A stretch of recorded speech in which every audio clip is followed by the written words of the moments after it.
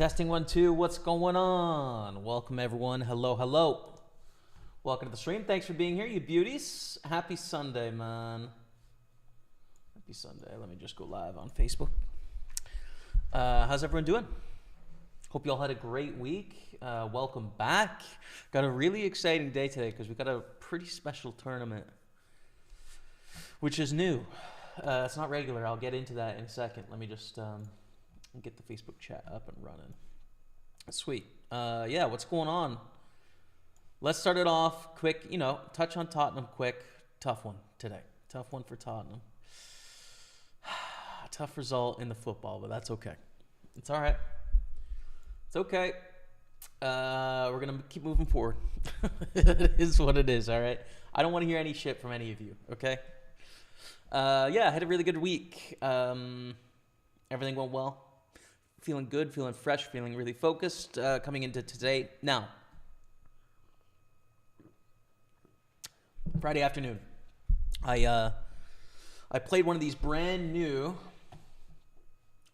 spanking new tournament phases that we just released on PartyPoker. So let me take you there now and show you what I'm talking about. So if you click on PartyPoker Live, you can see all of the rounds here because there is the brand new, if you guys haven't seen this, PartyPoker Tour. This is a tour happening in the UK. It's got a 1,000 pound, I think it's a 1,000 pound main event. Is it 500 or 1,000? I'm going to look it up right now. Make sure I got it right. Either way, whether it's 500 or 1,000 pounds, there is 1,000 players that we're going to qualify on PartyPoker throughout the year. I'm going at least to the first three. The first three are announced. They're in London in April, in Manchester in June, and I believe Glasgow in August. Let's see if I can get PartyPoker Tour. Yes. See if I can get the landing page. There we go. There it is. Nice. We got a landing page. Yeah. So 19th to the 27th of April in London, PartyPoker Tour. I will be there. In the process of booking everything right now to go. Very excited about it. It is a 500 pound main event and a 150 pound mini main event. So it is like affordable for every bankroll, I think. Sort of approachable, especially for the people in the UK. You can get there on the train day of or whatever, and very doable. Bunch of satellites and stuff, right? Yeah, 20 tournament schedule packed with poker action, which is going to be fun. There'll be Q&As, there'll be spin the wheel. Like it's really just going to be a fun experience, I think. We're going to stream it as well, which is really cool. So I don't know what my involvement in that is going to be, but like obviously I hope a lot, Hopefully I'm on the final table, and if not, I can take part in what's going on there. So yeah, London 19th to the 27th of April, Manchester 17th to the 22nd of June, and then Glasgow the 12th to the 17th of August. So very excited. Excited for a few reasons. One, I get to take 5 trips to the UK this year, which is awesome. 2, excited to play some live poker again because it's been quite a while. And 3, excited that we got some PartyPoker Live stuff going on, right? This tour, I think, is a perfect fit for what it is we're doing right now. So, yeah, I'm pumped, man. Now, anyways, what I was saying is that we have these paths, right? And actually, I can just show you here on the website because it's easier. Where you can start with at 20 quid and go all the way to the final round and win a full PartyPoker Tour package, right?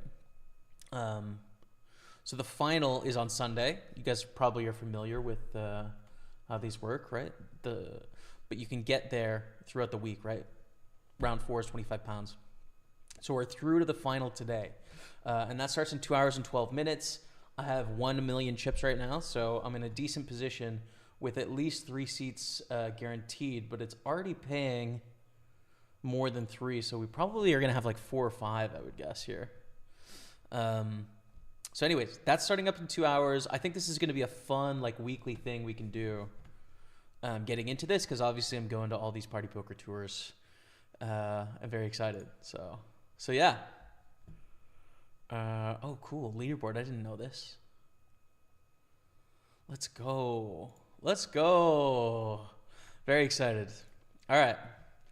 PartyPoker Tour. It's going on. We have 2 more to be announced as well. I have no idea where they're going to be. They have not told me anything, chat, but I'm pumped about it. So anyways, that's kind of the plan today. What's up, Fuzzy Bear? What's up, Rook 2? What's up, 50/50 Star Lord? Let's not talk about the football. We will be fine. Exactly, dude. Thanks to B-Car for my gift sub. There it is. PGD. With the resub of the channel. Welcome back to the team. Gets love at the chat for your boy. PGD. Okay. So anyways, that's what's up today. Let's register a few of these tournaments here that I have got set up and ready to go. First one is going to be the 215 Big Sunday. Let me just turn off my sound.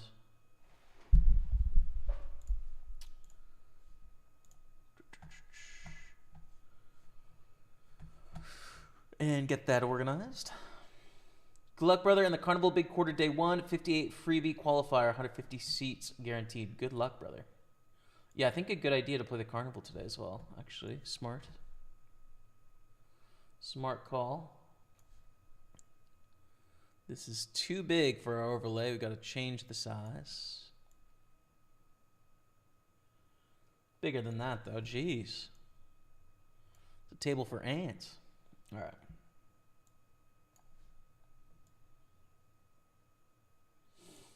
There we go. 215, starting with 1,000,000 chips. There's no bounties or anything in this format. It's just a straight up get the money, you know? What's up, Brahm? How you doing, man? Hope you're doing well. Didn't see you for a while at Playground. You don't play much there anymore. See you around. Thanks, brother. Yeah, I haven't played there in a while. I think the last time I was there, I was there sort of like late summer. I played like a tournament with a friend of the stream, Jadon, which was fun. And then before that was the WPT, the first one that was televised. So that was the last time I was there. It's just been a second, dude. I don't know. But I do have some good news, actually, because I just signed up for Commune Auto. Those, you know, in a lot of Canadian cities will know sort of Commune Auto. I think it operates in 6 or 7 major cities where you can grab a car and sort of go. It's just like easy car rental, essentially. So yeah, I got Commune Auto all running. So I'm excited to be able to get to Playground a little bit easier. That was always the thing that was so annoying with going to Playground, was $35 Uber both ways, you know? It's like, all right, so it cost me $70 to go to do more work, you know? It's like, whatever, you know? But now I can get there a little bit cheaper and not have to wait for Ubers, and that makes it simpler, so. So yeah, man. You know, I enjoy playing the tournaments. I enjoy playing the cash games. It's just, I don't often get the itch of like, oh man, I'm not doing anything today. Let's go play live cards, you know? I just kind of, I need a game that's like big enough and soft enough, you know? And like, I've never played in the big game at Playground. I've only heard like stories about it, right? And I've heard that the games are great, you know? Like really, really good. I think it's a 10, 25, 50 or something like that. But I also think the rake is quite high. And I just don't know the players well enough, right? Like I don't know if I'd be profitable in that game. Money management is kind of an issue and annoying. You know, and I'd be coming into a community that I don't know anyone. So I don't know, like, you know, who's friends with you? What's the history of all these players? You know, do I have to look out for any game integrity issues or collusion issues or anything like that? Like, I don't know. It's a blank slate, so anyways. That's the truth, my friend. That's the truth. Okay, so I have this spot up here ready to go. It starts in 2 hours. The day 2 of this thing, so prepared for that. Why don't we do the Super 55 mystery bounty right now? We'll get that on table 6. We love a mystery bounty, dude. It is actually, I love mystery bounties. They're so fun, man. 500 pounds in London. Yeah, Pete, are you gonna go to the Party Poker Tour? I hope to see you there. I'd love to meet any of you that are anywhere around the world, you're welcome to come, of course. But it's so easy for people in the UK or like Northwest Europe, you could grab the Eurostar, quick flight, and I think really affordable, good tournaments. So, yeah, I'm excited. I'm excited, man. What's up, Fuzzy Bear? Hello, Rook. Thank you.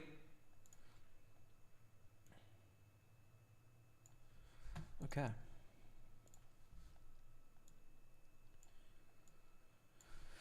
So all caught up. Here's the 55. Let me get that lobby open so we can know what tournament we're playing. The Mystery Bounty, actually, I have the wrong color on that, too. Because we're going with gold for Mystery Bounty, which seems right, Gold does seem like the right color for Mystery Bounty tournaments. There's a clip that went out on social media, I think yesterday, of us winning the biggest bounty in this tournament 2 weeks ago. Hopefully again today. Okay.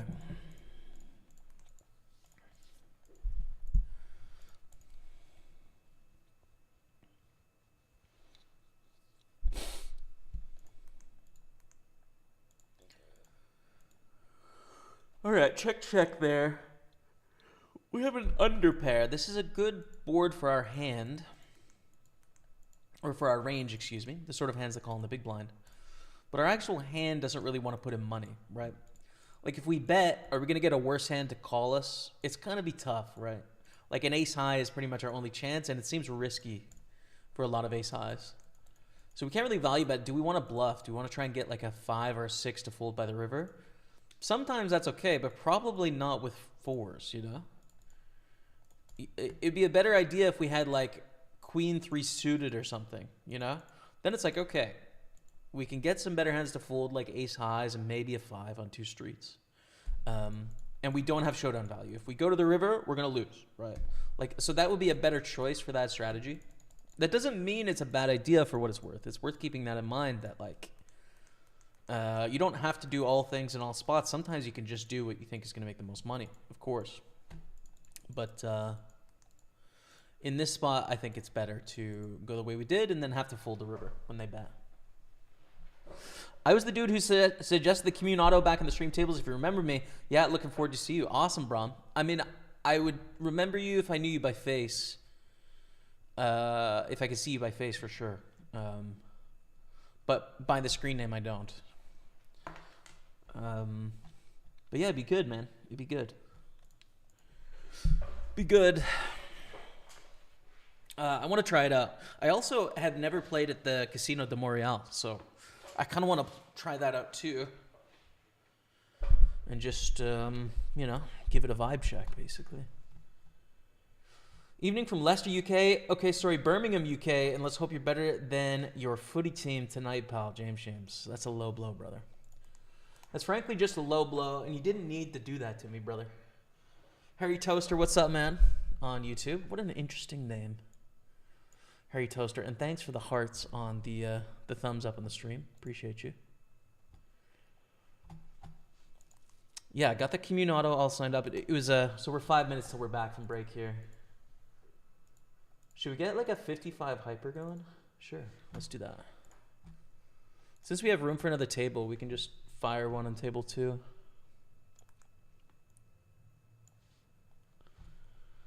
It was such an interesting, diverse week, Chad. I really did a lot of stuff this week. It's fun. It's really fun. We got sub height coming in. Hey, Rook 2 dropping that sub. Gets a love of the chat. 6 months in advance. Thank you, brother. Thanks, Rook. Appreciate you. Speaking of, Plek, friend of the stream up here. My classical music friend from Montreal. All right, table 2 is going to be a 55. Let's add our buy-ins here while we're on the sync break. So we have 215 plus 320 plus 55 plus 55. 645 in buy-ins on our screen right now. And we're going to see how we do at the end of the day, obviously. We made money 3 weeks ago. Quite a lot, actually. We made money 2 weeks ago, a decent amount. We lost money last week. So overall, we're up pretty good this month, but let's hope we can do something special today.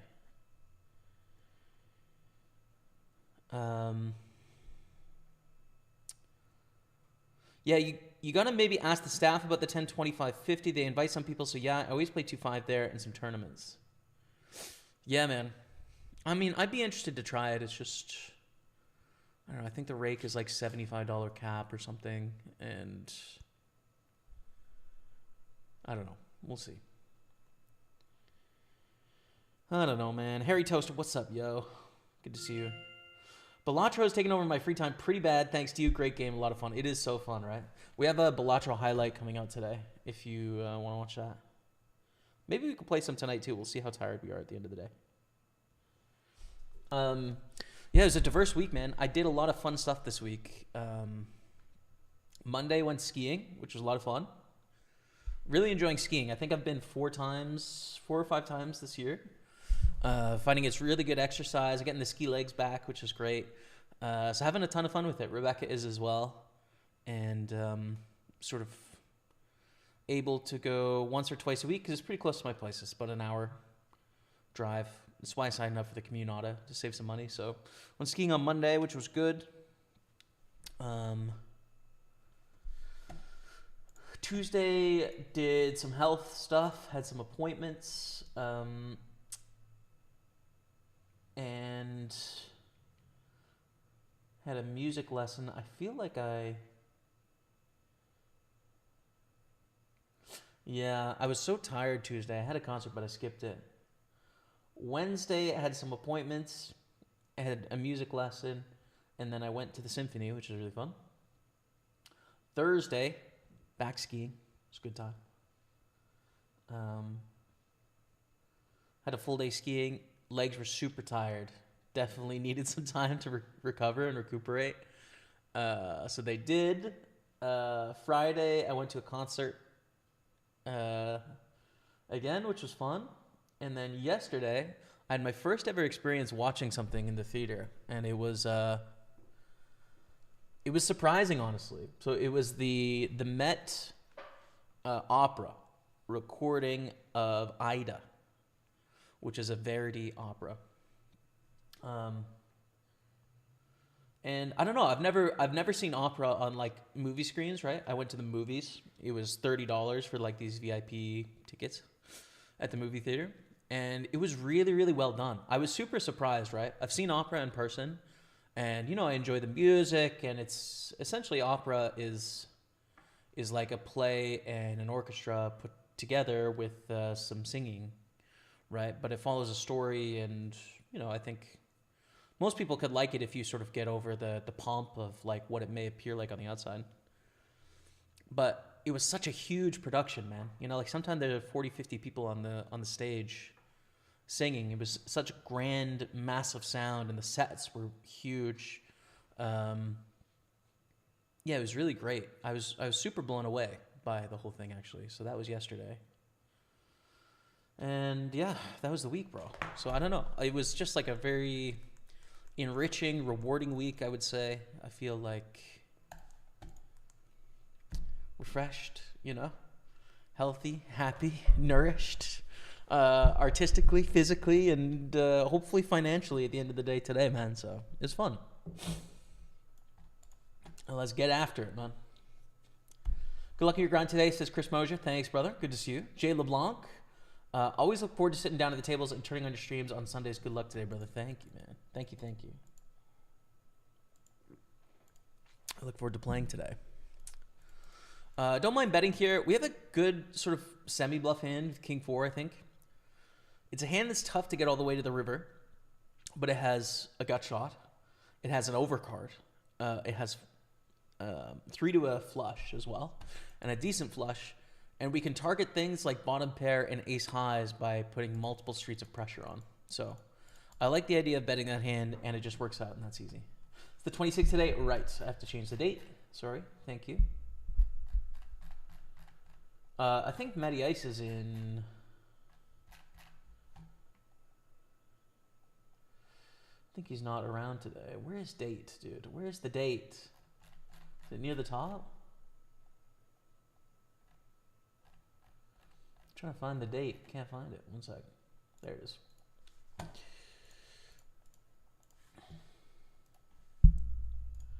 Thank you for the reminder. 26th. Good luck. Thank you, Mikkel Lennart Jensen. Thank you very much. Balatro video published. There it is. Good stuff, man. Casino Montreal, the game sucks now. Back then, they used to have a good poker room, but not anymore, unfortunately. Yeah, people often say that to me. I've just never tried it, so I should probably experience it myself, but I hear the same thing often from people. So, good luck today, Pokerstaples. Tough day for Spurs fan Watson now. Oh, it's always a pleasure to see you, Watson, now. Always fun. I didn't know you were a Spurs fan. I might have known that, and I forgot at some point, Watson, now, but definitely not the best moment for us. I don't know. It's interesting for Spurs because we are in Europa League top 8 very, very likely, mathematically.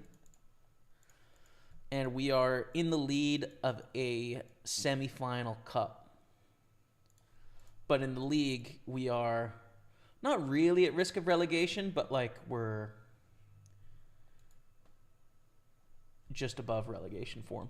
So it's like a bit of a mixed bag. We have a lot of injuries. We have not a lot of good vibes going around the club. I just hope we keep Ange, dude. I'm Ange in for sure. I hope we continue with him for a while. Do we want to call on the river? They're saying that they have an ace. They're saying that they have an ace or better. Diamonds missed. We kind of wish we had like not a 10 because that's one of the straight draws that could have bluffed the turn river. Backdoor clubs get there. I'm going to fold. It seems close. It seems like a close spot, I'd say. Jamie, have you ever tried snowboarding? I did once. I didn't mind it. I broke my wrist on the last run of the day. You know, catching the front edge. Fell on my wrists and broke them. One of them. And I haven't really since. It's not that I'm against snowboarding or anything, but I think I skied a lot when I was growing up. Like when I was, you know, grade 4 to grade 6, grade 3 to grade 6 maybe. I skied quite often. So I have a lot more experience on skis. And then also I'm a big guy, so I think being a big dude out there on the mountain, skiing is a lot easier than snowboarding. You're less on your butt. It's just kind of easier as a bigger guy, I think, than snowboarding is. So yeah, I'm happy doing the skiing, but I'm not like against snowboarding or anything. It's just a better fit for me, I'd say. How's the day going? Man of straw. Just getting going here, but so far so good. Happy. Happy, man. Hoping for the best today.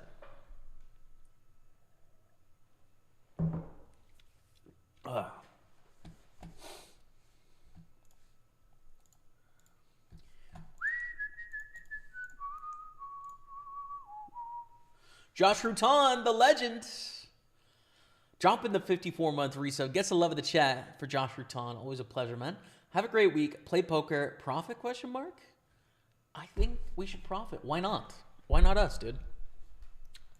Why not profit for us today, Josh Rutan? We can get the 55 Masters at some point here, but no rush on that. Good to see you, man. Josh, are you going to be in the UK for the Party Poker Tour? 500-pound main event, 150-pound mini main event.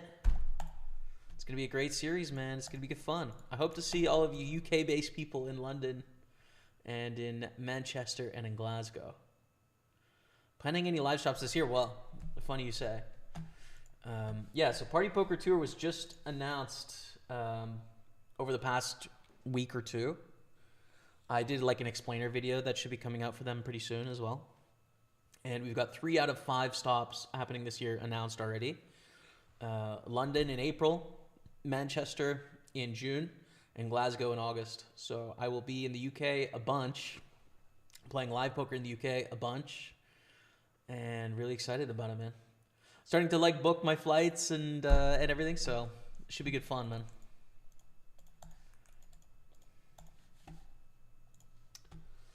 Pumped. Pump it up. Oh man, I ain't needling big time. Yeah. Big time Spurs fan. Yeah, okay. Yeah, it's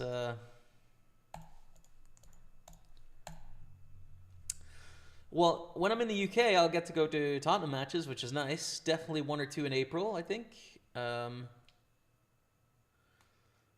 And then, you know, we've announced 3 of 5 stops.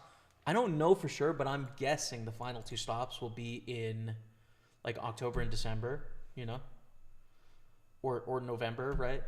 I would guess that they're going to be in the last bits of the year, which means I can catch some games next season too. I wonder where they're going to be. Like, I have no idea, honestly. They have not told me anything, but based on where they're going already, you could have like, as options, you could have Nottingham, you could have Birmingham, you could have Edinburgh, you could have Cardiff, you could have Brighton, Leicester. You know, like a lot of the Midlands I don't really know, or like sort of the mid-sized cities in the UK I don't know too much about. There's lots of places it could go, I don't know. Hello, nerds. What's up, PSR? You winning any live tournaments lately, brother? How do you feel about stepping on a flight and playing Party Poker Tour, PSR? What do you think, brother? Why not? Hi, bro. Good luck, Mongolai. What's up, Mongolian friend? Welcome. Welcome to the stream. Okay, so we have Queens now in the 215 Big Sunday. I think 3 weeks ago we got 3rd in this tournament. Something like that. Agree with everything you said 100%. The organization as a whole is learning so much about what is required to be perpetually successful. Tough road, but worth traveling. Dude, I just knew we would agree about this. Just knew it. I don't know you well, Watson, now, but I can just tell with your vibes, brother. I know. I am hopeful for the future, man. I really am hopeful for the future. Spurs and Ange all in, yeah. My only holding hope, and I said this last week, I don't know if you're here for it. My only hope that I'm holding out for is that, you know, there was like a lot of years where the new stadium was going in. Financially, things were a little more stretched than they are now, right? So like the club seemed financially conservative as it built like one of the best stadiums in the world.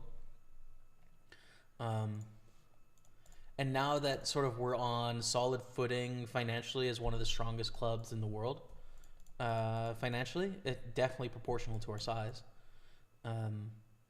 Hopefully we'll start to extend more. You know, I think the pessimistic view is that we're just going to be a successful business that hosts like, this is very bad news. Yeah, we're short now in the 320. The pessimistic view, I think, is that we're just going to host, you know, Lady Gaga concerts in the NFL and perpetually be a mid-form table that challenges sometimes but doesn't extend for players. And the optimistic view is that like maybe we're going to start to spend some serious money because we're making serious money off of the club's assets. But I don't know. I'm hoping to be a bit more of an optimist. Time will tell over the next 5 years. Let's see. See what happens, man. Either way, Watson now. Good to see you, brother. Coming to London and Manchester, that's fire. I know, man. I know. I'm excited. And Glasgow, too. I'm going to get to stop in Edinburgh and check out the old streets, brother, where I used to hang out. Of course, B-Car is from there. Yeah. 2 hours away from Manchester, so close enough.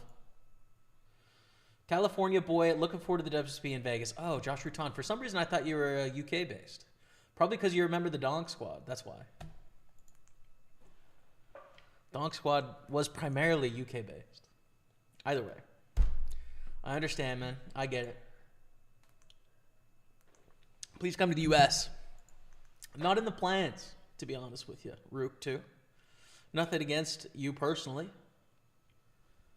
Just, I just don't see it happening.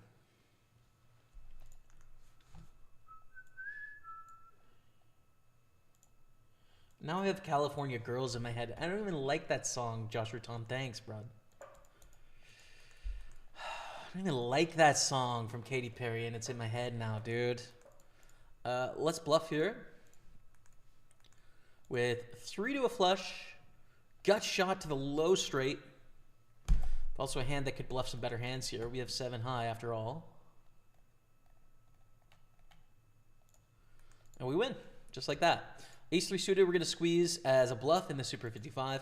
Get called in both spots, and now what the heck do we do?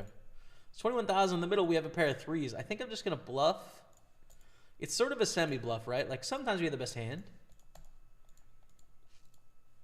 They snap raise it. They probably just have better here, dude. It's tough to bluff for them like this, so I give it up. Will the Party Poker Tour be streamed or televised? Streamed, is my understanding. Yeah.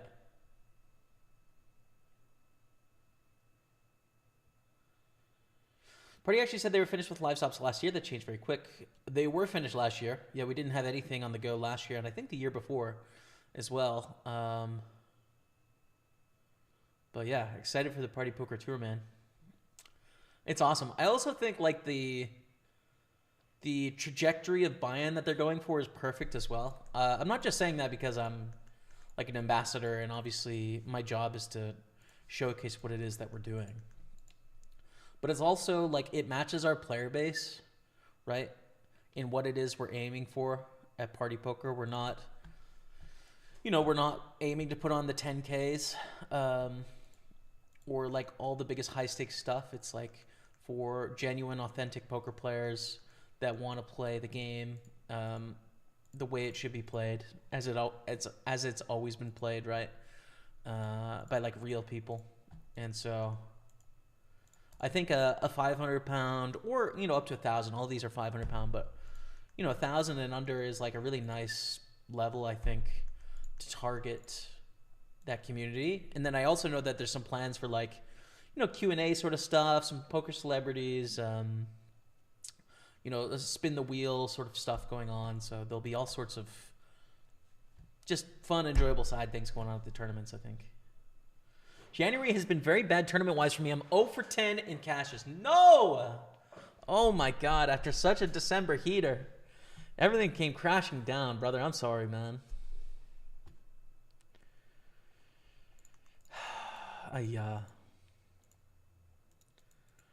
I'm sorry, PSR. I don't feel good about that. I really don't.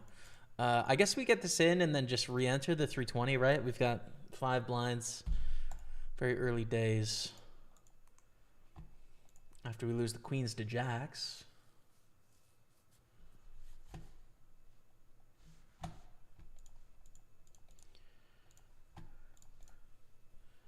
Or do we just triple up? That's possible too. We do, I think. If someone has a sneaky jack 10, I think we're going to win this pot. Let's go. We're back, Dottie. No problems, man. We're back.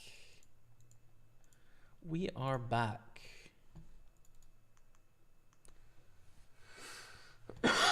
A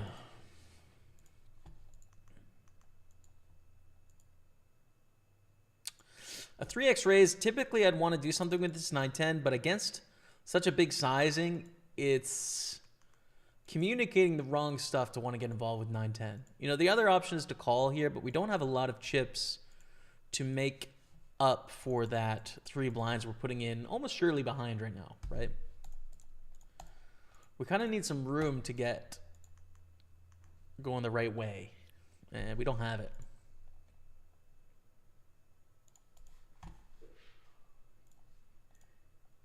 So Super 215 and Super 33 started. Let me get the 215 right now.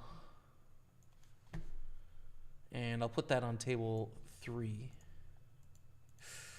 Ooh, Jack 10 suited against an earlier position, but it's a min raise, which gives us a much better price. I am going to peel this one. It's a little risky by me for similar reasons as before, but it's a slightly better deal, I think, as well.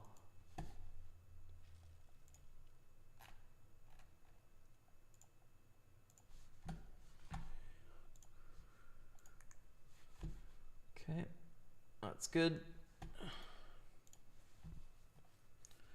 And the 215's in action. Let me add that buy-in, 215. All right. We're up to $860 in buy-ins right now. Not going to be able to get to the UK this year, but in the next couple of years, we were planning to go to Ireland for the Irish Poker Open, then over to England. Amazing. Sounds great, man.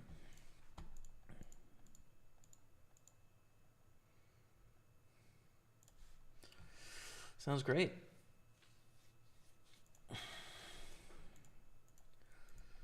So this ace king is going to hit them, but of course we have a royal flush draw here. I think call.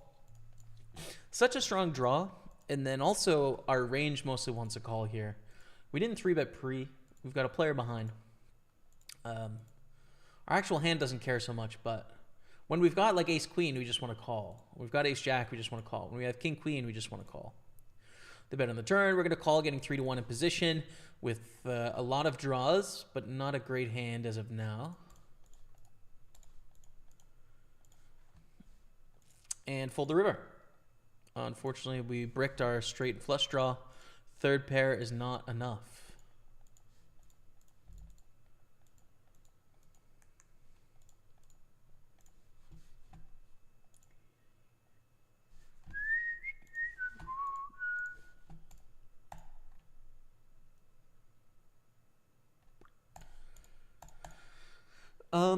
You know, it's a fine flop. The thing that's tough about this hand is our stack depth.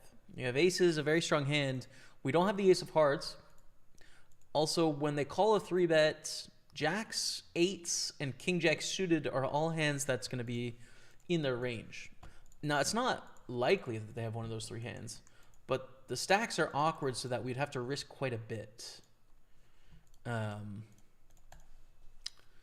Which is what makes this hand awkward.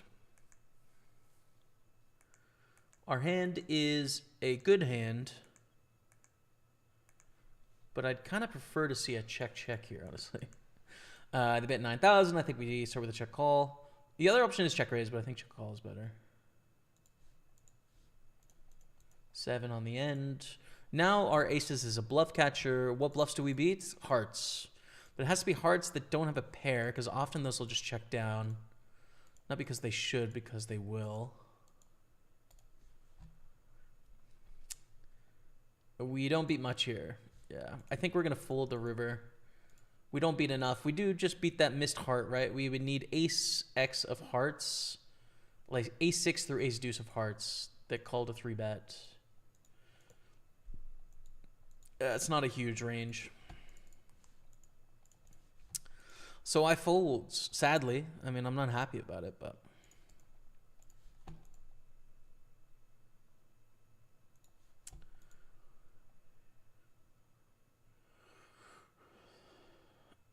Hey, Nexus. What's up, Sean?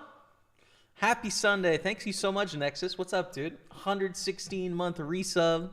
Not messing around. Been around for a day or two. Thank you, brother. I appreciate you as always, man. Thanks for the resub. Happy Sunday. Good luck on the grind if you're playing poker today or if you're just hanging out watching. All the best, man. Thank you. Bat Monks GZ. Good luck, bro, from Mongolia as well. What's up? Nico Pascual. Zup, bro, big fan here from Philippines. Good luck, my idol. Thank you. Very kind. Raise 3-bet small. Do we 4-bet? I mean, yeah, dude. We 4-bet. Bluffs. Take it down. Take it the hell down.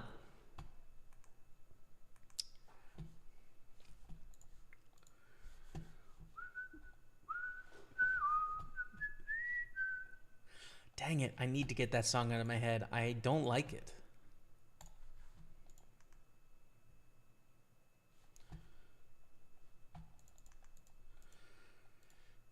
Raise call. I am going to call at least here. Squeeze is possible too, but I think call is better on this stack depth. We're very short, unfortunately, in both mystery bounties, but we're not at the mystery bounty stage yet, so we just build up a stack. That's all we can do.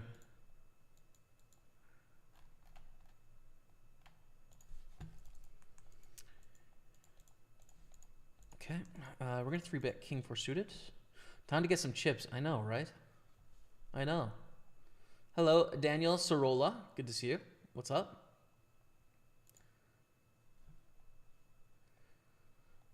Is that... Daniel, are you the Daniel from back in the day? where we used to work together. I'm trying to remember. I could look up and form emails, but if you are, what's up, man? It's been a second, but I hope you're great, dude. You did such great work, man. And if you're not, that's also fine too. What's up, Daniel, Mr. Sorolla? Hello. I mean, that's also cool. I'm just blanking on the last name. Impossible.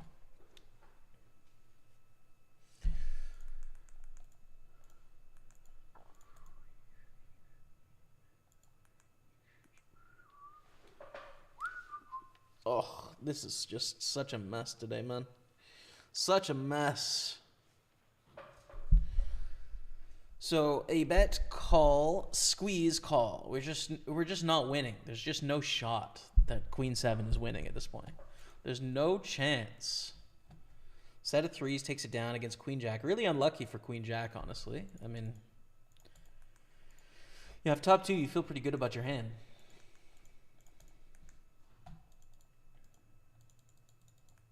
We're all in here. Our hand is pretty bad, but we cover for a $20 bounty. So if we get caught in our bluff, maybe we win 35%er, you know? That's fine too. And sometimes it's like a 45%er. Not against King 5 though. It's a 33%er. Club! Okay. We had multiple ways to win there. Either they fold or we win a showdown. We failed both. But a decent risk reward, I'd say. Decent.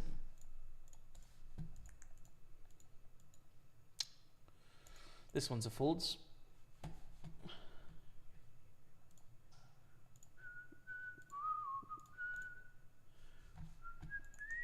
Oh, get it out, dude. I need to, honestly, I'm going to have to play some music in my ears. Not for you guys, just for me to get something different going on, dude. Let's get some Brahms going, Bree.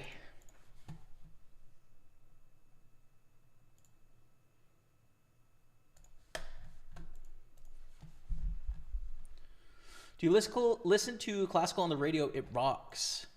Yeah, I don't really drive much, so not on the radio, but I listen to, there's a great app on my phone, classical. Apple has like a classical app by Apple. You know, it's very similar to the music app. The music app has all the same as the classical, but it just separates it and gives some context to everything and stuff. So I would say I listen to an average of 30 minutes a day of classical music, an average, like quite a bit. Really enjoy it. But I go to a lot of concerts, man. That's like one of my main activities, especially during the winter, is going to concerts. I go to like at least one a week, usually two. Something like that.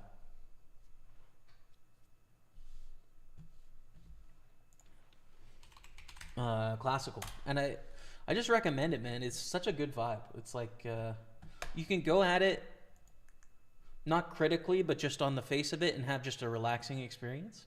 Or you can go at it critically and try and sort of think about it and be actively listening, and it's enriching. So either way, it's just kind of a win-win, I think.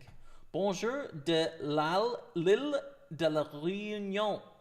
Oh, c'est très bien.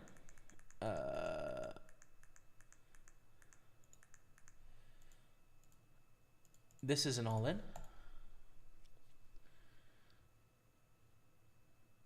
I guess it's très froid. No, chaud. Chaud. Dans l'île de la Réunion.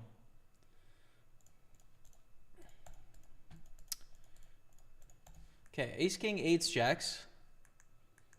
Enjoy your time.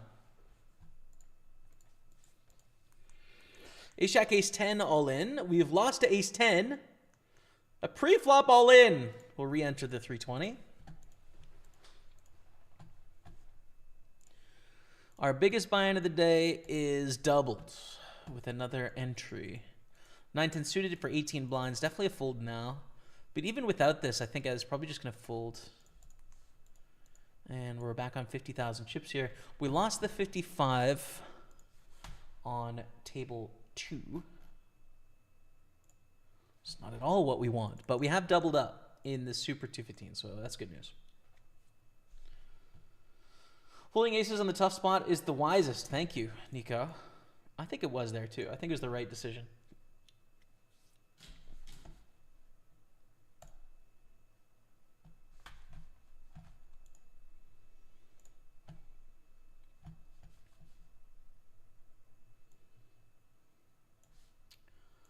You know what the thing is about classical music as well, which is pretty nice, I think, a benefit of it, is it's a really easy activity to do alone.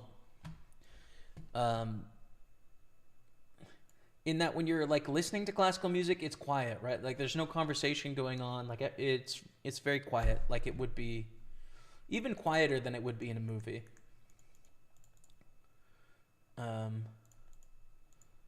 So everyone's just kind of doing their own thing. It doesn't really matter if you're sitting beside someone or not.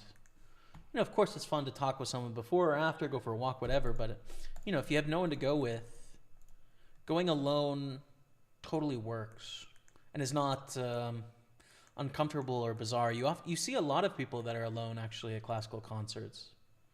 Not the majority, but it's pretty frequent, so...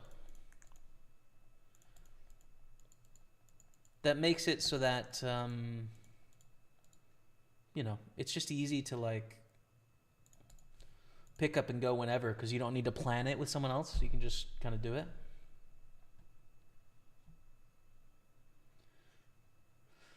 Mate. Hey, Jamie. What's up, Smarzy? How are you, brother? Good to see you in the house. Tough day today. I'm not that Daniel, but I'm up for a collab. I'll provide a track for some clip as a music producer.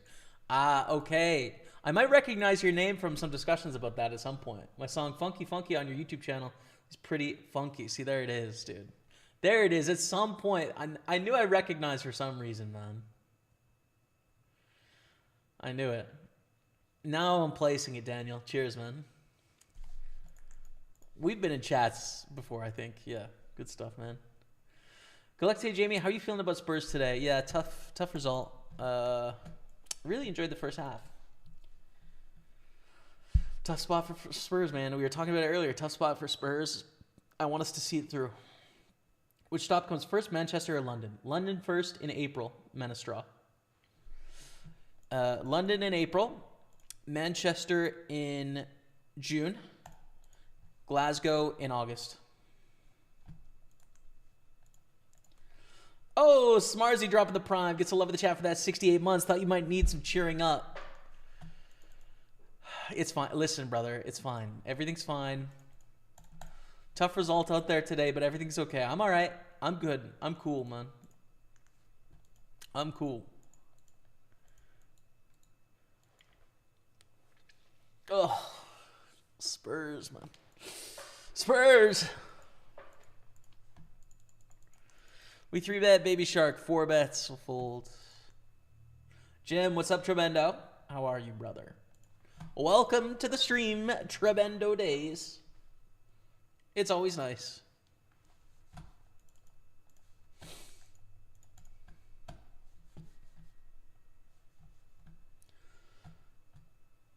With classical music, the music hits you by surprise, as you know what to expect with modern day stuff.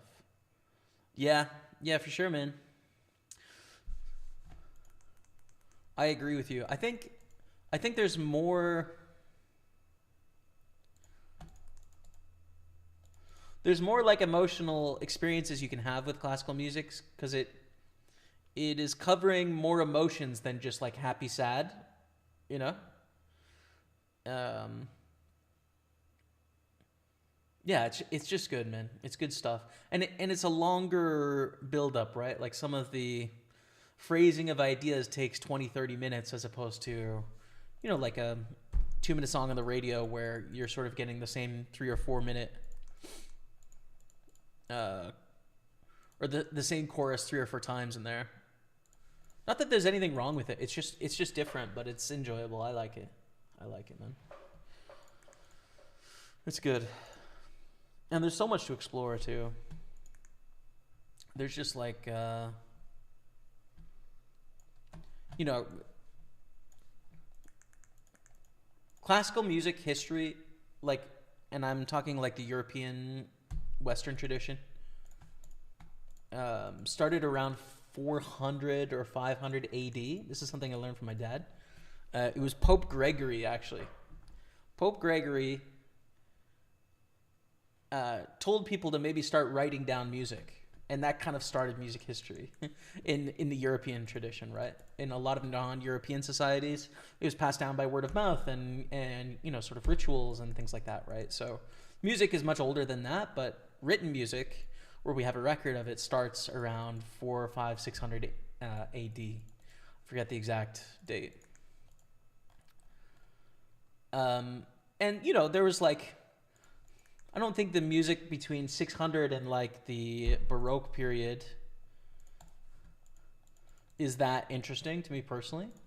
But you have a good 450, 500 years of classical music history to like explore and come to understand. And there's just so much available, dude. It's like so much to learn and listen to. Like much more than any other genre, right? Like way more depth to experience than rock or rap or grunge or hip hop or soul or anything. Like it's just so, it's been around for so long. Aces versus Kings, let's go. $50, baby. $50, baby. We're triple stacking the Super 215, here to win it. We are chip leader. Let's go. Classical music, great on your own or with friends. I'm always down to go to Albert Hall. Yeah, man. And you guys are spoiled in the UK. Especially in London. I think you have like 8 or 9 full-time orchestras in London. Like, pretty sick. Like, you just go to classical concerts every night and hear like great musicians. So, classical has aged well on me. Yeah, man. It's good vibes. Oh, no. 5-6 goes for the bet call in the 320. Not good. I'm the guy living in Ibiza. We had some good chats in the past. There it is. Okay. It's coming together now, Daniel Sorolla. Can I take you to the Emirates? It's not too late to change. No, dude. I mean, I'll go to the Emirates when you play Spurs. Of course. Of course, no. I just never, dude. Never Arsenal. Never. It can't happen, man. Spurs till I die. But we can still be friends, Smarzy. It's all right. Sevens against ace 5. We double it up to 38,000. Doing a UK tour. Yes, sir. Party Poker Tour UK. We've got 3 stops announced for London, Manchester, and Glasgow. And you can qualify for as little as 20p. That's step 1 on Party Poker. We're sending 1,000 players through our qualifiers, so should be awesome, man.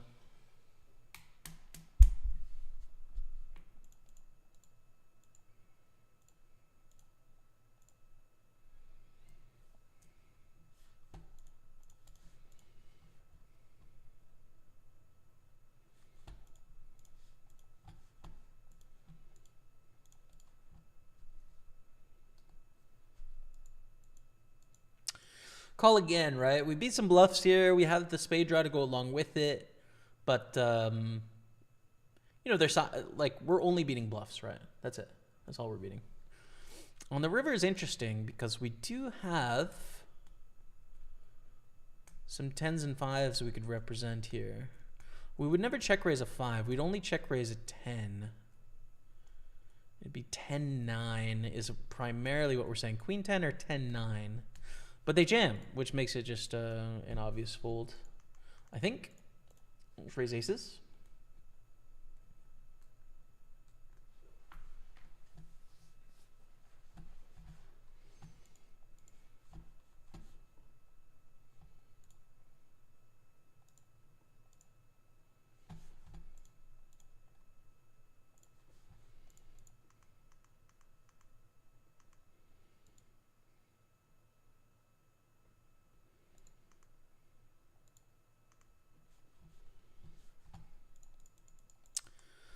heck do we do with this ace 4, bro? I guess 3-bet fold here. And bet a reasonable size. It's really tough to get value. We do have to fold to the all-in with ace 4 now, unfortunately. They fold on the turn, which is going to happen a lot. Okay. I mean, those hands just play out like that often. It's annoying, but 3-bet kings here.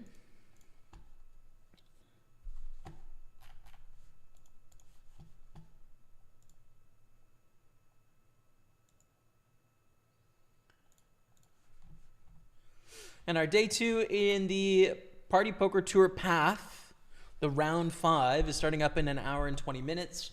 We have 22 registered right now, which means 3 full seats, and 4th gets 171 pounds as of now. But I bet we'll get some more added as well. So we might get up to 4 seats. We'll see.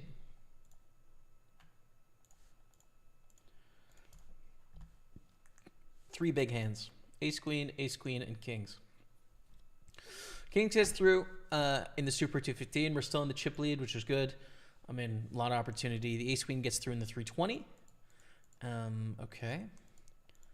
Now here, someone finds something to go crazy with. That's what we need, dude. Someone finds something. There it is. Karushifa goes for the 3 bets. And we're going to be all in.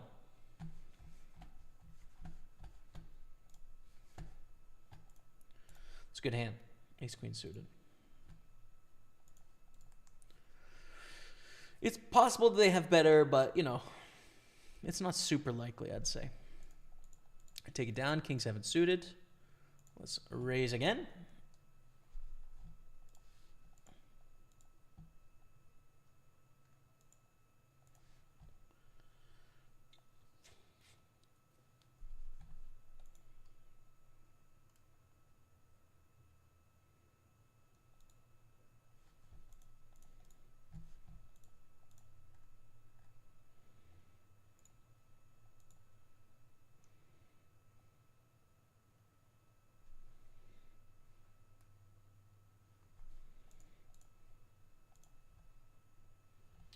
Are you open to talking about politics or prefer not?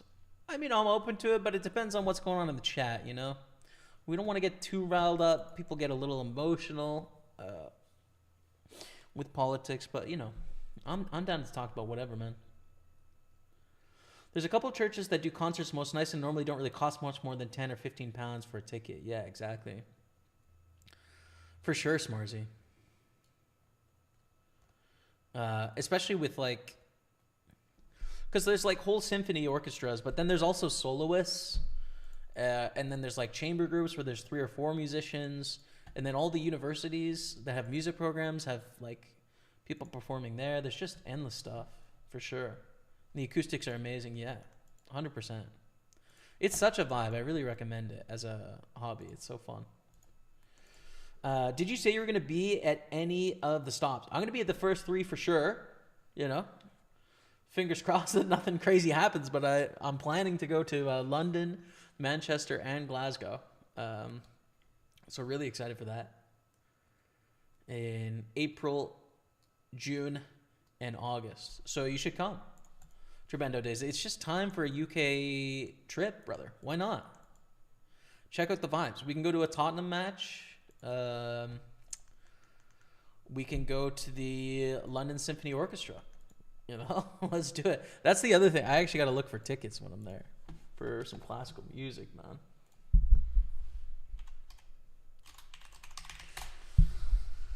See if I can get some tickets.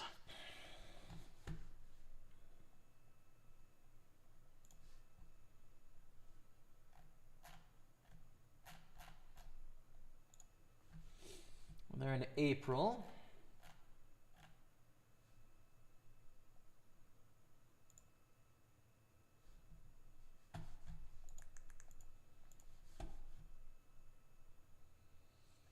They're actually on a little bit of a break. Rebecca, are we going to be in London on April 13th? I don't think we will.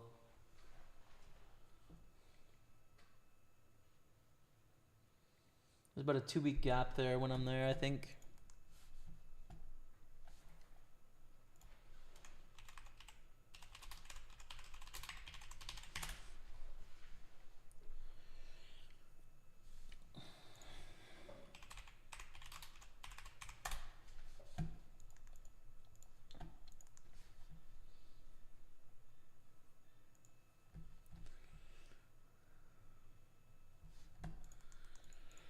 raise to 50 and a call. Do we want to squeeze all in with king jack suited? I think so, dude. It's like a great hand to do it with as well.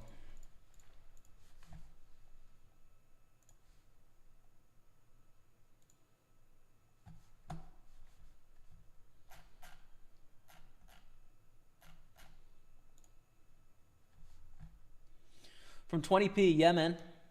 20 pence is the first round, and then it goes up to £1, 5 quid. Does it go 5 to 25? I think, and then it goes £25, and then the last round is every Sunday, and you have to qualify through one of the earlier rounds, and there's 3 seats guaranteed. So,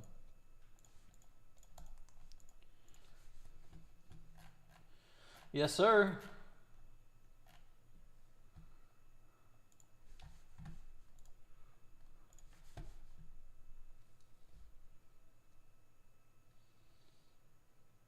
Sunday, April 27th. I don't know if I'm going to be there for that, but maybe.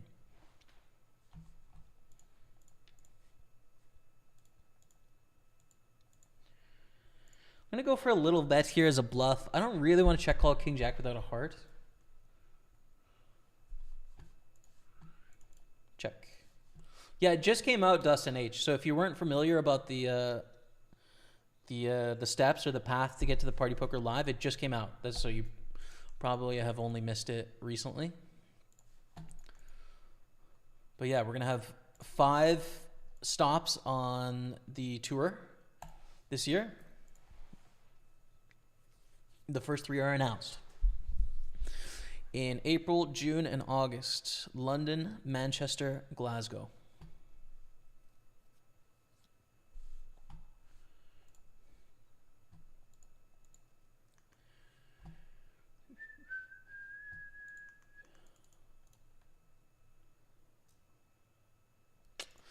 Flop is not so vibey. It's not a very good flop.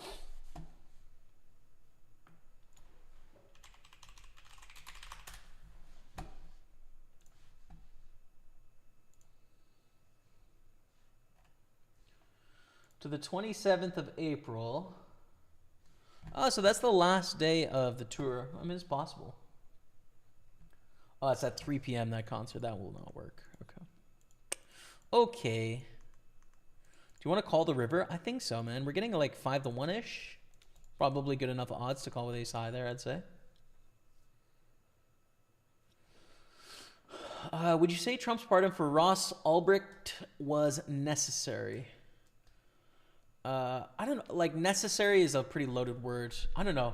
I don't feel passionate either way about the pardon of most individuals, honestly. Yeah, I don't know. I'm sort of indifferent about it. I don't really know enough to really have a passionate view either way. I definitely take more issue with the pardons over the January 6th, you know, whatever descriptor you want to use there. Could be anything from rioters to terrorists, you know, depending on your political leanings. But I feel as if they should be subject to the law. And I feel like that was a non-partisan position recently. So that was definitely surprising to me.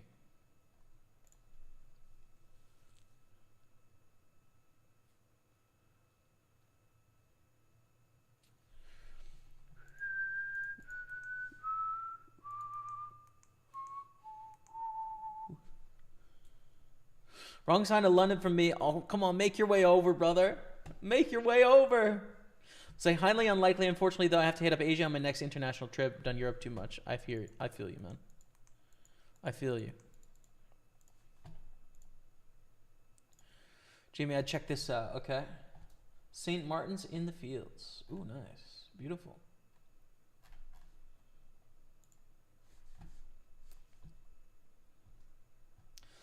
What's your favorite spot to play in the UK? I've only played live poker in one spot, and I actually didn't even play. I visited Dusk Till Dawn in Nottingham, and I thought it was great. I'm a big fan of Rob Young. Worked with him for quite a while and really enjoyed the whole thing. So a big fan of his, but I actually haven't played live poker in the UK anywhere except for 2 spots. Birmingham, we did a meetup game in Birmingham, which was great. And then in Cardiff. Both were a great time. They were just one evening, sort of like vibe hangouts. Really enjoyed it. Do we call here? It's quite awkward with this jack ending.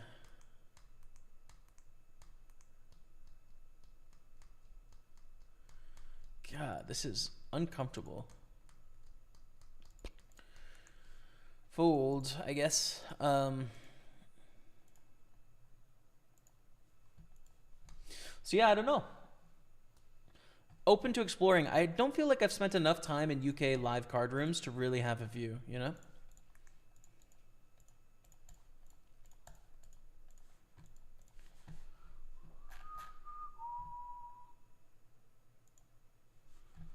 Checking out your links, Marzi, right now to see if there's anything on.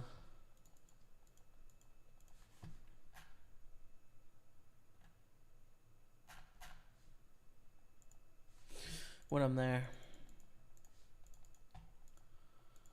What the heck, bro? This check raise? All right, well, I lose. I mean, I'm just folding all over the place, but I think that's right.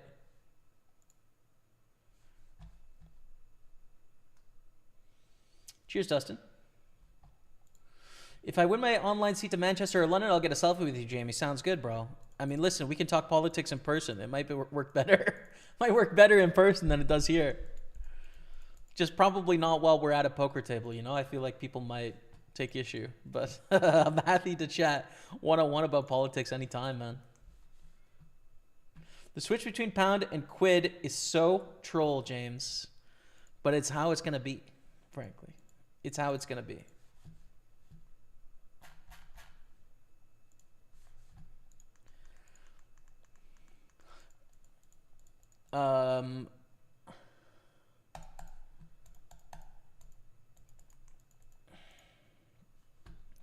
Bro, disaster going on these tables right now. You don't feel strongly about the part in the January 6 people? No, I do. Yeah, no, I do. Yeah. Now you're saying it, yeah. Yeah, I find it bizarre.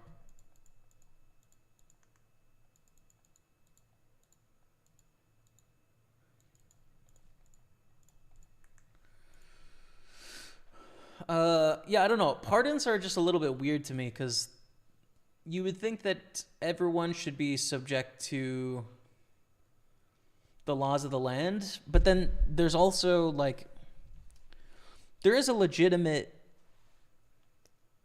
concern in terms of how the law is applied as well, which is like there's some laws that are on the books in most countries around the world, definitely in Canada, definitely in the US, that are very archaic, right? And they haven't been changed because there hasn't been the court cases for a judge to sort of like take on the precedence that was set in like the 1800s or the early 1900s. So like bizarre laws about like spitting in the dirt or something like that. I think that's a Bible law, but you get what I'm saying. So I mean, using some of these that are just like clearly not designed for modern day in sort of bad faith can happen, right? But then also it feels like pardons are utilized for political gains and protection, right? You know, it's like both parties are going to use court cases to fight their political battles, and then pardons are sort of the counter to that. It feels like kind of a gross misuse of a system that just shouldn't be the case. I don't know. Yeah. It's a bit weird.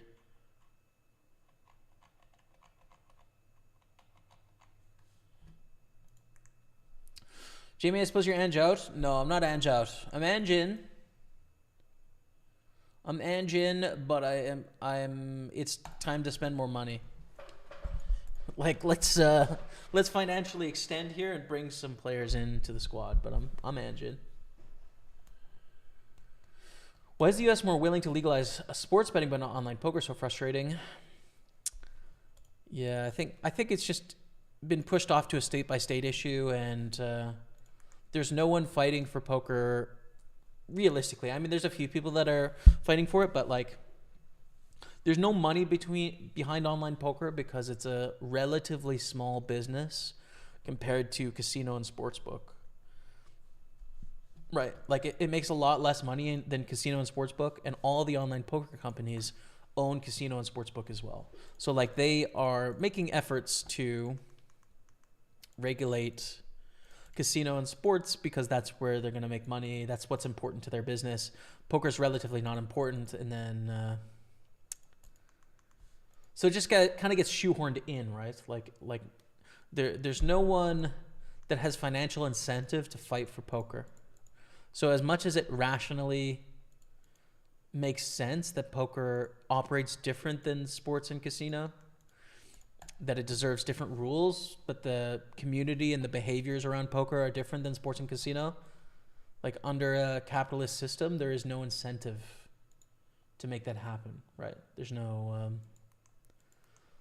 financial and therefore political will. So we're kind of just stuck being the best, most altruistic, most interesting part of casino, right? And dealing with that as it comes. And so, yeah.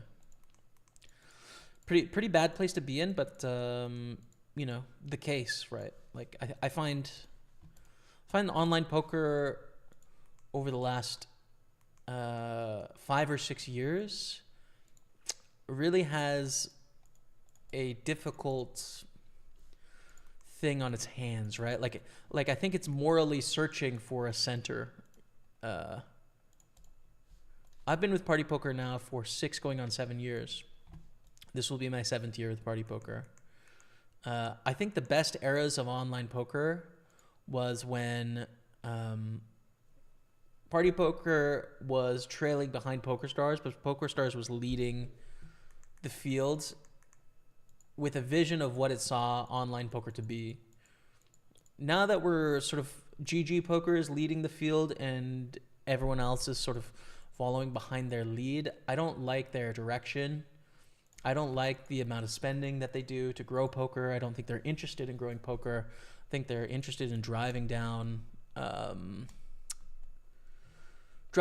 any potential revenues that players make to essentially garner more money from players, as opposed to growing the game. Just like make more money from our existing players as opposed to find more players.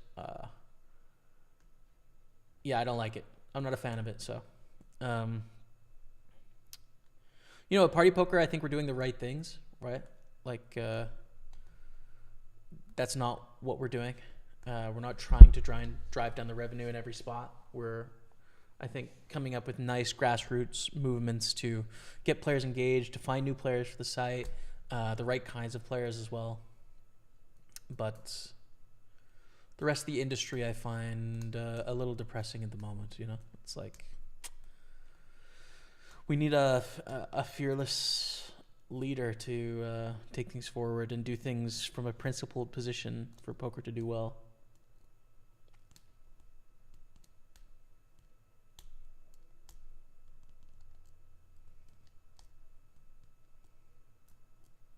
I'm an Aussie living in the U.S. The fact that pardons are abused as they are means one rule me, one for others. Yeah. Yeah, man. Doesn't seem to be operating correctly.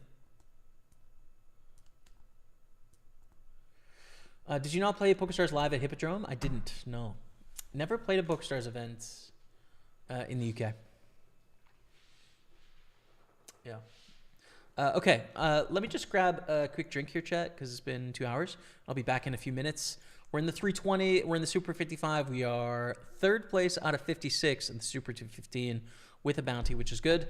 Starting second to 215, and we're 1 hour away from our round 5 in the Party Poker Live. So should be interesting. Pokerstaples on Twitch, YouTube, and Facebook. I'll be right back. Stay with me.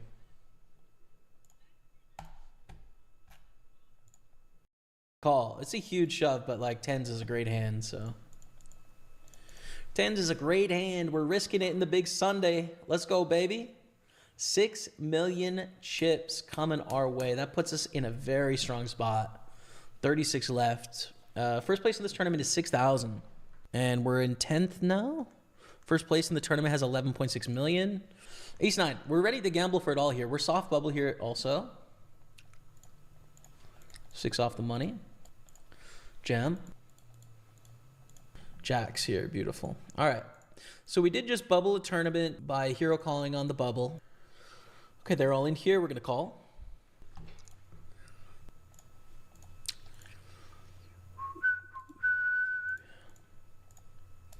You don't want to see aces, dude. It's not the hand you want to see here, unfortunately. Go for a smaller bet here. This is not a bad board for them, but like we just have a great hand to bet in this spot. I think it's interesting if you enjoy gambling as a hobby, like learn the techniques, make some money with the hobby instead of losing money on it. And you also don't want to deal with the wrong characters getting into the game. But I mean, it's there for the taking, right? And some people do very well running games, but not for me. I would definitely love to do it in a casino. I think that'd be fun, for sure. Too thin to bet here, actually. And on the bubble, we want to check. Control the size of the pot. Pretty bad river. Kind of a bad turn as well. We do block the queen 10 straight, but I don't know if we're winning here. Nice. Check. You check 7. All right, we're in the money of the 215 Big Sunday. $466 cashed, and we have kings. Our opponent's all in for 3 blinds. Okay. All right. Kings here. We open, get 3 bet from Poker Brat. This is just going to be an all-in spot in the Big Sunday. 21 left, $516 cashed. But Kings is great. Also, they're not folding, right? They 3 bet to almost 4x, so I'm expecting ace queen suited here. That's my guess. Queens.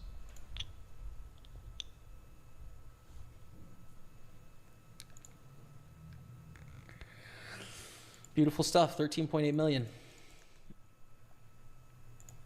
I mean, I think it's fair, dude. I think it's fair. I'm gonna have to figure out how to change my listing and all of. Open king queen, get a call. Deuce 5-7. Check back. Both of us miss this quite often. Pretty dry board, but really wide range on the button and the big blind.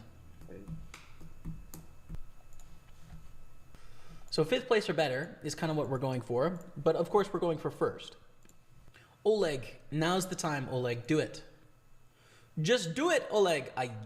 Just a flat. Queen Jack 3, small bet. We win.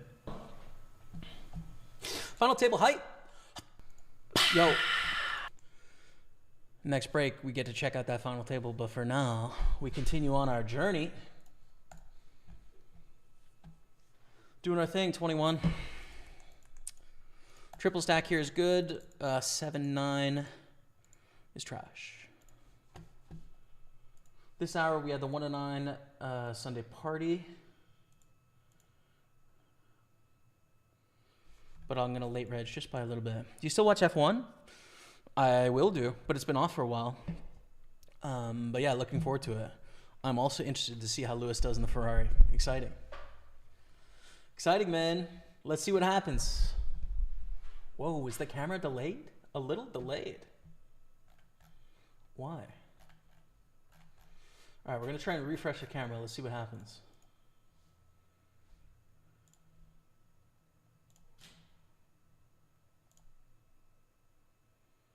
Come back.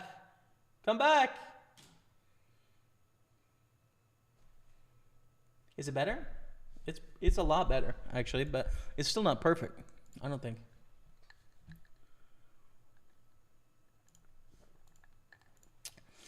Balud says, at Pokerstaples, I would be the fearless leader for you, but my mom said I can't be until I tidy my room. Common advice. Do your best. Balut, and it's always great to see you, man. What's up?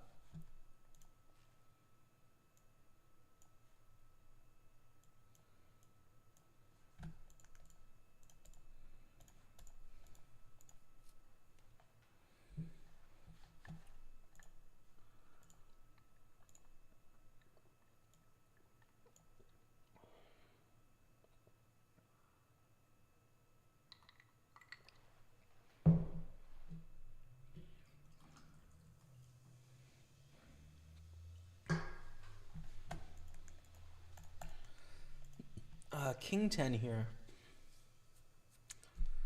The King of Diamonds. Not often you want to c-bet multi-way, but I don't mind it so much with this hand. We have a lot of good turn of rivers. That would be a diamond, that would be a jack, that would be a king, that would be an ace to put a lot of pressure on. And we just bet and take it down. That's easy. Muggy W in the house. Hey, Muggy. At Pokerstaples, politics on the poker table is an interesting one. There's this Dutch guy who everybody knows from back in the day, turned very extremist online. I was with him on the table in November. Syrian and American talked about politics in their countries. It was funny because I know his views. He remained pretty tame and moderate in the discussion. My point is, most people dare not to be as extreme in real life. Yeah, I think that's definitely true, man. For sure. Here's the thing. I actually enjoy talking about politics in person, getting people's views, even when they're like super counter to mine. I enjoy the debate back and forth, you know. I find it really interesting. A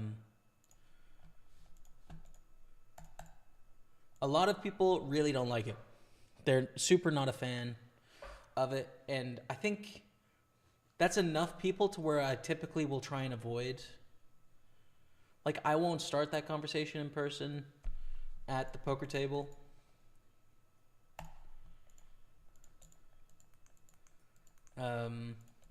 But I also think some people are wrong when they say, like, no, poker, like at the poker table, you can never talk about that. I don't think that's necessarily true. If you have the right group of people, it can be really interesting to talk about what's going on in the world and people's viewpoints, or, you know, their frame of reference of how they think about it, or whatever. Like, really interesting.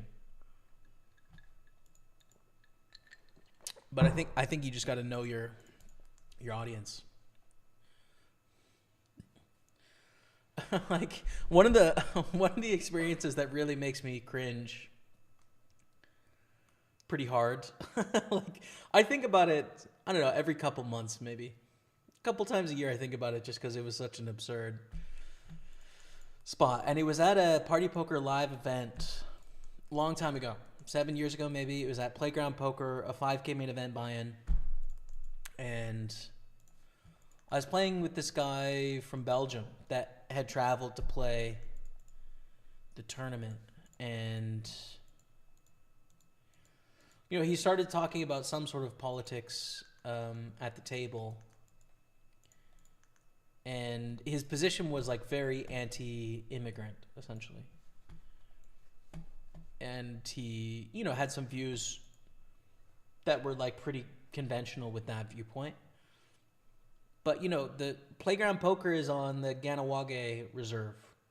So a lot of First Nations people in Canada, you know, are unhappy with the colonialist sort of effort, understandably, of Canadians and Americans as they took over Turtle Island and claimed it as their own. You know, how do I feel about that? Like, I don't know. When does colonialism expire? You know, what rights do people have to the land that they grew up on over time? Like, I don't have the right answer for that. But I think it's a legitimate gripe for people to have, right? So you're on a First Nations reserve. Complaining about immigrants is already like super cringe. It's like, bro, we are, you know, we're on an enclave on stolen land. We are the immigrants. Like, just shut your mouth a little bit. Like, this, I'm so uncomfortable, bro. Stop. Like, please stop. And then second, like, Canada traditionally has been a very pro-immigration country, in that, like, we're all immigrants to this country. Very cultural mosaic. Like a very different viewpoint than like even Western Europe, right? No, of course, like, that gets influenced and that changes a little bit over time or whatever. I'd say it's less pro-immigration right now than it was then. 8 years ago. But like, this guy just clearly didn't know his audience, right? Like how counter his viewpoints were to the rest of the table. But he spoke with such confidence as if everyone obviously agreed with him. And it was just like such a lack of social awareness to where he was. I still cringe thinking about it, you know?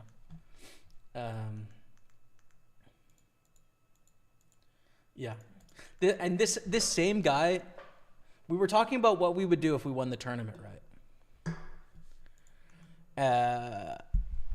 And I think my answer was like I would just invest the money and I'd continue on, you know? And this guy criticized that as like one of the most lame answers. Like I would go to Ibiza and I'd party and like buy a watch or something like that. You know, which is such a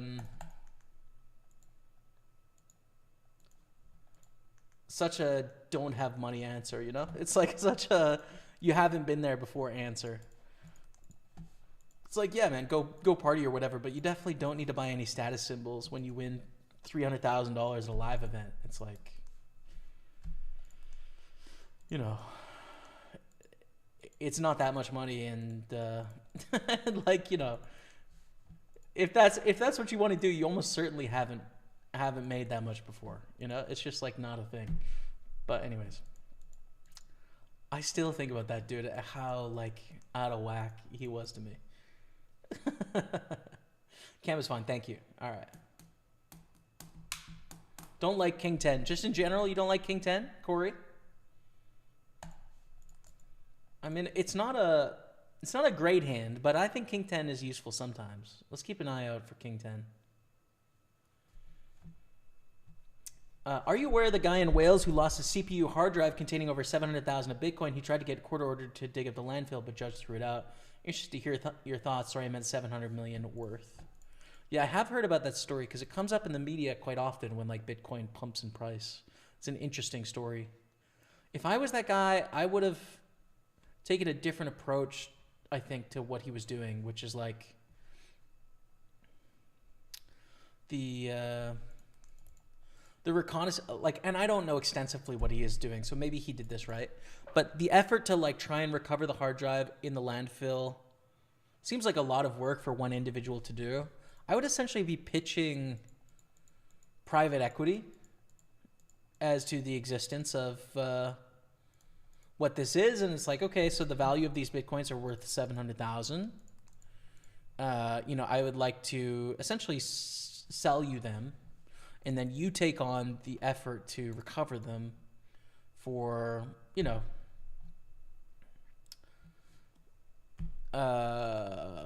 3 million or 4 million, right? It's like you're going to get a 200x on your investment if you can recover. But of course, it's like you need to ensure that I haven't misremembered how many Bitcoins I have. You need to find them. You need to be able to recover them with the keys. So, you know, what's it worth to you? Here's a 200x, so I'll sell it to you for 3.5 million or something, right? Like that would give him an opportunity to have a return on his investment, but not have to deal with such a massive like, you know, you're an individual. A $700 million swing is not something you want to take on. You don't want to take on that much variance. Sell out and allow someone else to take on the risk, right? So I don't know if he ever made those pitches to like large groups, but that would be my approach if I had lost 700 million of Bitcoin, is try and sell off the recovery effort to someone that has more money to do it.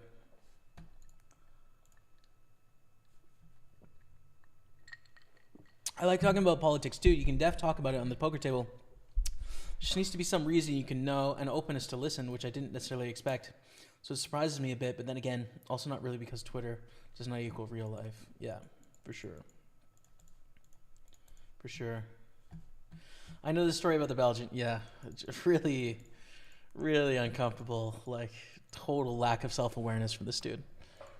It's just like, man.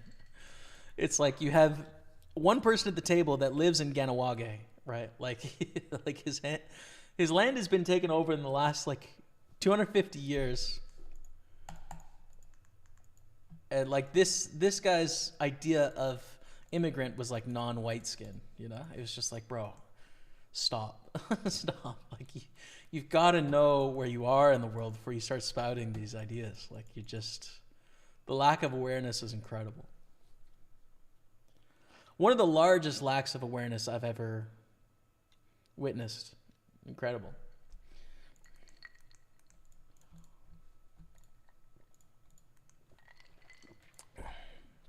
I don't think I had enough confidence at the time to call him on his shit, but I would this time. I would have now, though. I would now for sure. You know.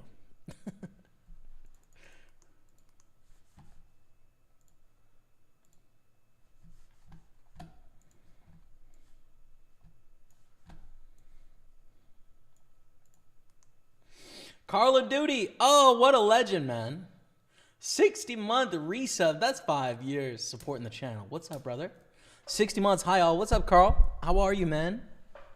Always a pleasure to see you. My ultimate sweat friend, Call of Duty. Cheers, man.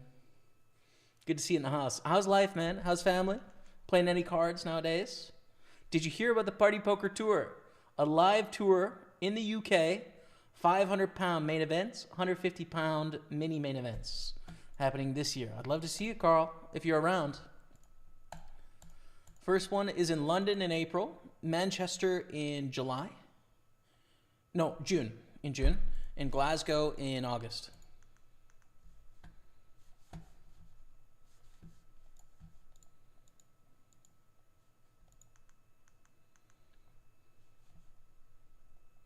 Yes, just let me down too many times. The King 10. I understand. E6 suited, we're going to raise it up here.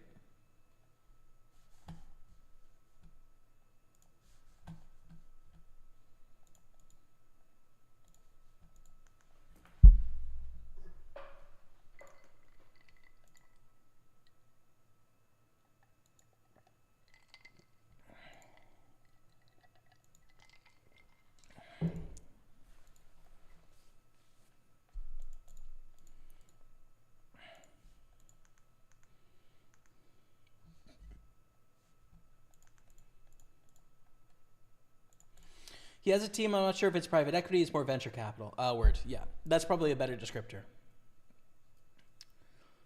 But yeah, try and sell it to venture capital is what I would do. That's just what I would do. I don't know. Like some people like to be more hands-on with that stuff and put forward a lot of effort. I'm definitely team keep it simple, you know?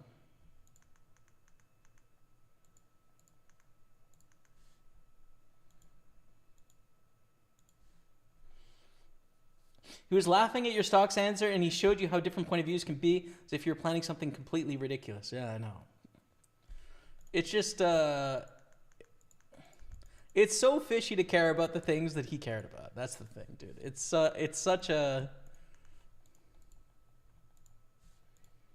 yeah, it is so fishy, man.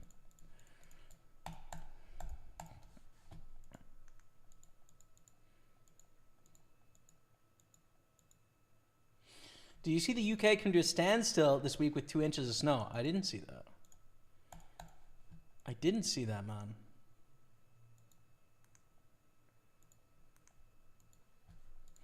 Ace King's all in the 320. Full the river. Of course, Ace King 10s. Come on now, Ace King. Come on now. Hey, let's go. King on the river. Let's go now.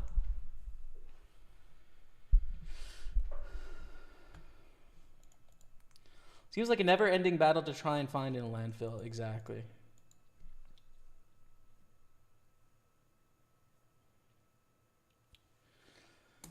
Yeah, I don't know. I like a hands-off approach to a lot of things, man. Focus on the things that you're like an expert in or the things you actually want to do. A kind of interesting example, I guess, is home ownership, probably. Like you can invest in the stock market or you can buy a home and have that as your primary sort of like investment vehicle. And a lot of people are really evangelical about home ownership as like the way that you have to do it to, you know, plan for your financial future or whatever. It's the way that our parents did it and the parents before them did it. It's the way that most people, you know, financially succeed is home ownership in some way.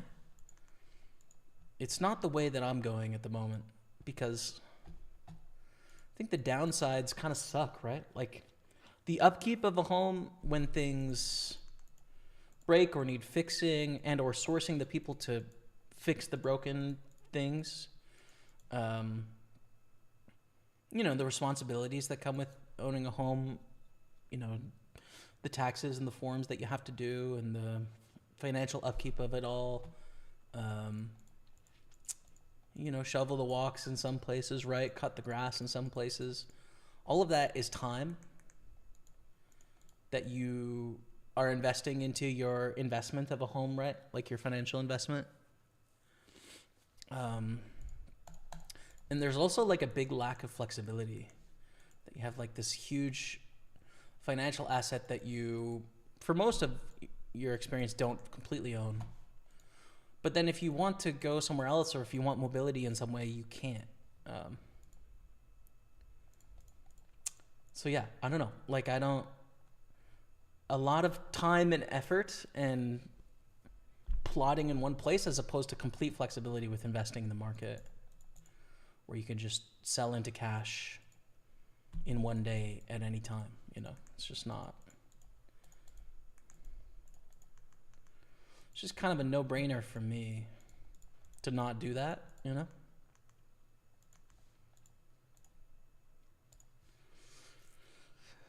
The only downside is that you don't get access to leverage when you're investing in equities unless you have like a really big portfolio.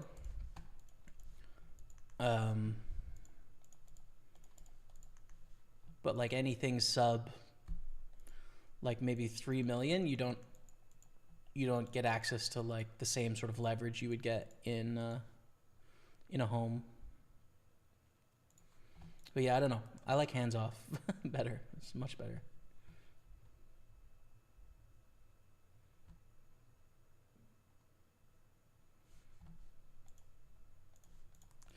Open sixes 3-bet from Ghosted by My Dog. Whatever, bro. Take it down.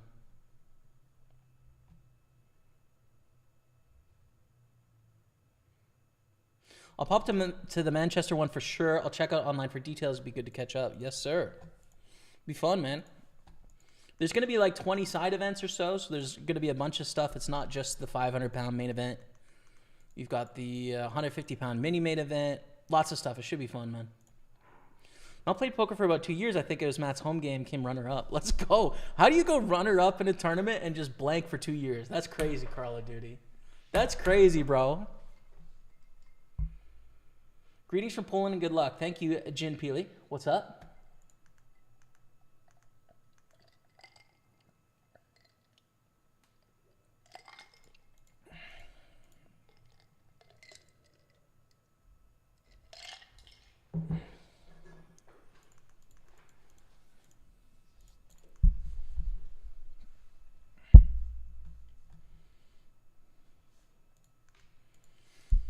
All in from Gorilla, Shaipido. And we kind of have their outs here. Ford is fine now. All right, Full House takes it down. Let's go. Good stuff. Triple stack up here. We are still chip leading the Super 215, which is great. Chipped up in the 320. 215 Big Sunday chipped up. And about starting stack here. We are in for $1,180 so far. $0 in cashes. We actually have one bounty here for $50.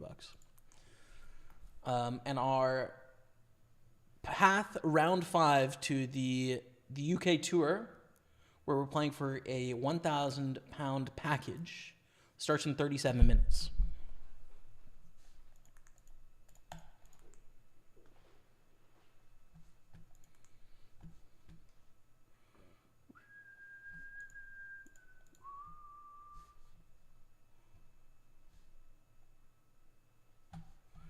Big fan. Hope you win. Thanks, Corey. Thanks, man. Anti-Z raises, we call. So with a check.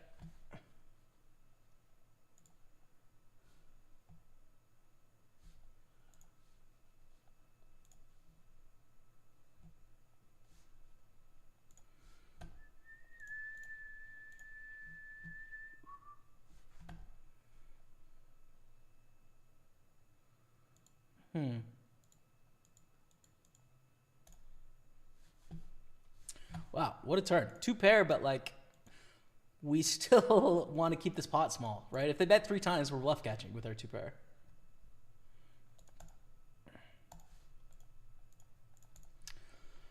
It's more about ease of liquidation for the average person. The average investor lags the market because of liquidity, being able to panic sell, can't panic sell houses easily. Yeah. Yeah, if you're going to make errors, then a house is relatively error proof. Which, you know, people make errors, to be fair. But poker does in some ways set you up really well for having the right mindset to like not panic when things go down 30% and just like stay the course, you know? So I can say I haven't panicked, you know, but that doesn't mean people don't. That doesn't mean I won't screw up in the future, but I think it's unlikely. I'll put it that way.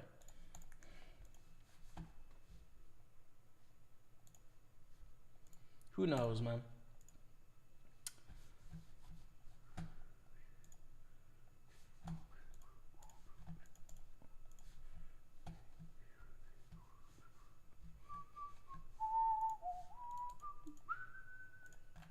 Check raise flop, check turn. Let's bet turn. Have you thought about investing in precious metals, gold, silver, etc., heavily protected from inflation, not as volatile as stock markets? I did think about it a couple of years ago. I think it's a bad idea now. Call the check raise again. This line is really weird from spades. I don't think it's spades. I think it's either 8-6, 6 is full, or a bluff.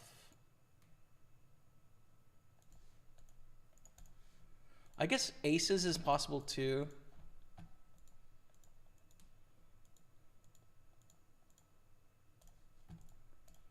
This is just a weird line. On the face of it, this doesn't make sense, right? I don't believe it. We have trips, which is great. You know, it's a good hand. But when they check raise flop, it's kind of hard for them to have trips. And when they decide to check raise turn, it's hard for them to have a flush because, like, why not just bet turn, bet river with a flush, right? Like, why check raise the turn with a flush?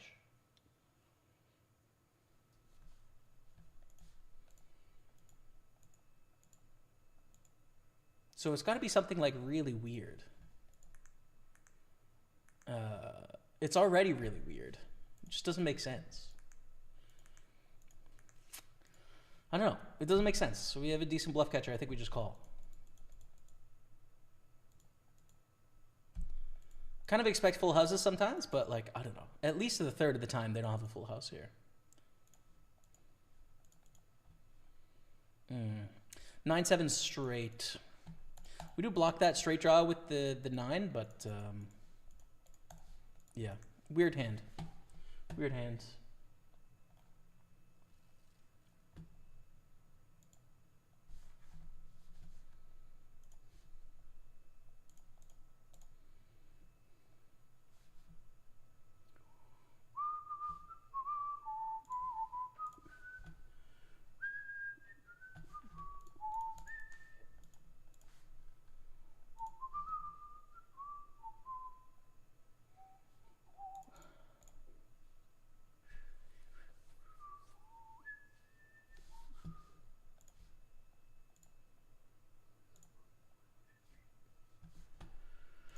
Okay, April 19th to 27th is when the London events are.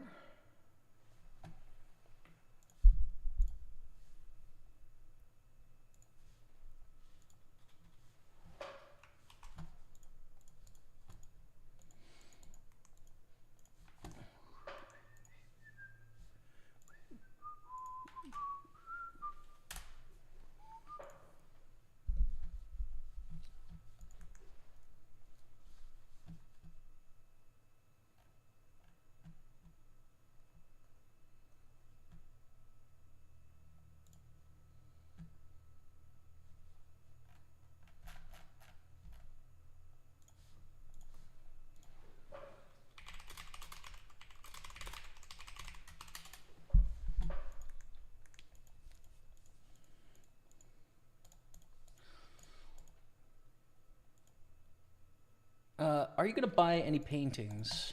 Not today. If we win the 109 Sunday party tomorrow, then yeah. And on Twitch, actually, Obama says, any good art purchases lately? Not really, no. No, I haven't bought any physical art stuff. Been going to a lot of concerts and stuff like that, so consuming the arts, but I haven't bought any lately. I'd like to, man. Oh, we were talking about precious metals, and then something happened. I forget what was going on exactly. Fold to the bet 3 ways. Here from Johnny Binks. Yeah, I think I like investing in productive stuff. Like precious metals seems like a good hedge against Armageddon, a good hedge against inflation, a hedge against governments. But I think it's not needed and it's not necessary, you know? Like if it's going to outpace traditional equities and bonds, it's not going to outpace it by much, I don't think. And I think having productive assets is better. I also think Bitcoin is essentially like digital equity or digital precious metals.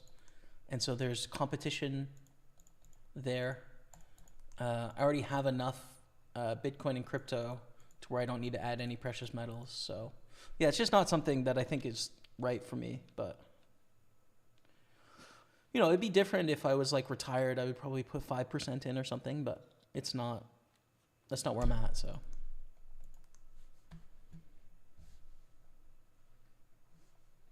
What's your favorite song from Wicked? I've never seen Wicked, dude. Would you recommend it? I don't know Wicked the story.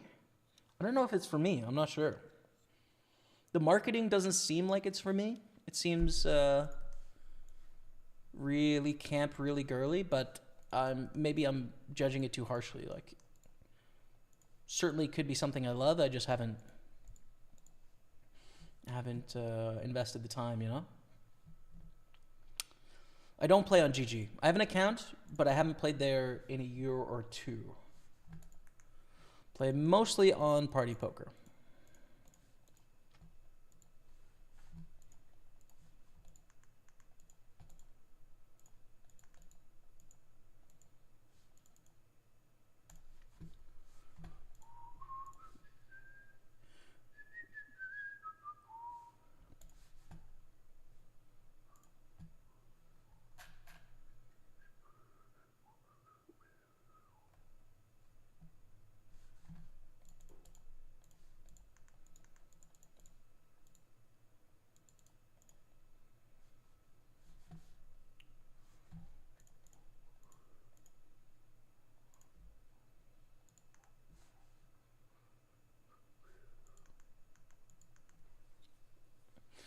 Bro, we're just definitely losing here against this bet call jam. We're just losing.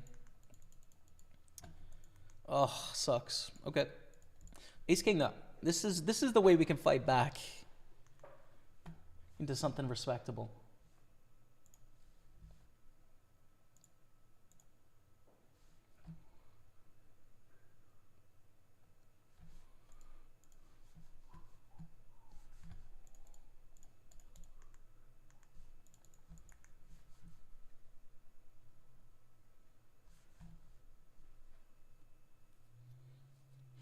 Aussie Millions is coming back in April. No way. Oh, cool.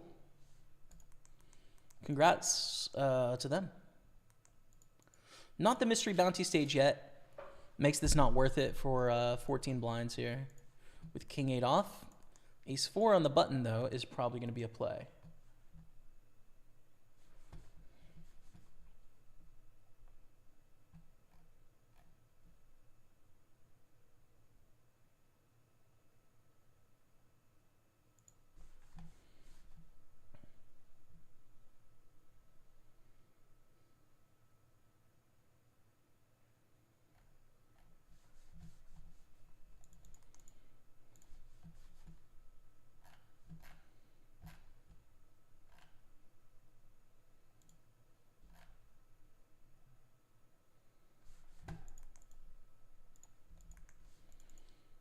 Pretty good hand here. Do we want to 3-bet or call?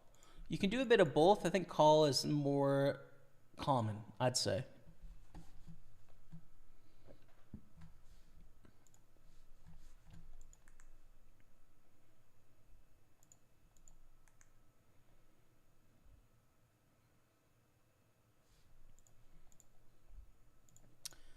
The argument against call is sometimes you go 4 ways with 2 overcards, which makes it not very interesting. Why can't we see the art in the background anymore? Just a green treescape. This is a piece of art behind me. But I moved to a different part of my basement, so. So we got some different art over here, man.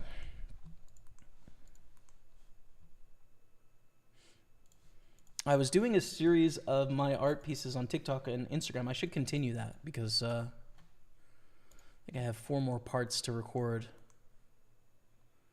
I was on a roll and then my TikTok green screen wouldn't work for some reason and threw me off, man.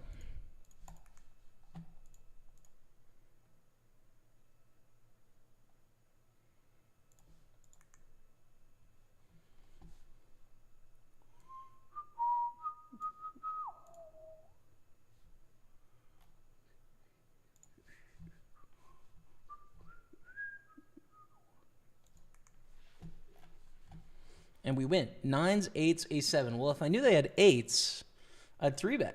I didn't know. Okay, ace king. Beautiful hand. We still have our bounty here, but our stack is just kind of pitiful compared to where it was, you know?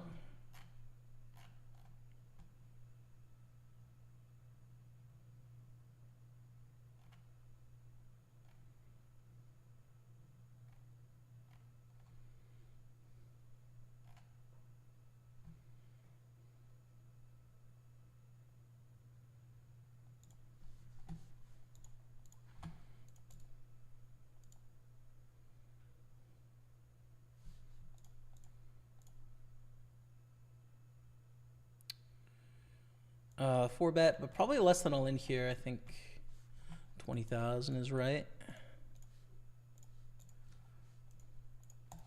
Thought I heard you whistling at it. I liked it more than expected. Interesting. Down to check it out. If you think I'd like it.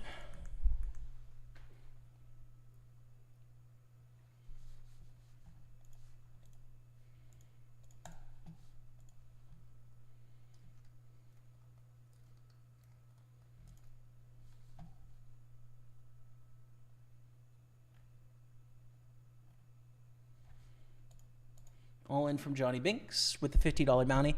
I think we don't fold now with our ace king and get it in against queens. Big flip for another 50 bucks. That's a good start. Got to dodge the jack. Let's go. Second bounty in the tournament, and we are back up to near chip lead. Near chip lead. We're in 5th, actually. So there we go. 100 bucks in bounties. Come on. How many years out has the Aussie Millions been? Yeah, I don't know. Couple. It used to be such an important event on the poker calendar. Exciting that they've got it up and running again. That's cool.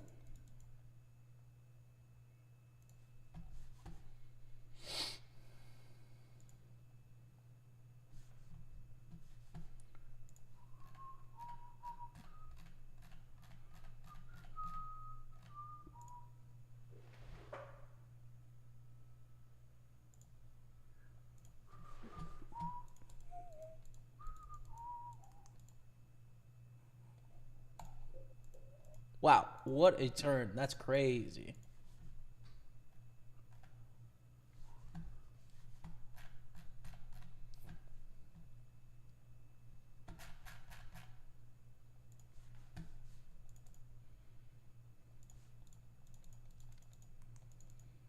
Call here with the 8s. Against ace jack. Oh no. Oh no, look at the river, dude. It still might be a call though. Thing is, like, they bet flop turn a river We're not worried about a 9. We're worried about 8s, 7s. Yeah, I don't think we fold here, honestly. There's too much money in the middle. And yes, we just got counterfeit, but there's going to be enough missed draws with the spades here to where this is going to be a profitable call. So we'll just call. You got to remember, it was 3 ways on the flop. Check, check, bet, 100K. They didn't squeeze pre. It really rules out 10s through aces most of the time. They have quads. Okay. We're going to call with 5-4.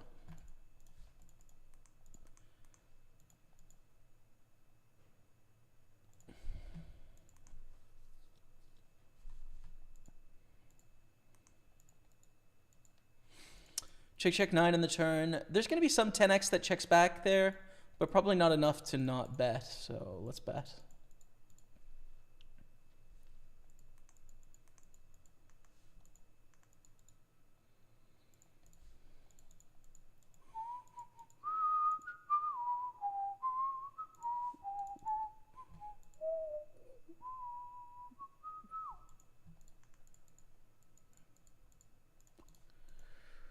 Going to call here.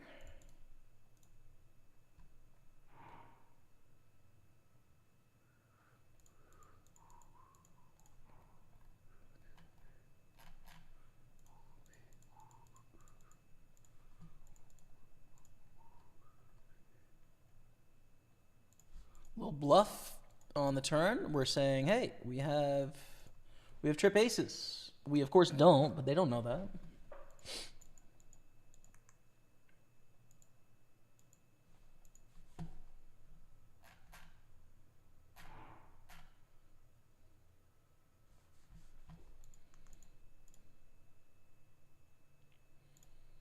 I think we're all in here.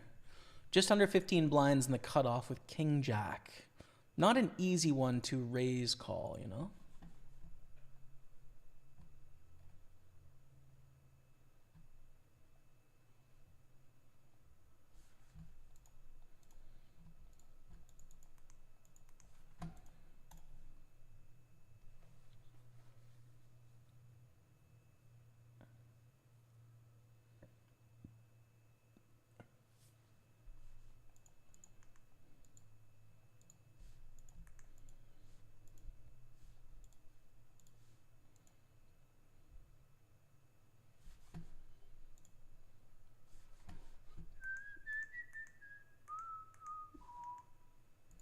Trip jacks.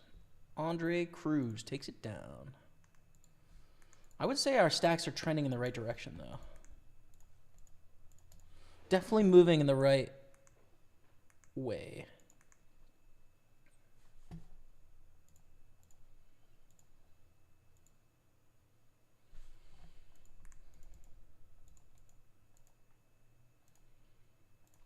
You could go for a bigger bet size here, too. I'm going to go for the smaller one with King 7. Jeff Gross still play cards? Yeah, for sure. But I think, you know, he's a busy guy. Jeff Gross does a weekly show doing the 10K replay. You know, he's got a lot going on. Jeff is a very busy dude. He's got a family. He's got his hands in about 8,000 projects. Always flowing, always showing, so it's definitely not like, you know, multiple times a week grinding or anything like that, right? He's got his podcast. He's got a lot happening. It's not a movie I'm willing to risk my movie recommendation reputation on. Okay? Listen, I'm not holding it against you, bro. But you have tinged me towards like a maybe it's worth checking out. But I'm not going to put that on you, Brandon. All right? I'm not going to put it on you.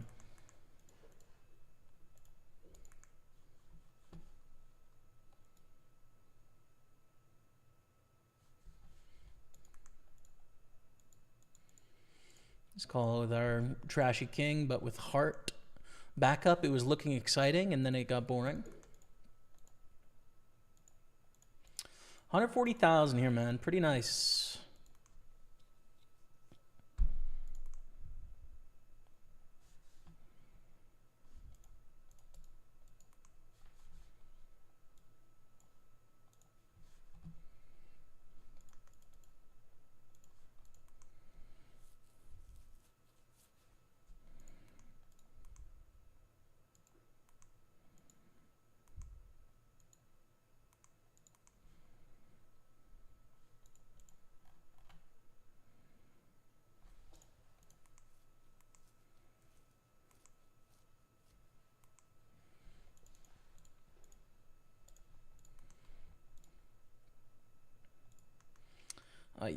Tens against aces, man.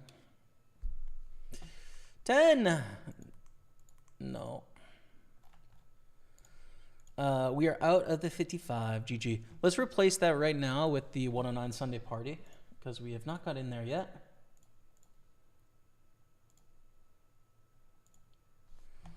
So we're going to put that on table 6 for right away.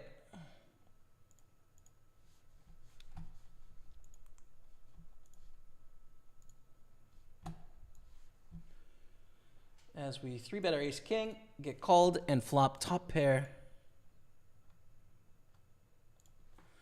Top kicker. Amazing. Frankly pumped. All right, here's the 109 Sunday party. On table 6, let me add 109 to the buy-ins. That puts us up to 1289 in buy-ins now. Cashes for $100 in bounties, which are on this table. I saw you shelve this book too, Nonviolent Communication, A Language of Life. I think I'll start it tomorrow or the day after. Yeah, it's recommended in a lot of the like brosphere as a really useful communication book, but I did enjoy it at the time. I think it talks about it's a good book, man. I recommend it. And it's about a 4-hour listen and talks about how you can communicate how you feel, essentially, right?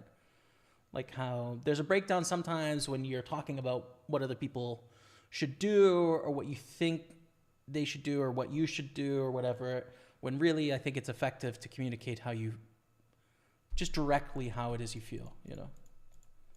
Like, this thing made me feel this way, and it cuts to the heart of the matter relatively quickly and sort of de-arms situations, so, you know.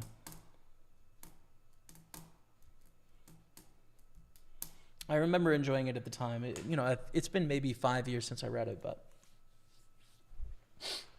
What's up, Scott Canning? How are you? On Facebook, welcome.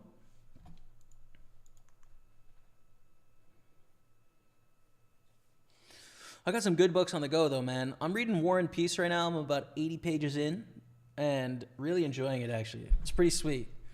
A lot of characters, so getting my grasp on, like, the different characters, but enjoying the drama so far. And different than I would have expected, right? Like, the book, the first 100 pages is very much like an upper society drama of, like, this girl likes this guy, and this girl likes this guy, and this guy wants to go to war, and he believes this, and this, matron lady has no relations, but she's respected in society, and people are coming over for this dinner, and it's very much just like upper class St. Petersburg and Moscow sort of goings on. It's pretty interesting so far. Looking forward to the contrast of the war with the peacetime that I'm reading about right now. It's really good. Also, a short story collection by Raymond Carver, What We Talk About When We Talk About Love. Man, he's a great short story writer. So good. Captures, like, these, complicated relationships. Not like, oh, we were so in love, or, oh, he was so hot, or she was so attractive, or whatever. Much more complicated relationships where there's things that are broken. There's anger, there's fatigue in the relationship, there's non-healthy aspects to what's going on, and he sort of touches on these non-conventional relationships that are, so human, right? Like they're such a standard part of living a non-fairy tale life. So yeah, he reminds me of George Saunders a lot, and vice versa, I guess is fair to say, for sure. And really liking it. So got that one on the go. I feel like there's one more that I'm reading frequently right now. Maybe just those two. I mean, I have a poker book on the go, a music book, a philosophy book, but those are more like studying moments as opposed to like actively reading. Yeah, it's good, man. Enjoying it. Check here. Jeff is self-made now. Yeah, I mean, he's crushing it, right? Jeff is a very successful guy. And, you know, has hit sort of high levels of success, I would say. But Jeff also has like a work ethic that is kind of unmatched, you know? Like he is just always in action, always interested in being a part of things and collaborating and helping where he can. So he loves to be a part of what's going on and being a value to people and makes it so fun to be around Jeff, right? Like he's just such a great guy to spend time with and be around.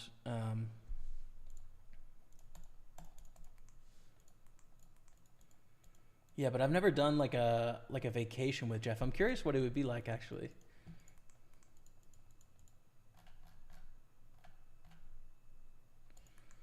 Let's squeeze here with King Jack. It's a bluff. It's a semi-bluff. It might just be the best hand, but really we're trying to get them to fold pre-flop primarily here. Hello, Fortnite 454-566-4646. Hello. What's up? Welcome to the Twitch stream. All right, so we squeeze get called in both spots, and we flop top pair, average kicker, gutter. Awkward, right? They have a pot size bet left. I think we check to them. What are the pros and cons of playing in chips versus playing in big blinds? You can do either. I'm just really used to converting chips to big blinds. I've been doing it my whole poker career, so I don't really need the big blinds, and I find chips more interesting to new poker players. But I mean, you play in whatever you prefer. It really doesn't matter. I mean, both are fine. Shorn 1301. Hey, Pokerstaples, totally random question. How often do you see straight or royal flushes on the flop? Well, super rare. Super rare, right? But also, I don't know if I've ever flopped a royal. I'm sure I have. But you need 5 cards to make a royal, so... How often do you see a royal on the board? I feel like I've seen a royal on the board once before, maybe. I'm a table games dealer, and it's one of the jackpots in our Texas Ultimate game.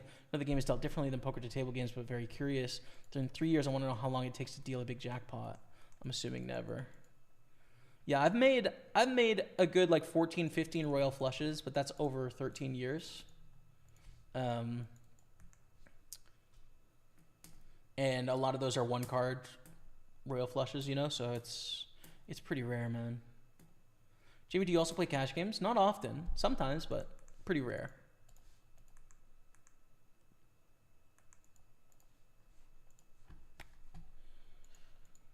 Have you read something of Dostoevsky? You didn't give a lot of information, but it sounds like they have a similar approach. Yeah, I've read, I think 3 things from Dostoevsky. Crime and Punishment, The Double, and The Gambler. All great, but I think Dostoevsky primarily tells stories of more destitute and down on their luck people, and my understanding of Tolstoy is that he writes more of the upper echelon of society at the time.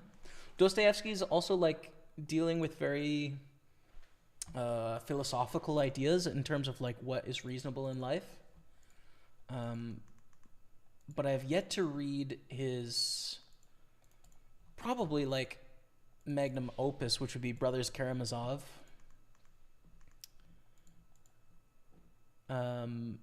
Notes from the Underground, also another one I haven't read yet. Demons, haven't read. So I've got a few more with Dostoevsky. I like him as a writer. I find it interesting. I don't find it difficult to follow either. I think his name carries more weight than it needs to in terms of like how intimidated people are to read his stuff. It's very approachable and readable, right? But I think Tolstoy and Dostoevsky being the 2 most famous Russian authors of all time. I hadn't read any Tolstoy before, so it was like, hey, time to invest some Tolstoy time before you go back to more Dostoevsky, you know, for sure. So that's War and Peace this year, and then, yeah, probably next will be, on the Russian side of things, will be Brothers Karamazov. Anna Karenina. And then, you know, some of the other Russian authors like Pushkin or Gogol. Bulgakov, I think is one. Yeah. There's a lot to read there, but I'm not in a rush. It's not like, oh, Russian lit is where I want to spend all my time or anything. I enjoy mixing it in with other countries' literature and other traditions, and yeah. Check here. How's your day been? That's a name, isn't it? Fortnite 4545664646. It is indeed quite a name. My day's been great. Been enjoying playing cards. We have some decent stacks on a few tables here. But we're about to find out over the next couple hours whether it's going to be a great day or a whatever day. To find out. So, yeah. How much have you won tonight? Negative $1,189. But it's too early to tell, right? It's too early to tell. It's looking good. We have some good stacks, so we'll have to find out. Okay, we're going on a quick break. I'm going to play you some highlights. You're watching Pokerstaples on Twitch, YouTube, and Facebook. Enjoy these for 5 minutes, and I'll be back right after. Stay with me. Coming into the FT, 8 of 9. Top 5 is break even. 4th place is profit. 3rd place is more profit. 2nd place is big profit. 1st place is massive profit. Do we just jam here? Or do we raise? I think jam, right? Get called by Nick.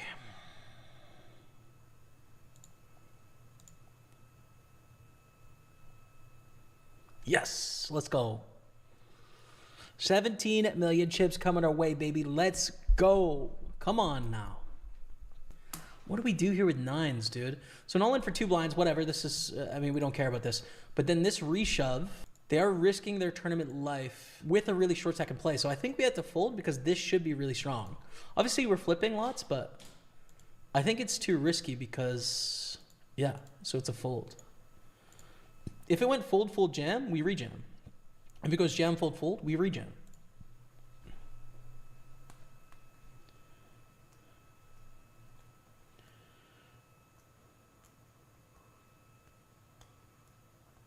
None of this is going to affect me directly, but it is going to make the world uglier. A lead from Stushi. So do we raise or call here? Because we very likely have the best hand, but raise and then they jam puts us in weird spots where we have to call. So I think we call. Hope for good turns. Obviously there's a lot of bad turns, but kind of nothing we can do as a middle stack against a bigger stack here. Turn is gorgeous. Gorgeous. Stushi folds, we pick it up, 9 million coming our way. Puts us on 20 milli. Ace, king of spades. Beautiful hand. It's a good spot for eggs to 3-bet, and I hope they do, obviously. Same for Stushi, but eggs calls.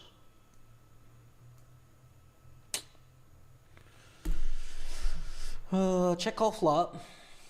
Unless the bet is 2.5 million or more.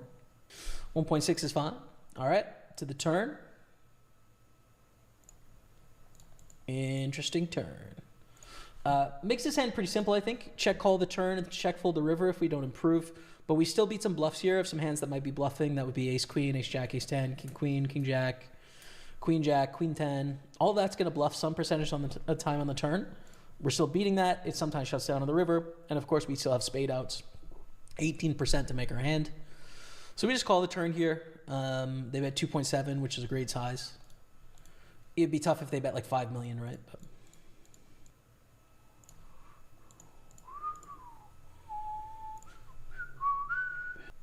and fold the river.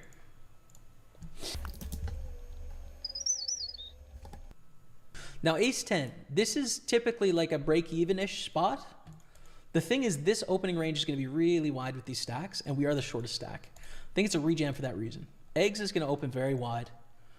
So it's going to gain chips, and like ICM-wise, we're the shortest stack. Yeah, I'm all in. Good luck. Flipping, bro. Yes. No club. Come on, let's go, chat. Up to 15.5 million. Really nice to win a flip there.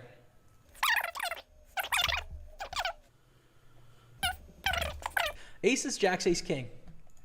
I mean, I think jack's the double knockout. Chat. Here. What's up, chat? We're back. But unfortunately, we get no knock. Look at this. All right, 5 of 27 here. How many are getting in right now? Top 3 get in. 4th place gets 908 pounds. We've got a satellite for the ages. What was our satellite color again? Orange, I think. A slightly less bright orange. Okay. Creamsicle. Our satellite is beginning. 3 seats guaranteed to the Party Poker Tour. We want to win it, Ben. We want to win it. We're in 5th place right now. And really top 4, right? Like 4th place gets 900 pounds, which is 100 short of the thing. So anywhere top 4 is fine out of 27. Let's go.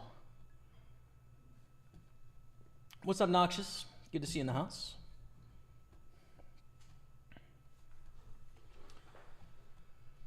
On Party Poker, is there a free way to play a game of poker? Yes. There is Play Money Games, Fortnite, where you play for non-real money, and then there's also free rolls where you can play tournaments with real money prizes for no cost to enter in most countries around the world. I think you might have missed my question. It's about studying from Rook 2. Okay, let me go back and check it out, Rook. Sorry about that. When you were younger and you're studying a lot, did you feel that there's so much content? No, you don't know where it starts and where it ends. Yeah, I think it can be overwhelming, but I also think just don't be a perfectionist, you know?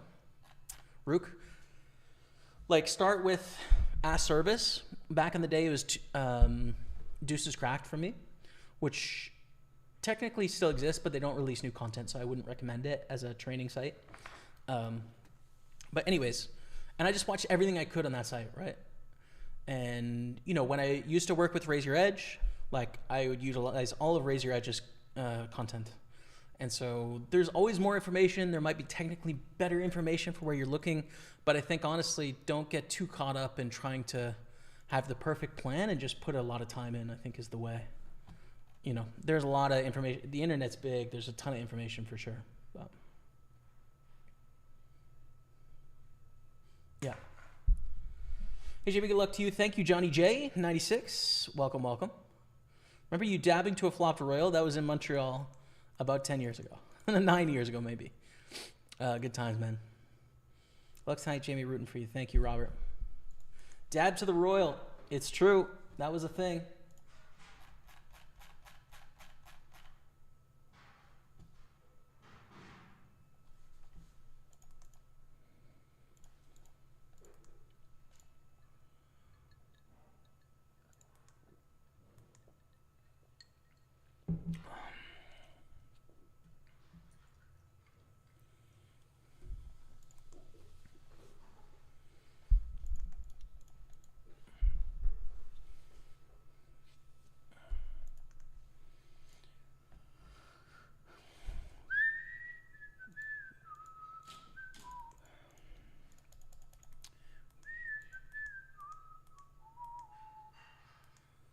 Raise, call, we fold. Jack 5. Not so good. I got you, Fortney. I got you, brother. Anytime, man. With the questions. Anytime I see him. Let me start up my side music you guys can't hear again.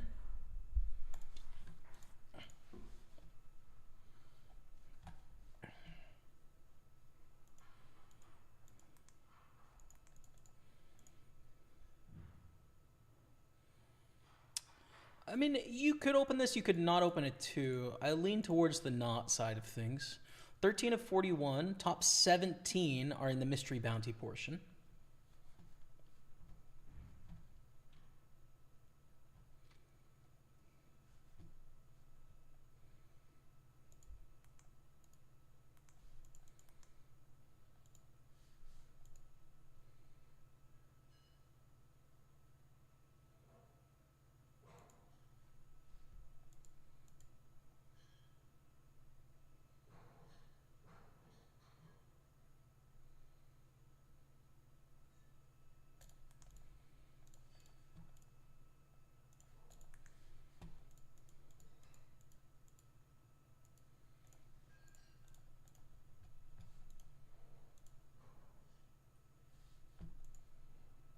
Ooh, 2-pair after check, check. We need to bet here.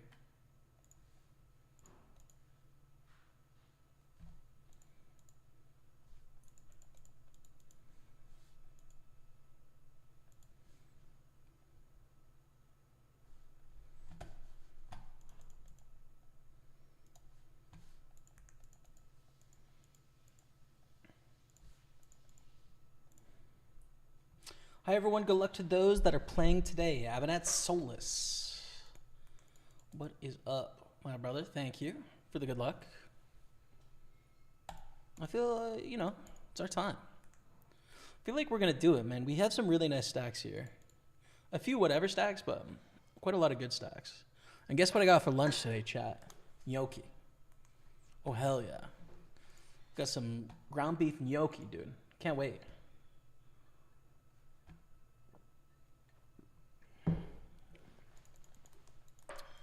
Threes. Stedman opens. I think we're deep enough to set mine here.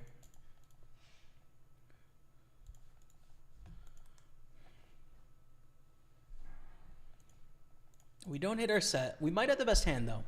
Let's see how we proceed.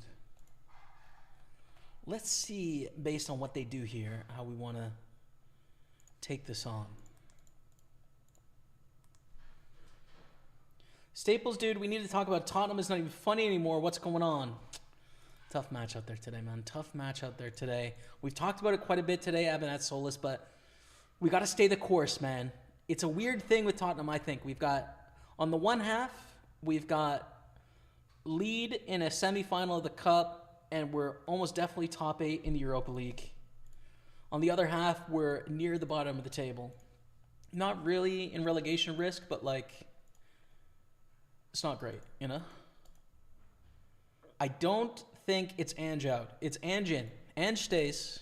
Ange stays. We need to start buying some players. We need to stay the course. That's what I think, man. It's tough. You know, it is tough. But we got to stay the course. You guys probably just need me in the stands, dude. That's the thing. Like, I'll be there. For the Party Poker Tour, I will be there. And I'll be in the stands, and that should change everything. Everything revolves around me, chat. That's the thing. So you put me in the stands, we're going to start winning. That's clear. You know, that's always the answer. Always. Oh, God. We fold 9-10 of hearts. Justin Nomo is pretty short here. Short here as well.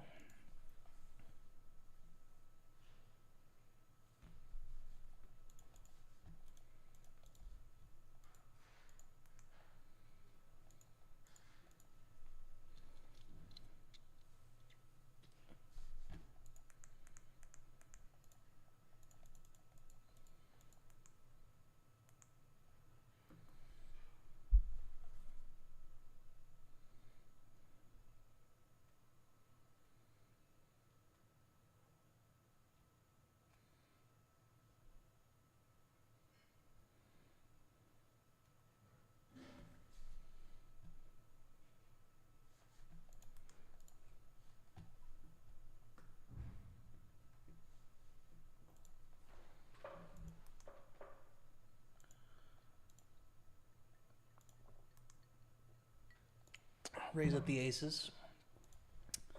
Andrea calls. This is Greenland, right? No. Totally wrong. Gibraltar. My bad.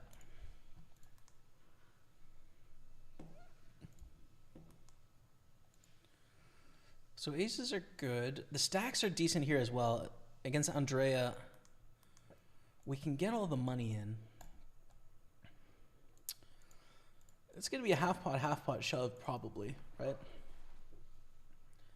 Almost on any run out. Like even just a queen or a jack is not the end of the world with our aces here.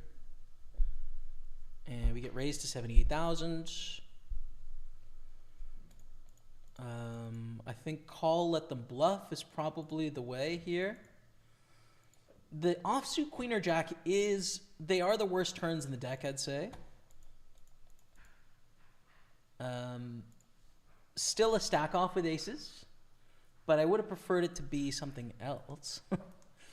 And now it's a 9 on the end. I don't think we can bluff aces. I think we want to bluff.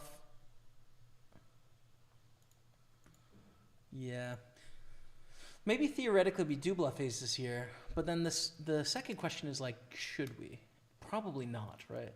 Trying to get people to fold really big hands, especially when it's from a 20-cent feeder up to this final, is probably not a good idea.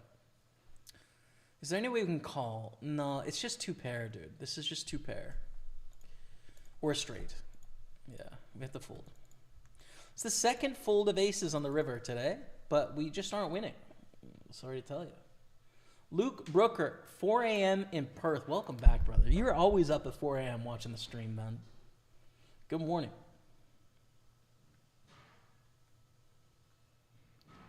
There is a way, Fortnite 4545664646.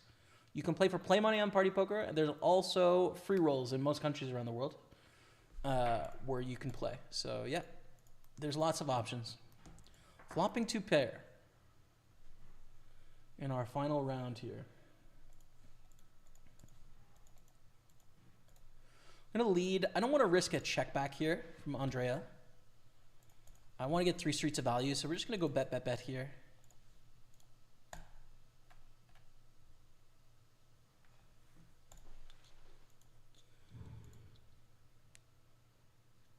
What's the worst river?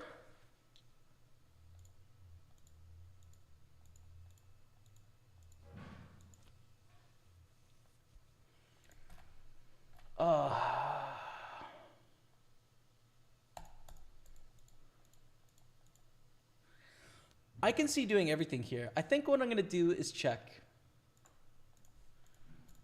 Reason being, it's tough to get called from a worse hand than a pair of aces here by betting. There should be a lot of stuff that wants to bluff, and I don't think we're getting like queen jack to pay off by going for a big bet on the river. Deuce 4, right? Like, I think these hands fold. You know what I mean? But if we check, they're going to be left with a bunch of garbage that feels like it has to bluff. You would think that deuce 4 would want to bluff there probably, but decides to go to showdown. And definitely something to note with Andrea, right? Mixing it up, has got the deuce 4 suited, I think is willing to gamble here. So we're going to play against Andrea as much as we can.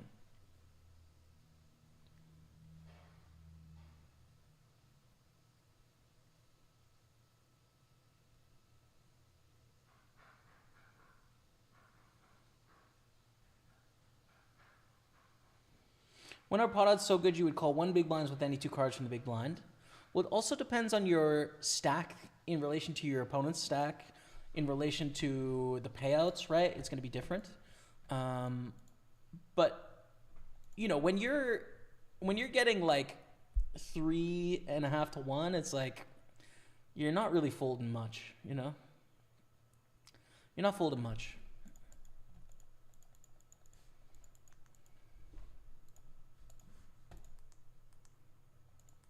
It is a little more complicated than that, Zephyr, right? Because there's not just, the hand doesn't end when you call.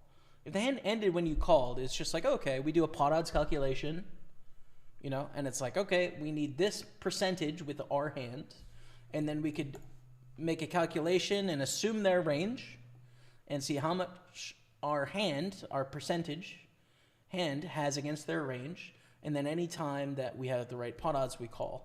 And at like a 3 to 1, it's going to be any 2 cards, right? Unless their range is exclusively aces. As soon as it's even aces and kings, I think it's going to be pretty much any 2. Maybe not quite. Pretty close. But against a range of 10s plus and like ace queen plus, it's going to be any 2. Getting 3 to 1. Because you only need 25%, right? And you're going to have 25% against that range of hands. No matter what you got. That said, though, there is these other concepts which are relevant, which is, first of all, realizable equity. Which is, if the hand ended there, we know that, but you also have to play the flop and the turn and the river, and you're out of position. Which means that you don't always get to go to showdown to realize your 20%. Your opponent gets to choose to sometimes check when they have a bad hand, sometimes bet when they have a good hand, and extract more money from you, right? So that's a problem.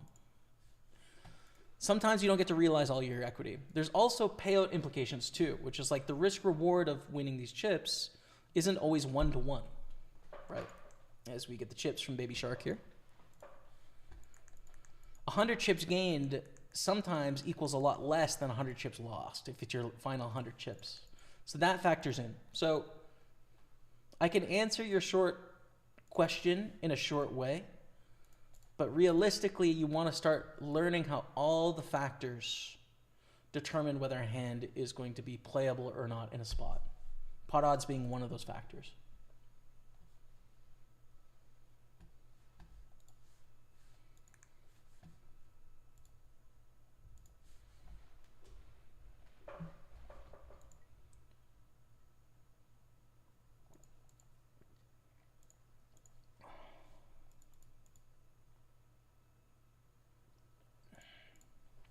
Some big hands. 10-7 suited, we raise. Ace king, we're going to 3-bet. King 5, we c-bet.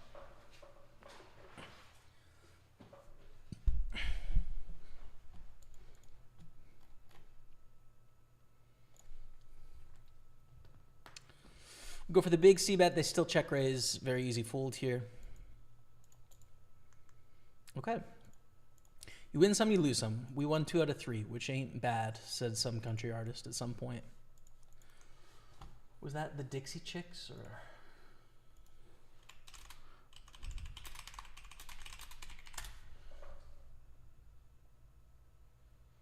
Oh no, it was Meatloaf, dude. It was definitely redone by a country artist though, and that's what I heard when I was young.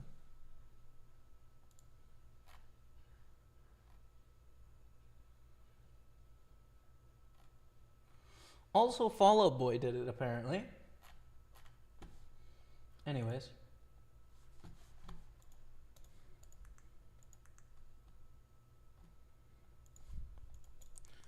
So we're back to 1 million chips. We're 6-22 now. Trying to get into the top 4. I really hope we go deep in this tournament because satellites get super interesting. When we're down to like 6-7 players, the strategy is really interesting. And very different than normal tournaments, I think. Mavemba and Zinga goes to the raise. I will 3-bet, I think. Yeah, let's go for 3-bet.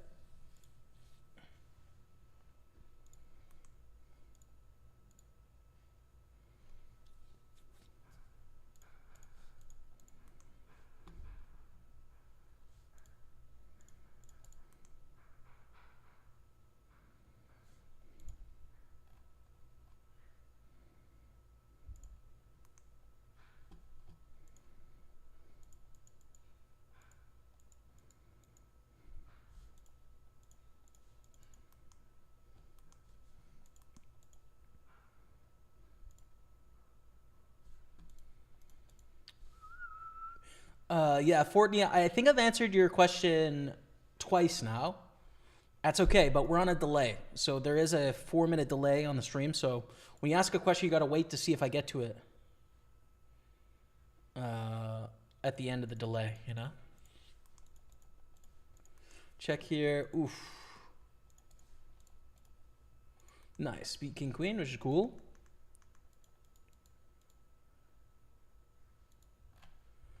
Not a bad spot to bluff here, I'd say, with Jack 10.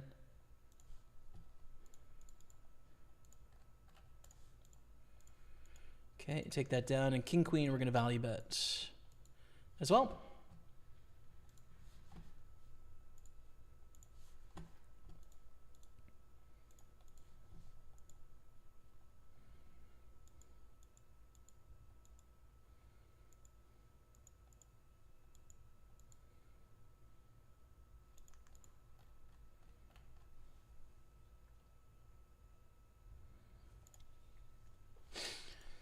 Aggression.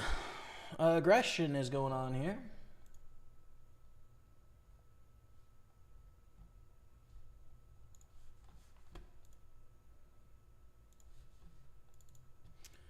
And we flop a flush draw against a cold call. So this is probably a decent pair, but it's also sometimes like ace king, ace queen, ace jack, king queen suited, something like that, which will fold sometimes here.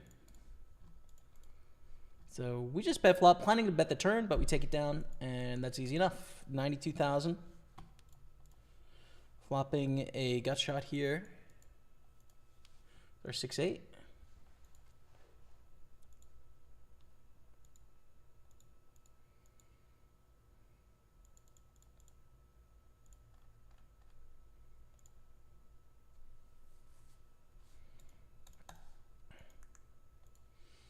Yeah, we win. All right. We seem to be winning every pot. I don't know.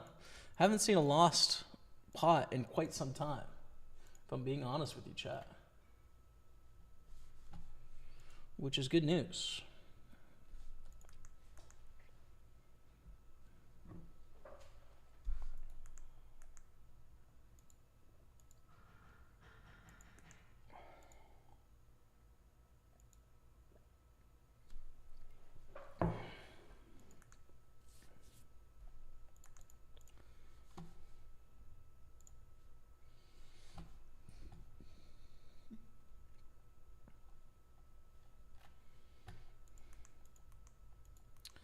Ten of 33, 17 make the mystery bounty portion. I love running deep in mystery bounties, especially small field mystery bounties because they get so dynamic. Very interesting. Everything can really change when you have a few of the big bounties that stay, or if they go early, it changes things as well. It's pretty fun. Two monster hands here, ace queen and ace king. Ace queen suited sees a really bad flop. 10-6-4. I think check back is the way here. And then the ace king, we see a big stack open. They jam. I think it'll just be a rejam here with the ace king offsuit.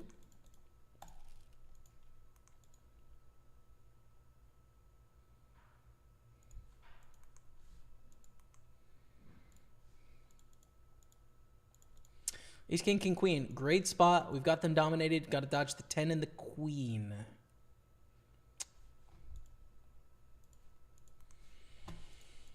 That's a big pot. 100,000 gone from our grasp. How about this, though? Straight. Abinat Soulless gifted a sub to Angel, or Ange. Ange, welcome to the team, courtesy of Abinat Soulless. Ange in, brother. Thank you for the gift sub. Appreciate you, man. Hilarious. Let's go, Ange. Fold to the river here. All right. I did here. No problem, Fortnite. No problem, man. Yeah, you've got free rolls. You got free rolls, so real money tournaments. Free to play is the tab. It depends what country. Like, there is different country regulations depending on where you're playing from. I don't know where you're watching from, but it depends where you're watching as to whether the free rolls are available in your country or not. Ooh, probably actually fold here. Is the button open?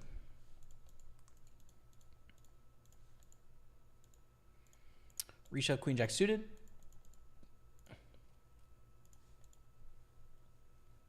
Thought you're so good you don't need a delay. That'd have to be pretty damn good. I don't think I'll ever be that good, Bray.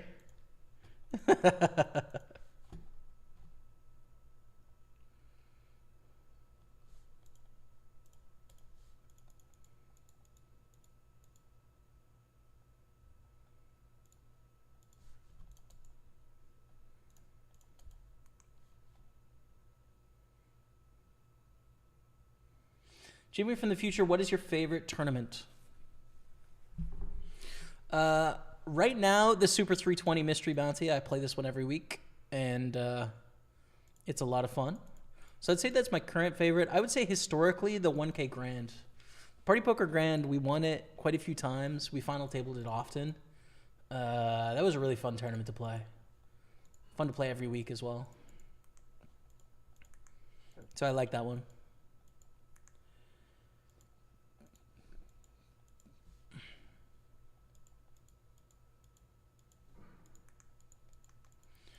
For a bounty, $25. Hold it. Hold it, dude. No king, no 8, no jack, no 10. God, we're not doing very well at these all-ins, are we, chat?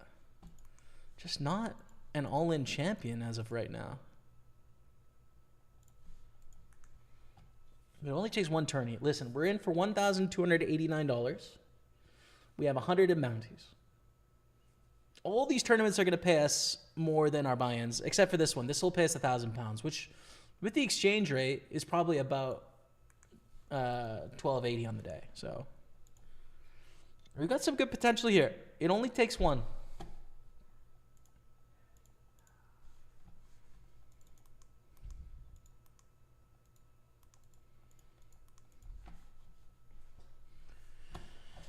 This flop is pretty bad, though. 7-10 of clubs.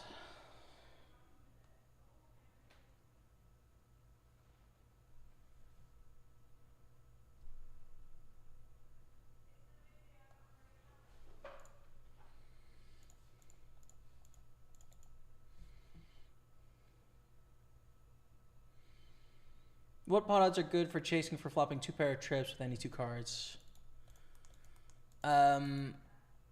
I wouldn't think about it that way, right? Because sometimes a pair is good, right? Sometimes a pair is the best hand. So a hand is not only good if it only makes a certain threshold of hand. It also depends on the action, right?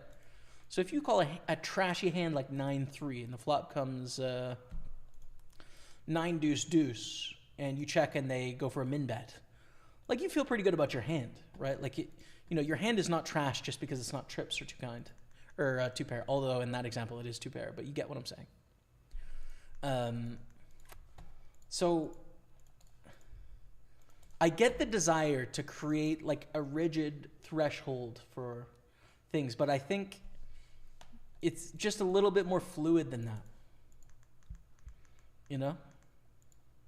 You create thresholds, but then they're going to be wrong in a lot of ways. And so just try and understand the inputs or the ways that certain variables influence it one way or the other, right? Which in that scenario is like, okay, on dry flops, 1 pair is going to be stronger than on wet flops. So when the flop is really connected, my 1 pair bad kicker is not nearly as good as when it goes low, low, low, and it's really dry, you know? It's going to be a call on the satellite here. Poker hurt, bro, like a jab. I guess that's jab with the left.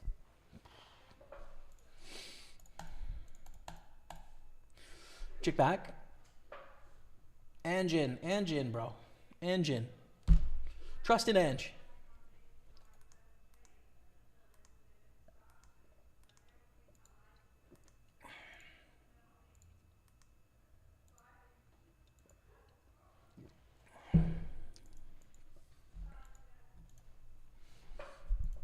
Oh man, lunch smells delicious, bro. And it goes bet raise here. We have to fold now. Against a single bet, of course, we'd continue, but against a bet and a raise, we've got to think our jacks aren't good anymore. An under pair to the board, you know. Check though, which means that probably this is a bit of garbage. I wonder what Benjamin has though. We'll never know because that was a bit of garbage. The Queen 8, 9 of 21. Benjamin, different Benjamin is in the lead on 1.7 million. I was going to say, doesn't seem like a chip lead stack. Let's go all in with ace-jack suited here. 37 of 41, 27 peg. Need some chips.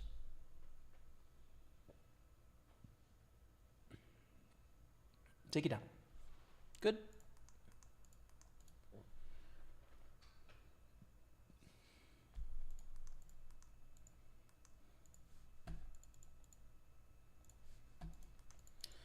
Ooh. I think we're all in here. Pretty awkward. 15.5 blinds in the cutoff.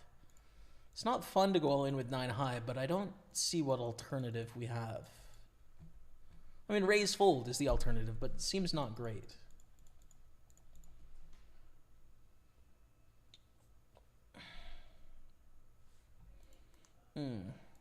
Kind of wish I would have raised folded.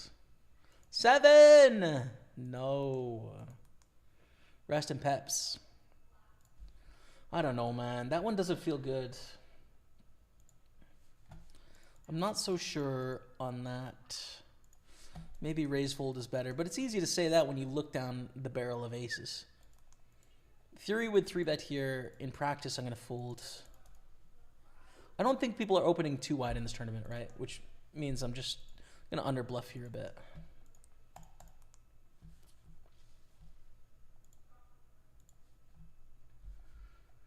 Looks like I have a ticket to the 22 Carnival. Nice.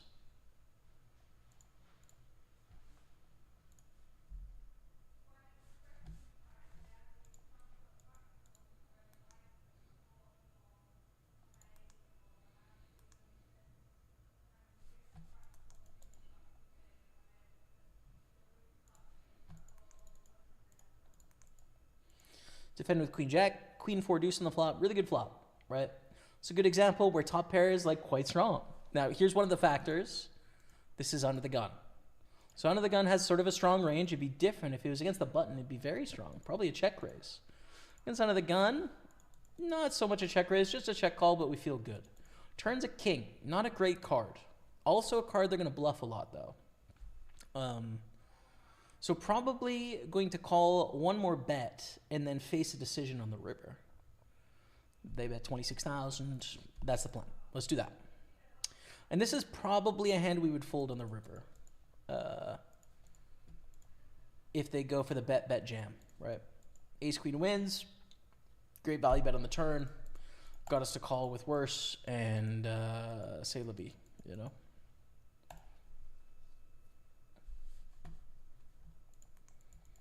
C'est la vie.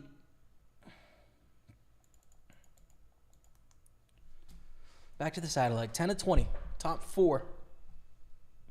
Get prizes here. 1 in 5, basically. 1 in 5.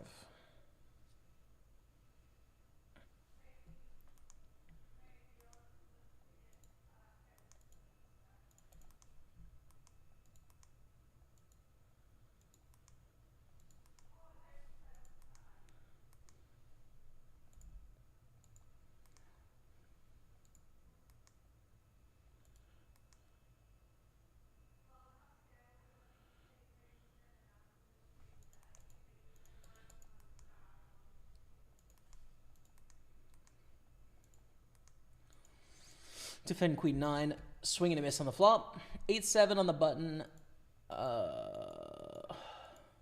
It's a fold now. If it folds to us, we probably raise, covering the big blinds, you know. There's some good value there, but...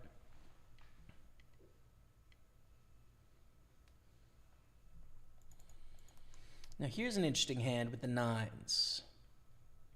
Oof. Andres calls, so this is not going to be better than 9s almost ever, right? Which makes this money kind of dead. It was awkward against the single raise, and now it's just a jam. There's too much dead money out there. This can't be a good hand. This is very unlikely to be a good hand. This could be, but like to pick up 217,000, hand's too good. We're all in.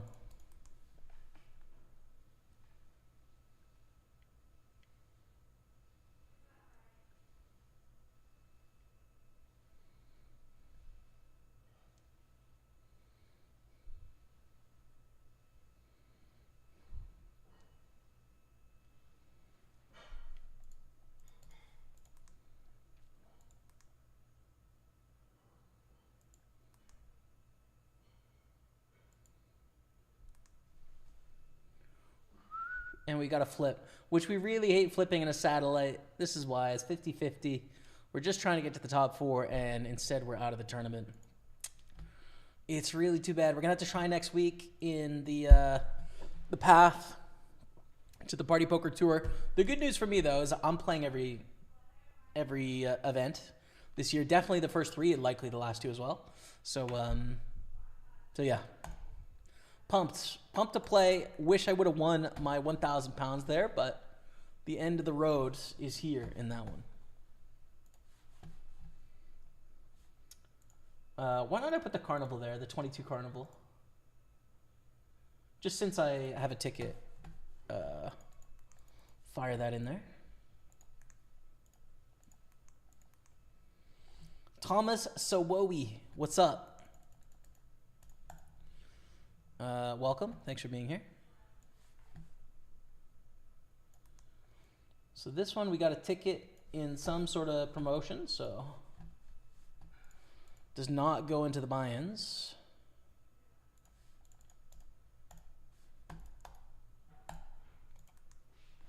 Not that $22 is going to make or break the day, right?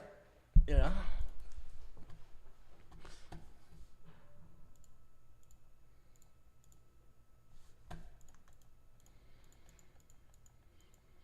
Half stack, double stack, and we are 9 away from getting to the mystery bounty portion. And then we're 9 of 42 here.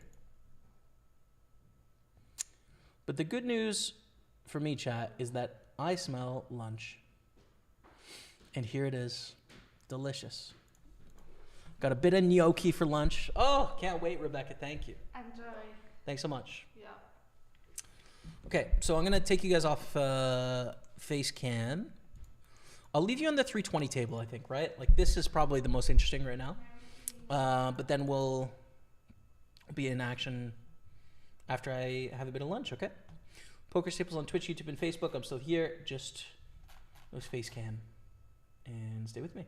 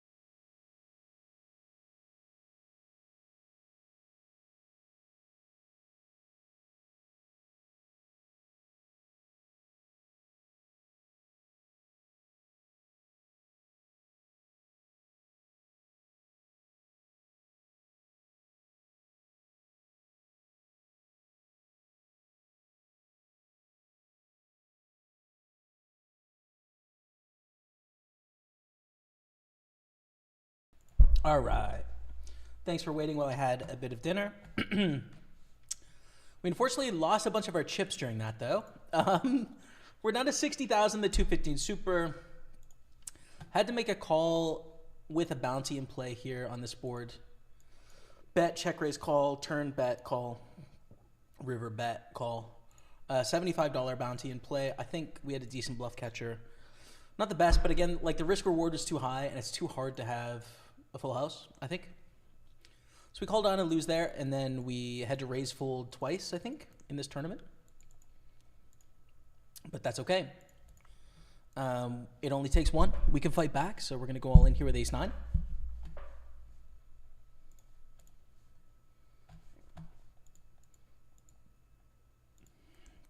Not much, just chilling. Glad to hear it, Thomas.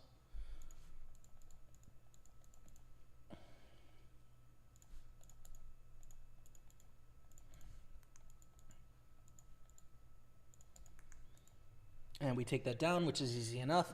King, queen, we flop top pair on the king 10-10 board.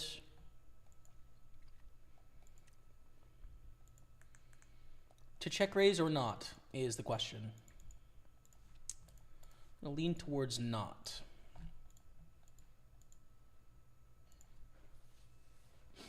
Bet the river and then fold to a raise. Think we can get called by worse hands, like worse kings, 9x, 7x sort of things. But if they raise, they can credibly have straights with the queen jack. They can have trips. Too many things. So we bet and they fold, and that's easy enough. We open up ace king in the carnival.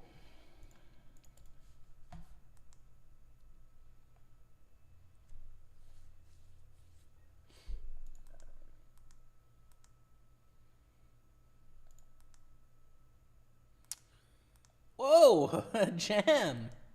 Paco Maco. Damn, dude. Holy smokes. We fold.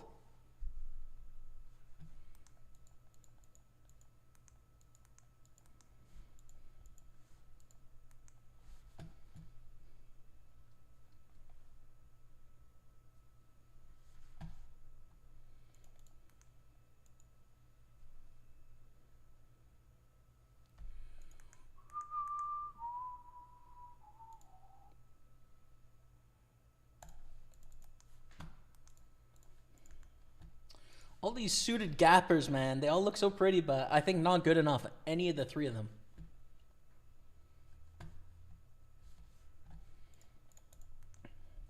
$18 at 21, 15 pay, 17 in the mystery bounty.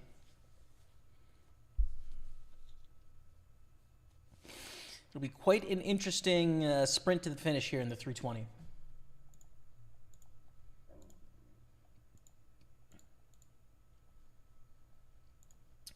Ooh, I do want to add this 109 turbo.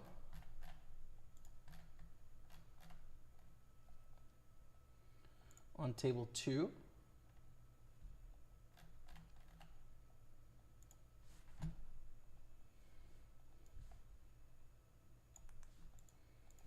Okay.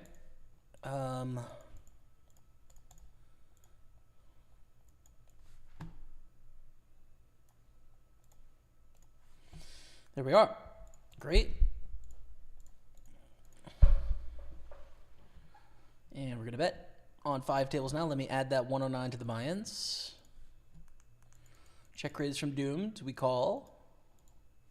6 diamonds on the turn. Pretty bad turn. Going to be a fold now against a barrel unless it's like stupid small or something. It's pretty small, but not small enough. I fold. Oh, it's Big Ben in the building. What's up, bro? Good luck. Thanks, man. How are you, dude? Good to see you. Good to see you, man. You ever going to finish the Add a Zero challenge? Unlikely. Possible, but not likely in the next year or so. Year or two, I would say. It's possible, man. It's just got to make sense, and it doesn't make sense right now.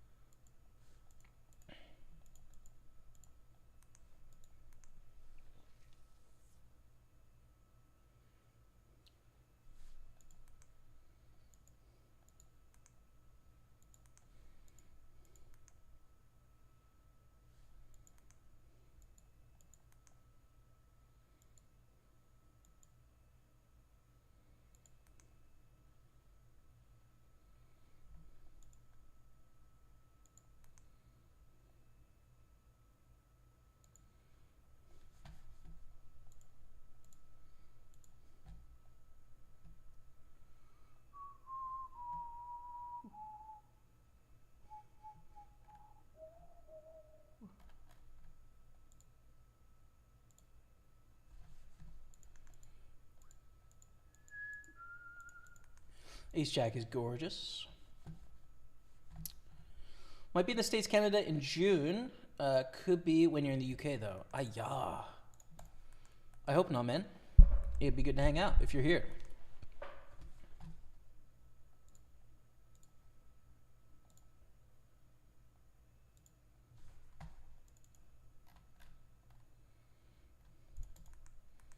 Three-betting ace jack suited, willing to get it all in. Otherwise, we can party it up in Glasgow. Yeah, that'd be cool, man, in August.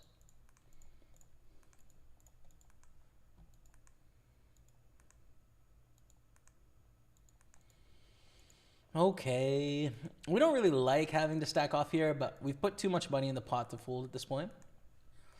When we're 39 blinds deep, button versus small blind, just can't do much about that. We're going to rebuy in for another $109.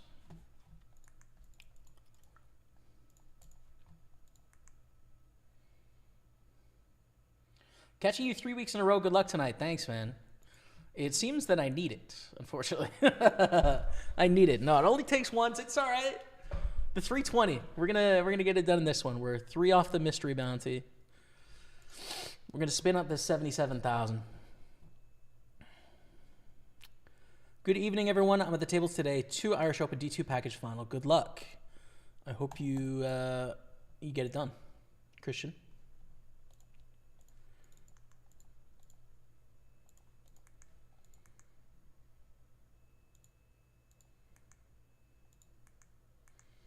This is nice.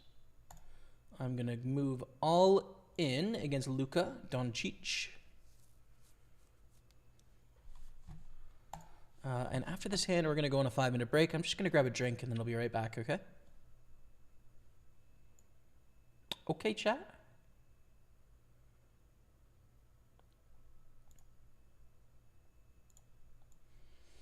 And call by ace-9, 2 wide. 2 wide, Luka. Take it down. Back in 5, stay with me.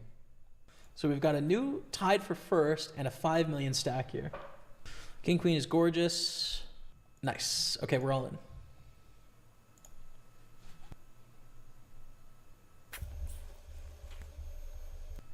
And they trade back. Nothing changes. It's fine. Let's just go back to how we were then. That's okay. Ace 10 is beautiful. If Nick is all in, or Nice River, we will gamble with them. And it goes to us. So let's go. Ace 10 against 9s. Big flip. 12.5 million chat. Ace, Queen, or 10. Ace, Queen, or 10. No. We're kind of tied with Nice River now. Basically the same stack, I think. A little shorter. Yeah, definitely pre-pandemic. I've been with Party Poker for 6 years.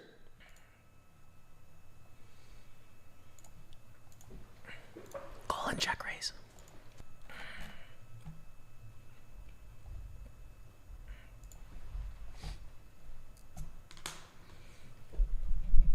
Kings are beautiful.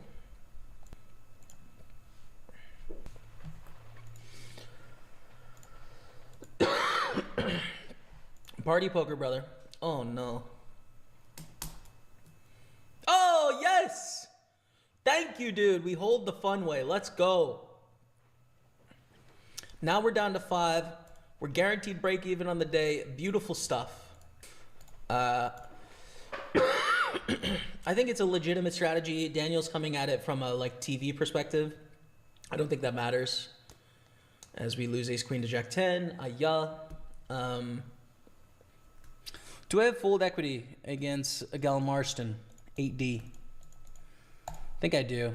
And this is a great hand to shove, so gotta shove. It sucks to have to risk it here. They have ace king, man. Oh, it's a 4. Hold. Let's go, baby. 37 million. These are the best hands to shove. Ace 4, ace 5, ace 3, ace deuce suited are the best reshoved hands under ICM here.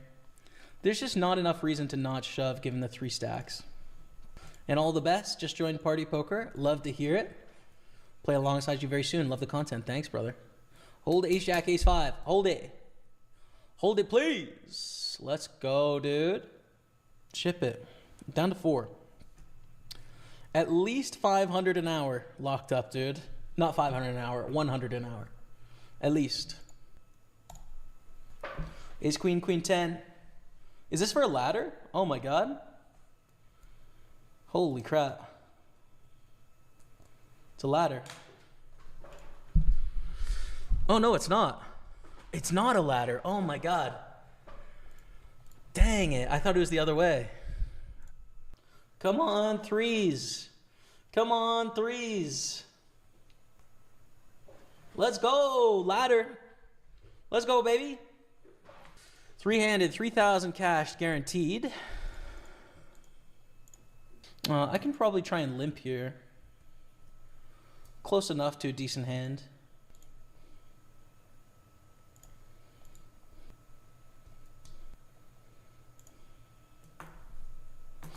Hold it, dude, for a big pay jump.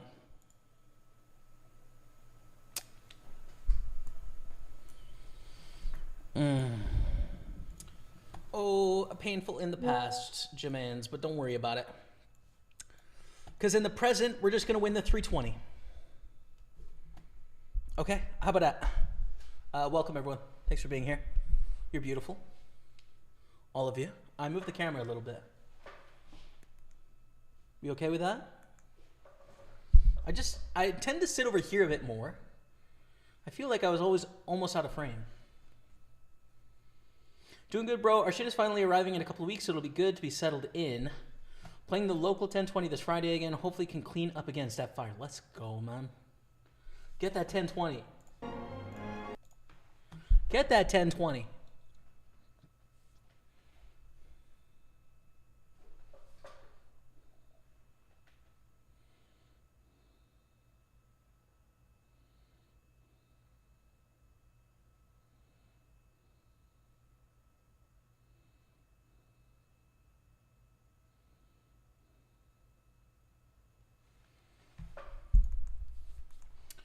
King Queen's decent. Raised by PO. We'll 3-bet and call work here.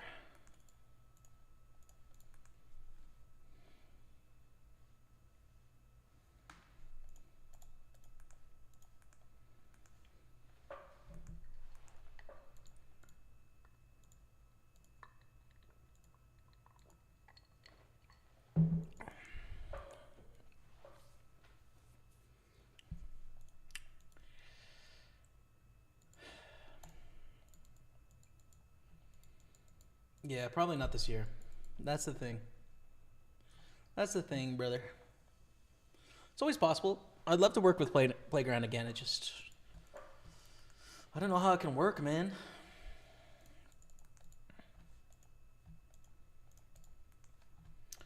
I feel like Playground and I have just met at the wrong part of my career in some way.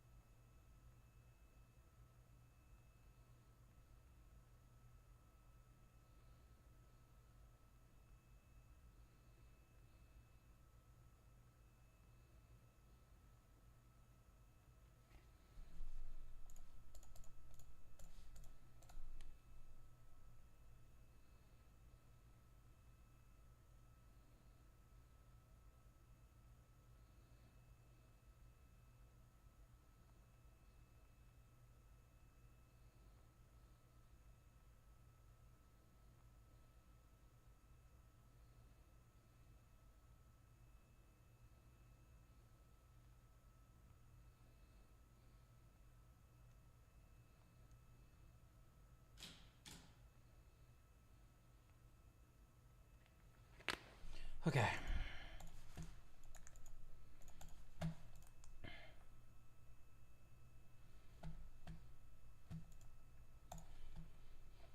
Yeah, just I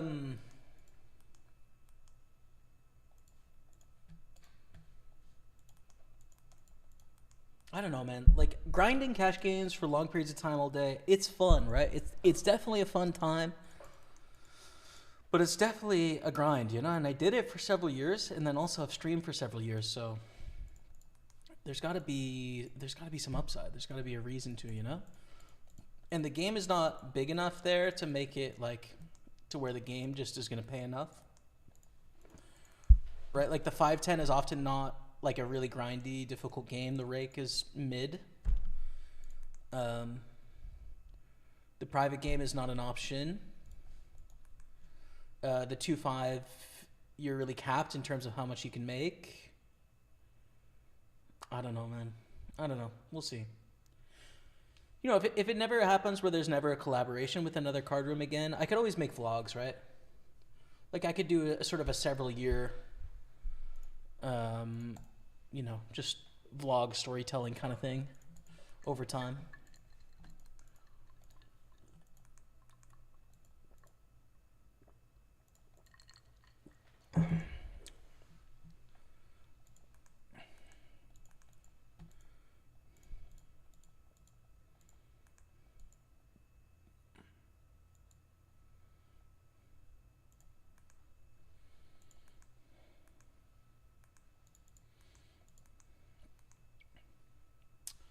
How are we going to get back in the action here in this tournament, dude? We have 10 blinds. We need more. We need more blinds. We need more blinds. Also, can I play the next week's phase to the Party Poker Tour? There's one starting in an hour, the $25 one, but we'll see how we're doing.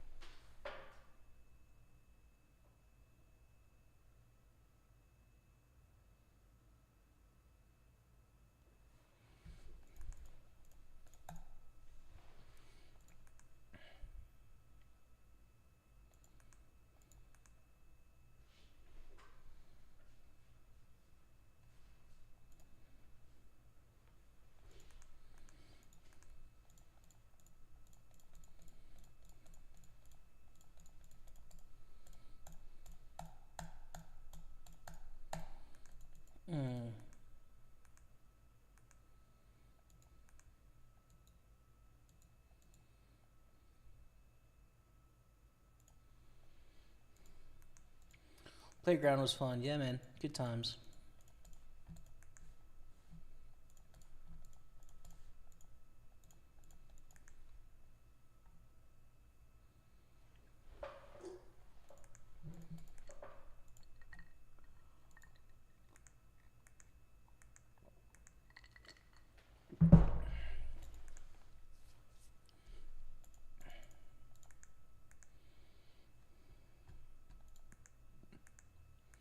When I get there in June, we should see if we can get a 25-50 game at Playground. They would definitely let you play, for sure.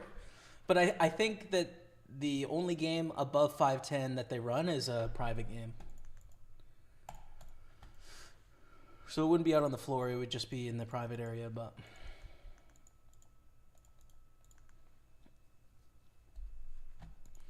I'm down to play, bro. I'm down to play, Ben.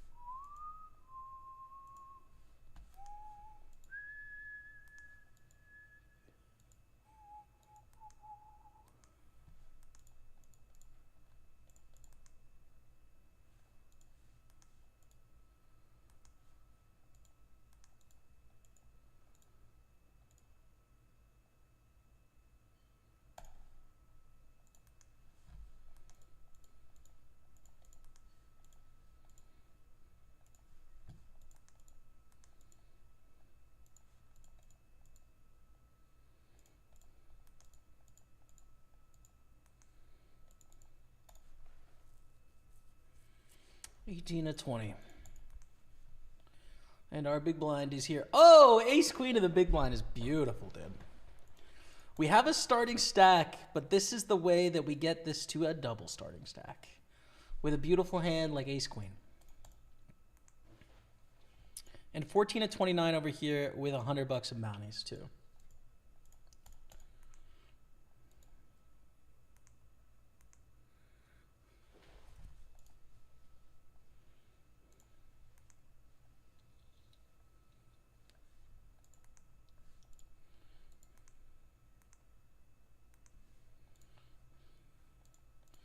Here we go. Good luck us.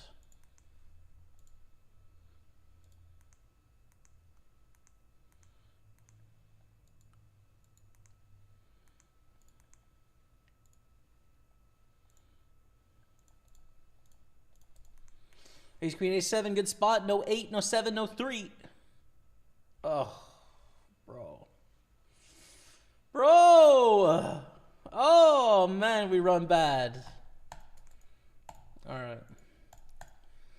All right, and we fold 10-4. Okay, we're not out at least, you know, but the chop is really not what we wanted there.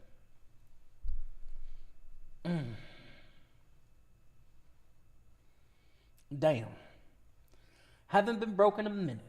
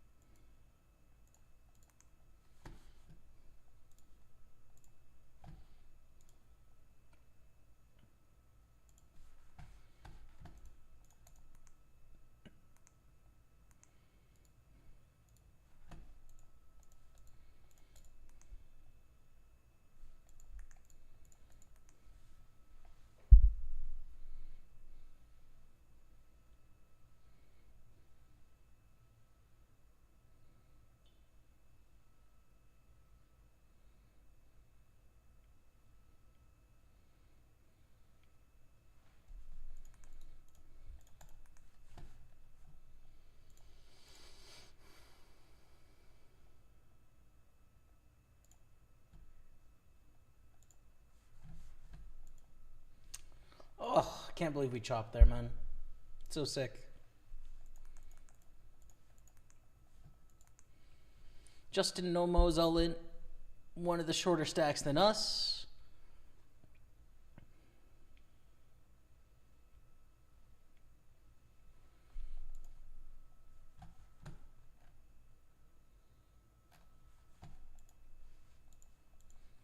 One of the few. They're going to let you play in there too? I'm sure they would if I asked, yeah.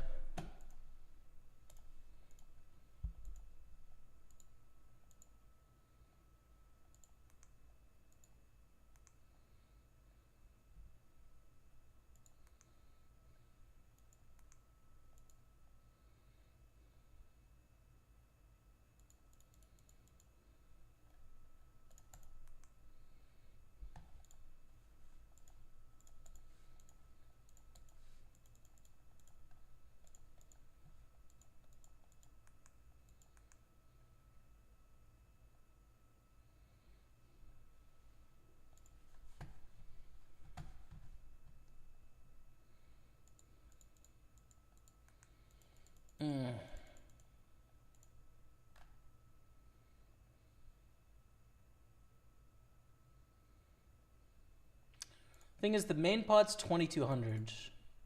The side pot, we have queen high, which is going to be tough to win.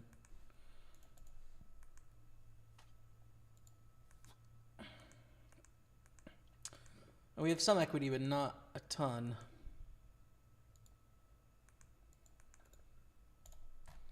And now we just shove to fold out this likely chop, you know. If it's a 10, disaster, but it's a sucky spot for them because they've got to call for half of this pot and a third of this pot. They do, but I mean, I think the call's bad. Like, I do think they actually have to fold there in theory, but they call, and it works out. They get their money back. I could be wrong, but I think they have to fold there in theory. Rolling up here with king 8. Take that down.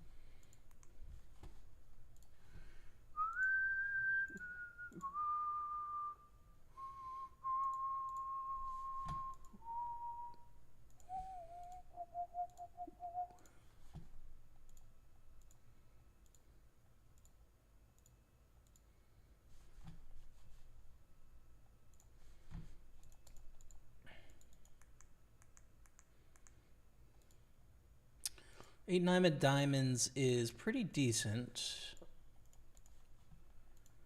Decent 3-bet spot here.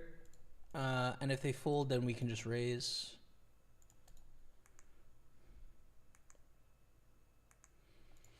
We would call an all-in from OT Maskinen if they decide to shove here.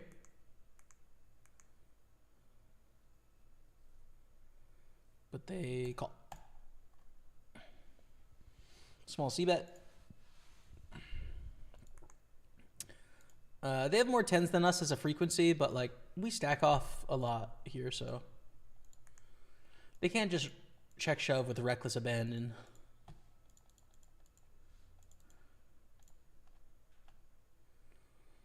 And now we'll just bet the turn. And they fold. Okay. All right, here we go in the 320 with a potential comeback hand.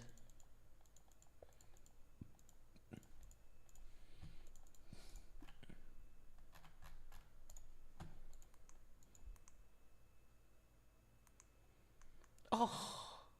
We both flopped a flush. Oh my goodness, dude. And a limped pot as well. That is so sick. All right. A limped pot, we both flop a flush. 3 ways. Big blind versus button. Versus small blind. Anyways, our ace-jack shove gets through, which is good.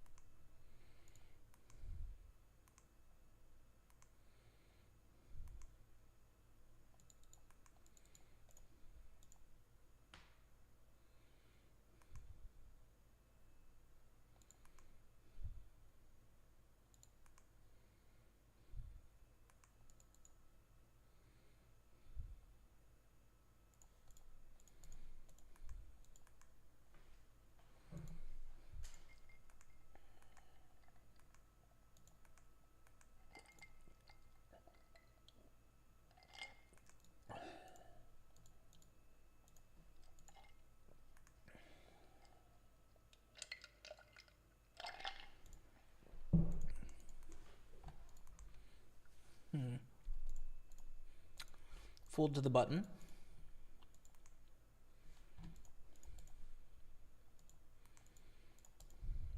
And fold 9 deuce as well.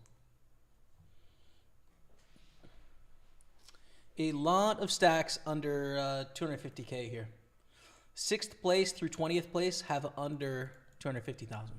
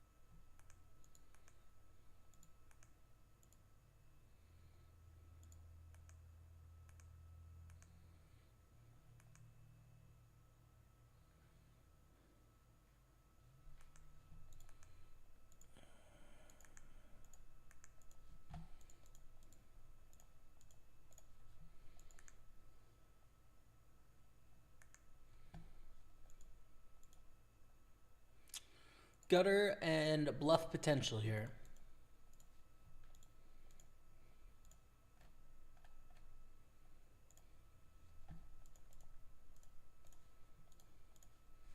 We take it down, which is great. It's in the 215 super. 25 left, 15 pay. We have 2 bounties there.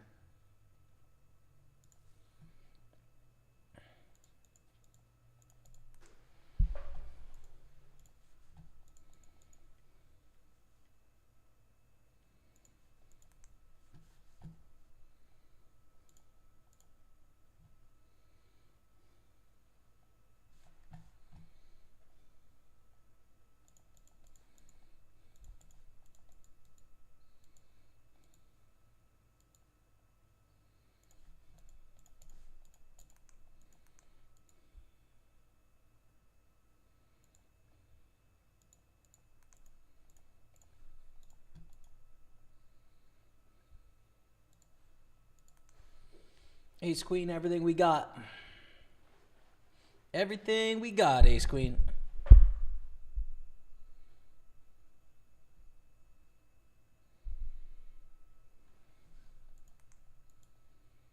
think we want to call, honestly.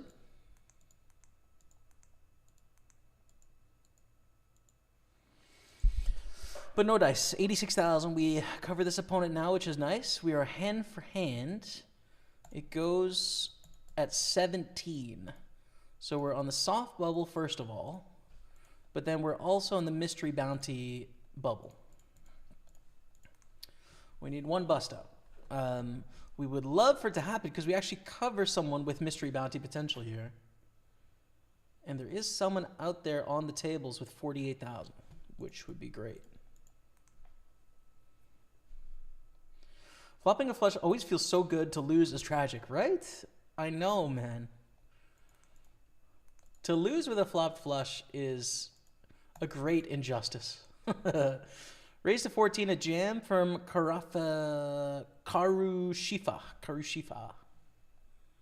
Takes it down.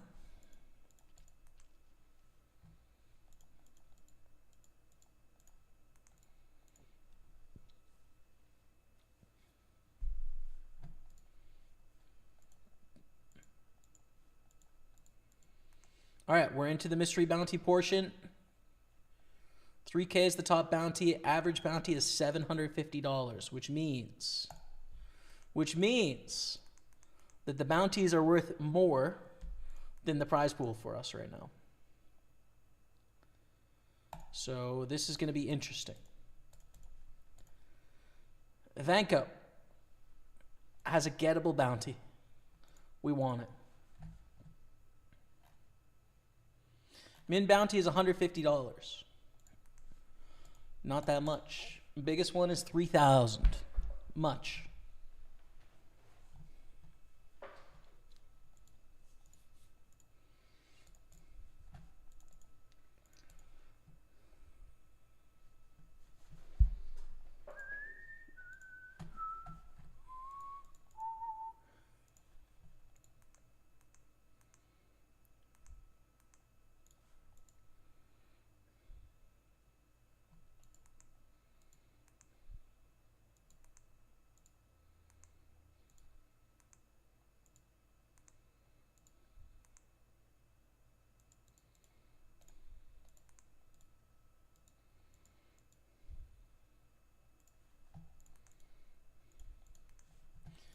All right, we still cover Vanko. Oh, it's a beautiful ace-10 suited. Oh, it's a gorgeous hand. Just everything work out perfectly. Vanko pick up ace-9. They shovel in. We call. Quick side sweat here. Ace-4 against king-jack in the carnival. We win.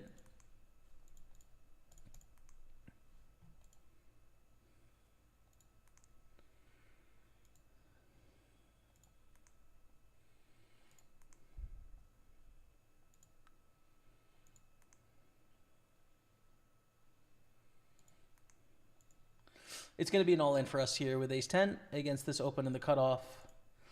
Just very strong hand against a very wide opening range.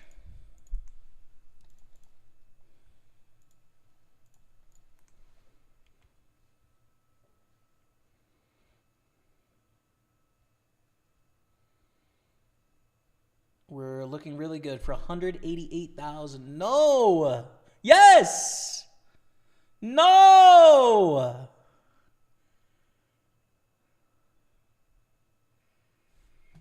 Oh, dude, we're out, man.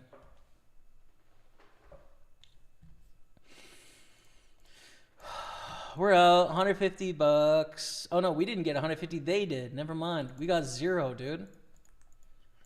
Come on, man. Ace queen against 5s. Come on, man. No.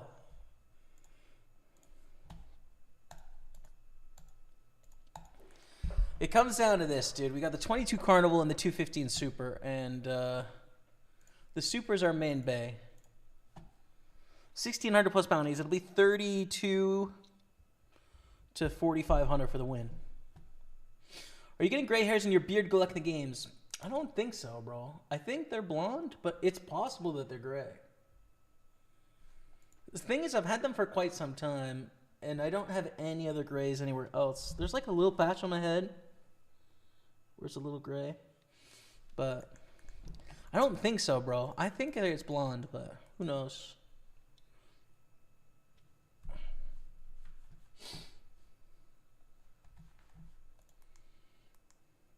All in, Mike McDermott calls for a $5 bounty in the carnival.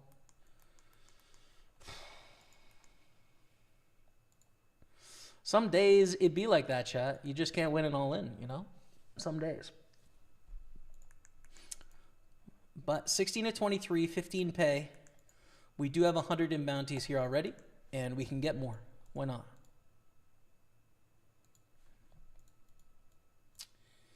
Call. Flop is not so good. Queen 8-6 is an interesting flop, though. We have the king of spades.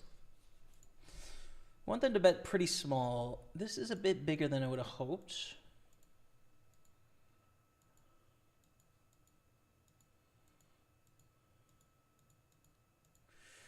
Yeah, I'm still going to float here and then bet the turn.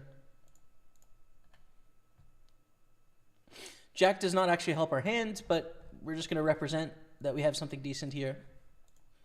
The thing is, we played this exact line against double black before, and we were bluffing last time. I don't know if they're watching the stream.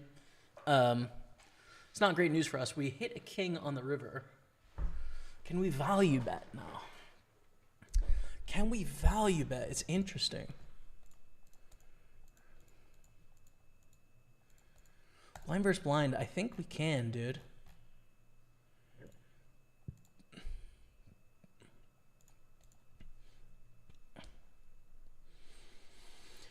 Take it down. All right. Good. Good, good, good. 193. Bobby Winger, what's up, brother? Good to see you, man. Speaking of Bobby Winger, let's play some spin overdrives, yeah?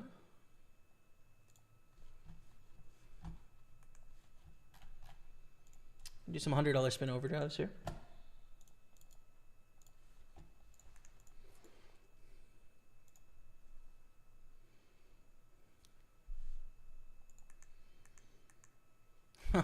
I'll place a hedge bet with you, Jamie. I'll give you 200 if you don't get the 3K bounty for 20%. I didn't run any numbers, so I have no idea who's that's better for. Well, I'm out of the tournament, Ben, but thank you for the offer, brother. Thank you. Thank you so much for that. So kind. All right, we're all in for 3 blinds here. We need something special, dude, and that's a special flop. Oh, my goodness. Oh! 45K, we're not dead yet, dude. Queen 10 beats queens and aces for 9 blinds in the 22.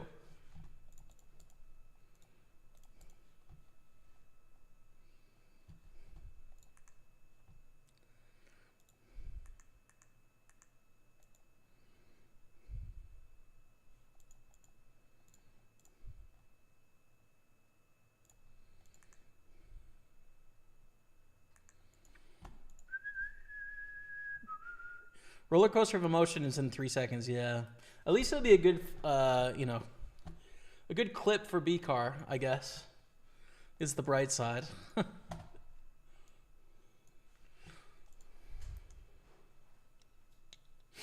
Might get $6 back from the clip.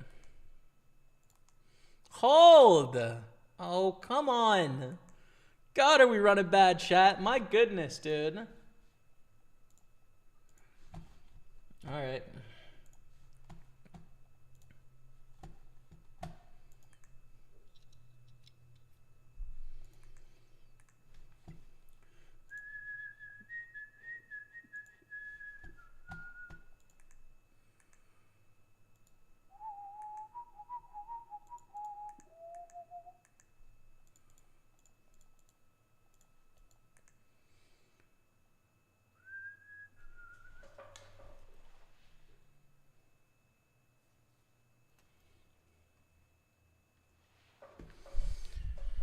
Nine, 8 of clubs, we raise.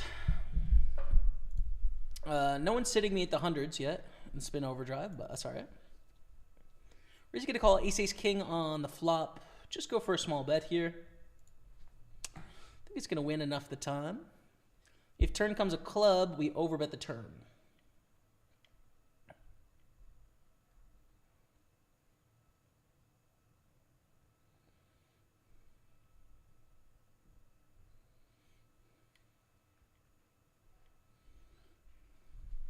Ace king. A little bit of a card rack situation going on here. Smashing every hand. Vanco 3-bets. Cool.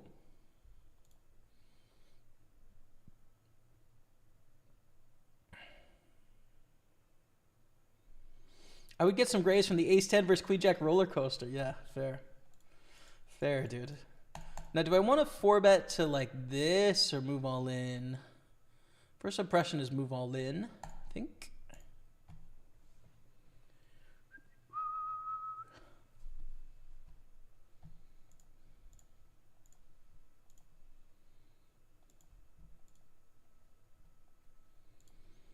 Vanco 3-bets. A little bit bigger this time as well.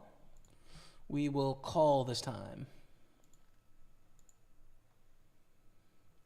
And flop a flush. Oh my goodness, basically a flush. 4 parts of a flush and 4 parts of a straight. And we could probably get ace king and ace queen to fold by check raising here. So basically, we flop the nuts. They call. I think we should continue our story here. Again, against those same hands that might get sticky. We have a lot of equity. Yeah, I don't know. I think it's an all-in moment.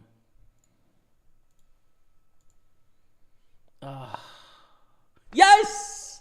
Let's go! Oh, you'll love to see it with the king, queen, dot A. It's not a good hand to see the aces in that it takes away 2 of our outs, right? With the club as well. It's pretty much the worst hand we can see here because we have all the clubs that aren't... Yeah, all the clubs. We have all the 9s, but we don't have any kings or queens or aces to win the hand. So, spin overdrive 10-pack. I don't think we're going to get enough people to sit us, Ben, for a 10-pack, brother.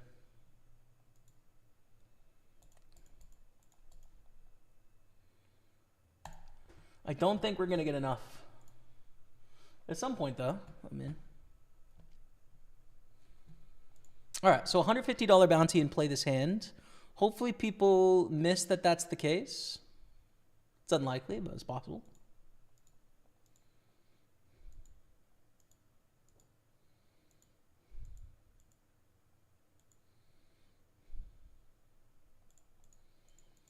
Do we want to squeeze jam this? I think it's too much.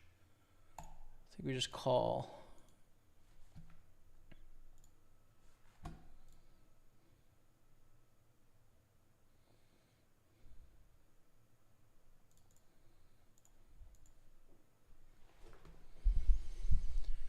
Ace, ace, jack. No hearts.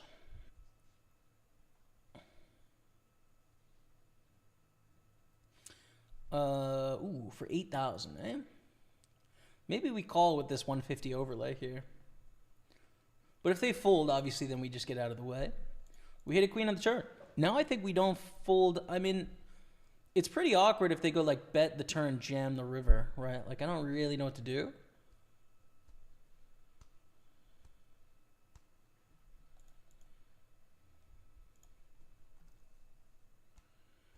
And we win the main, lose the side, which makes a flush. What did Sir Ben have? Jack 10. Okay.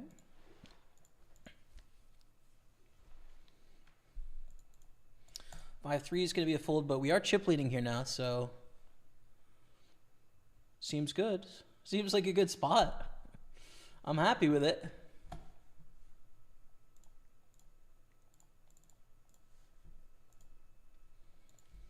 All right, I'm going to unregister this 100, and I'm going to reg a 50 spin overdrive, see if we can get that. off the ground. Nice.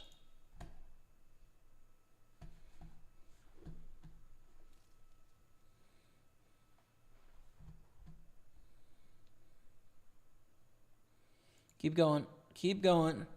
Higher. Not quite. Cruz Shifa goes to the raise. We're going to call in position.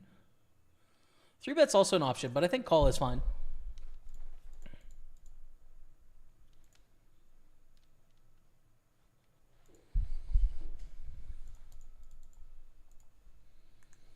Check, check here on the flop.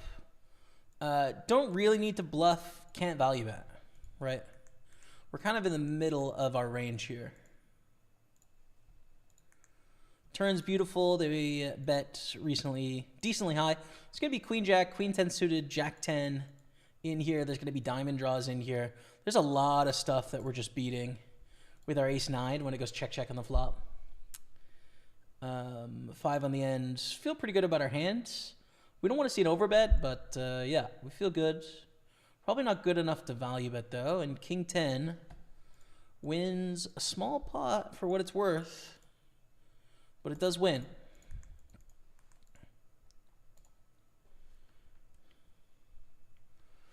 Raise King Queen, get a call. King 4 deuce.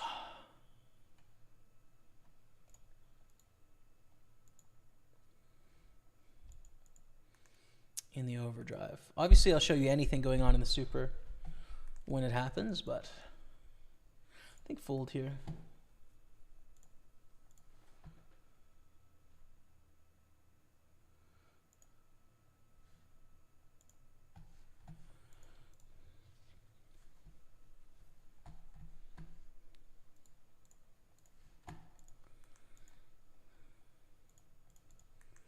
King 7, ace 7. King 7 takes it down there, actually.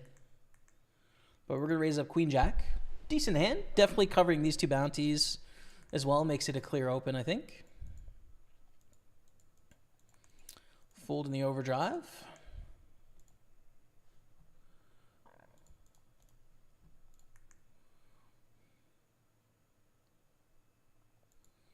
Do they know you're a fish that spin overdrives, though? Where are the regs at? Exactly, bro. I'm a total fish, man. I think we just bet call, honestly.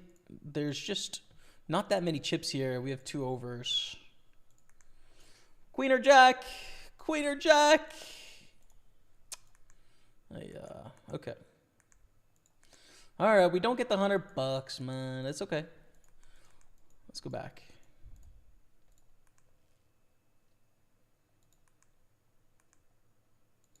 To take the lead. Let's go.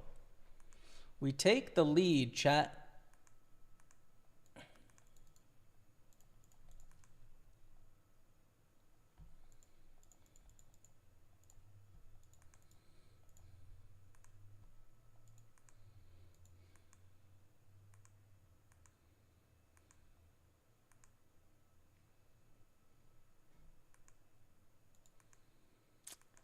Don't think we can call off 7-9 here. They are 5 blinds deep, but I don't think it's a call.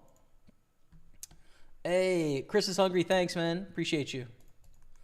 Thanks for the kind words on YouTube. Rolling with King Queen.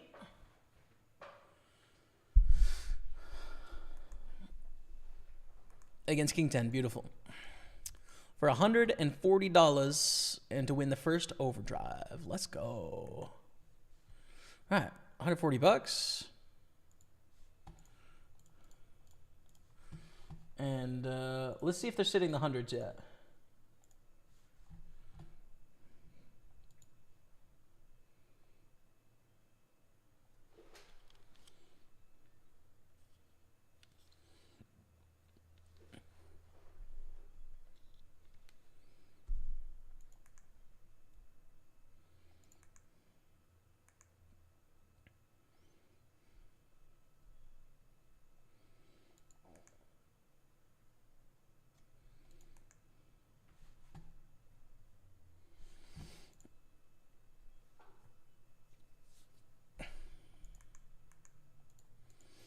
Queen 6 is pretty trash. If it folds to us, we'll go all in.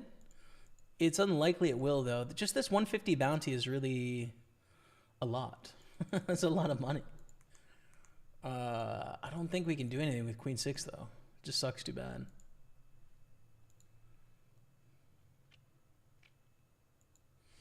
Well, against this lineup, I'd be all in, Bree.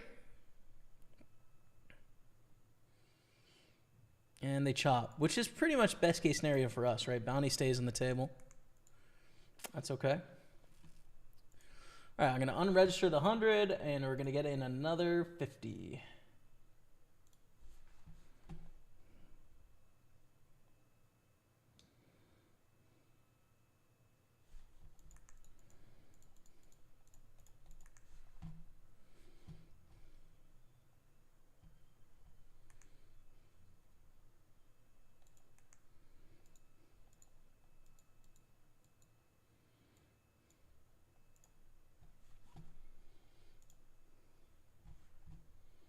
We don't want to overdo it here. They know our range is really wide with this reshove stack, so you don't want to oversee bet, especially on this kind of board.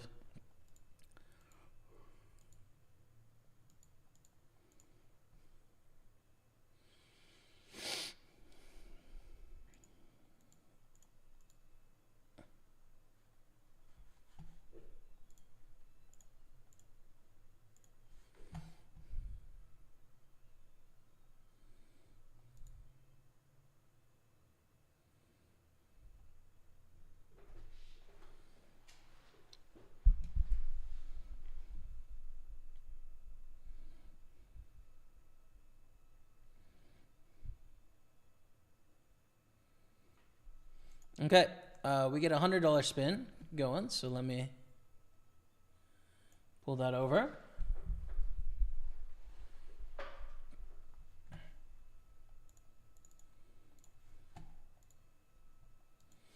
Keep going. Go. Just short. All right, 291. That's what we're playing for.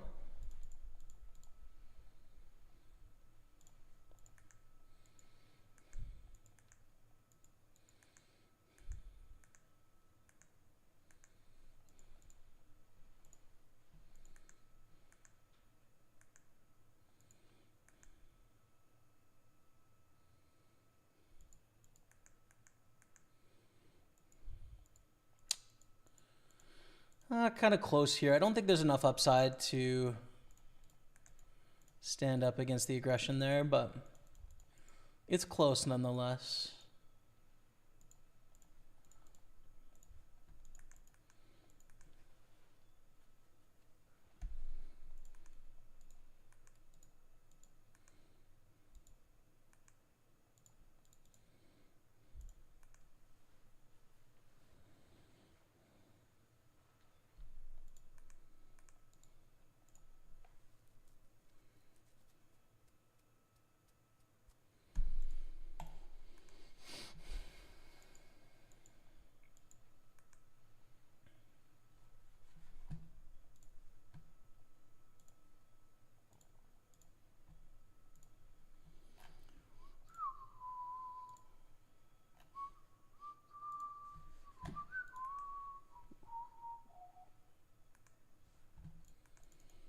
Check our piece of trash, 3-8.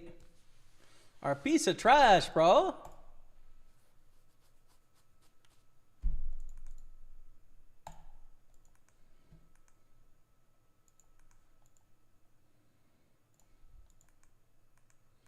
Well, we chop. No bluff.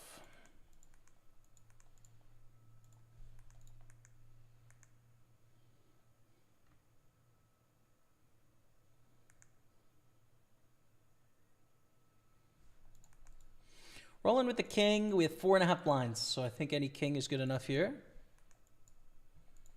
to try and take down the small blind and the big blind. Into a rather special hand with aces. Rest and peppers, Dottie. All right. Register another one.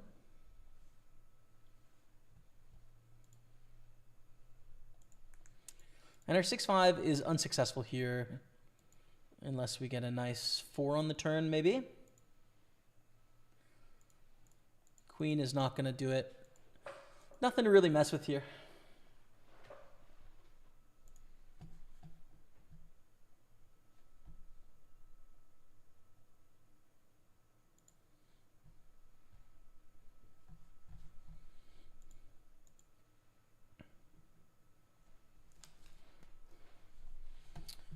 Bro, I don't think I have what is needed to play some cash games right now, man. I don't think I have what's needed. There's a few games going.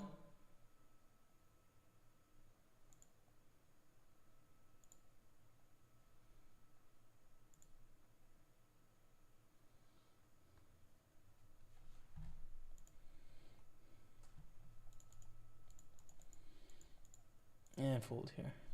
Hey, Illmatic. Dropping the 112-month resub. Gets a love of the chat for your boy. 105 months. Good luck, Vamos. Thank you, man. Lemon Lion. Come on now. We're close to the Lemon Lion. You know, it's interesting. We do have a nice 5-10 game here. All right, let's play some 5-10 then. We'll play some 5-10 cash game. What color should our cash game felt be? Brown?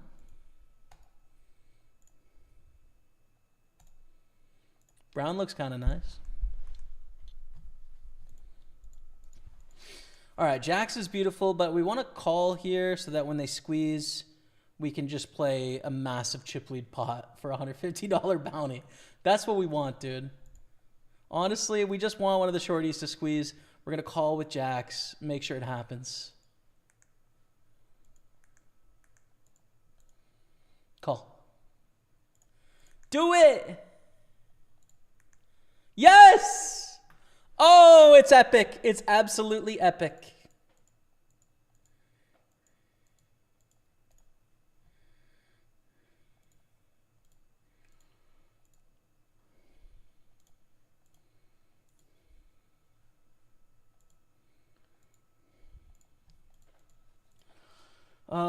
I mean, I guess we go all in here, right? Like, I think Jax is too vulnerable out of position to slow play. And I think raising less than all in looks stronger than just jamming, so.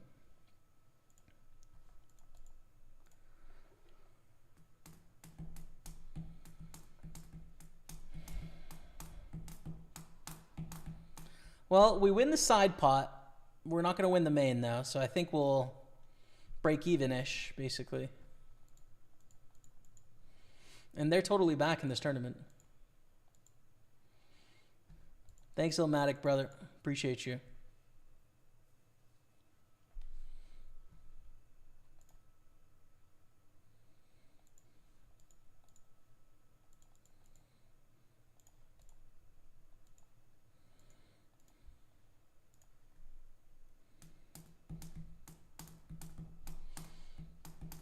But Queen Crazy, what's up, yo?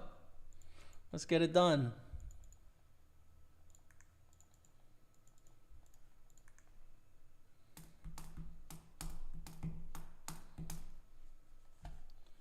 This table 2 is a 1K, technically.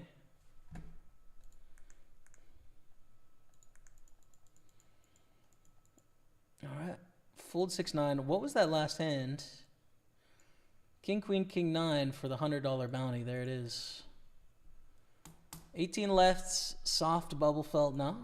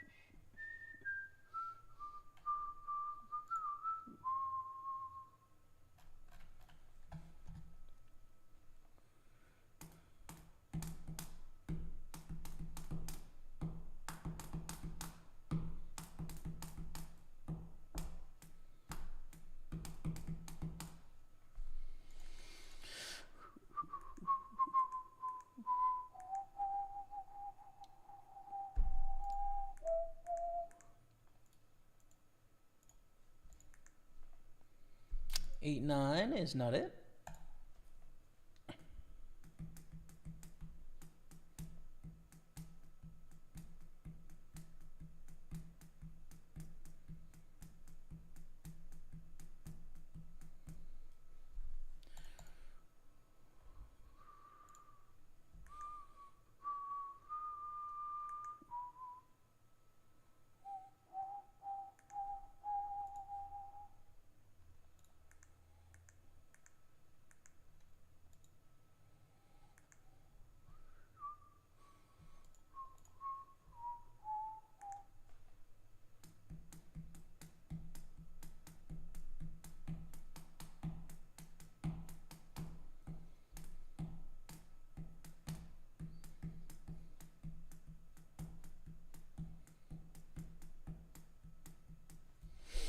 All right, we have another raise here in the cash game.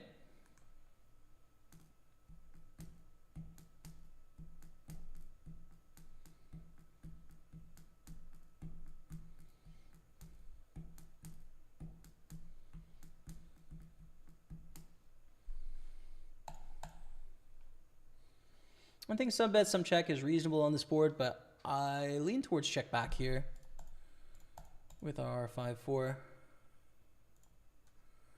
Yo, King of Pool JJ getting it done, bro. Deep in the 55, mystery bounty still with 2 biggest bounties in play. Let's go. Get it done out there, brother. Get it done.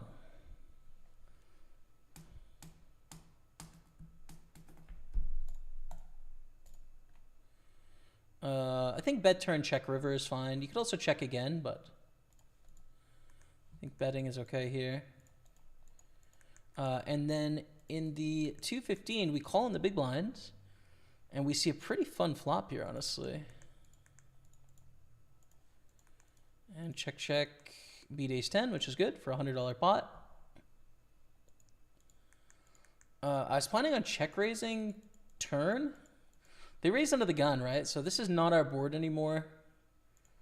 I was going to check raise turn or check raise flop, but now we just don't have an option. And Queen Jack shows down.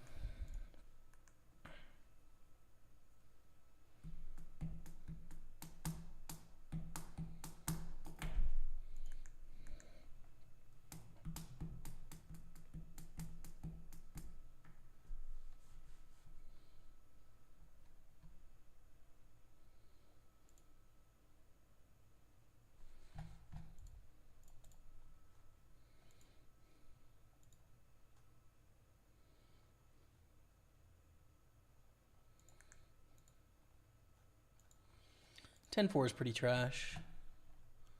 There's a few short stacks. They're just not on our table, really. Like 14th place here. So.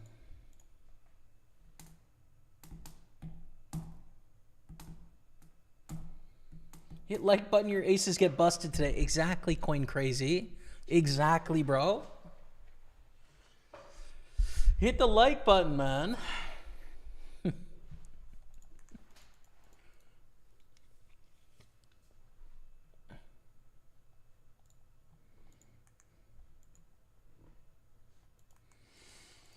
Not good enough, the A7 offsuit there.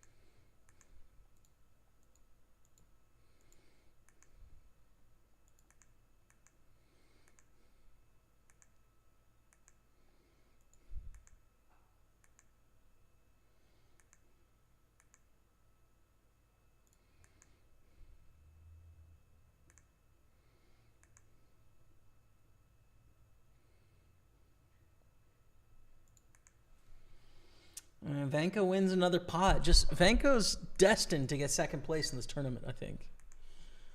It's just gonna get second. There's just no way they don't.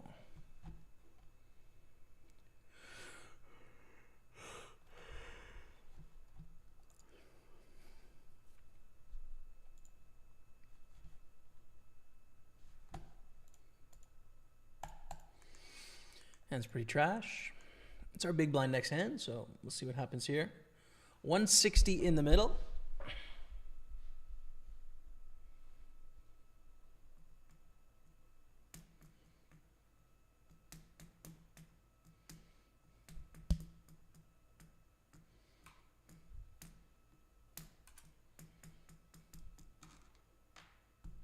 We're on break, but I can actually sit out.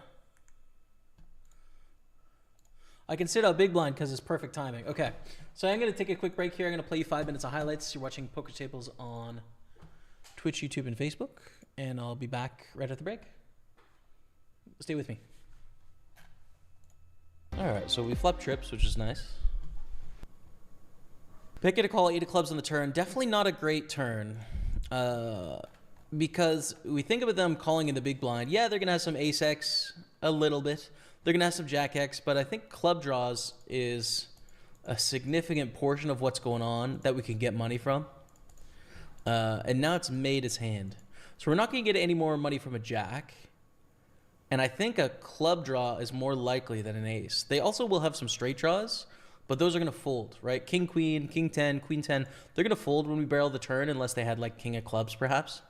So I think the best option here, even though we have such a strong hand with trips, is to check back and to catch a bluff on the river. Lose a little bit less against a flush. Gain some money against bluffs from king, queen, king 10, queen 10. And we weren't getting any more money from a jack anyways. We have 4,500. If we raise, a jack's probably folding, in which case we just call, and it's a jack. Okay.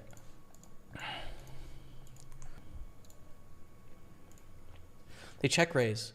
I mean, this isn't making a lot of sense, man. Boca's making it 3.5x. Like, I don't know. We just stack off here and whatever. Just not making a lot of sense. Boke? What are you doing, Boke? Explain it to me, brother. They fold. 145. All right. So we're in a good spot. 18, make the mystery bounty. We're in 14th right now, so it's looking decent. Triple stack in our big ones. Maybe flat against this strategy. We could like 3-bet, plan to get it in for 40 blinds against this aggressive opponent, but seems like a bit of a risk here. 6 off the money, and also if we think that our opponent has a wide range, well, let them take a wide range into the flop, right? And then we can get them when we flop 2 pair. It would be perfect. But it checks to us, and we'll just go for a small bet.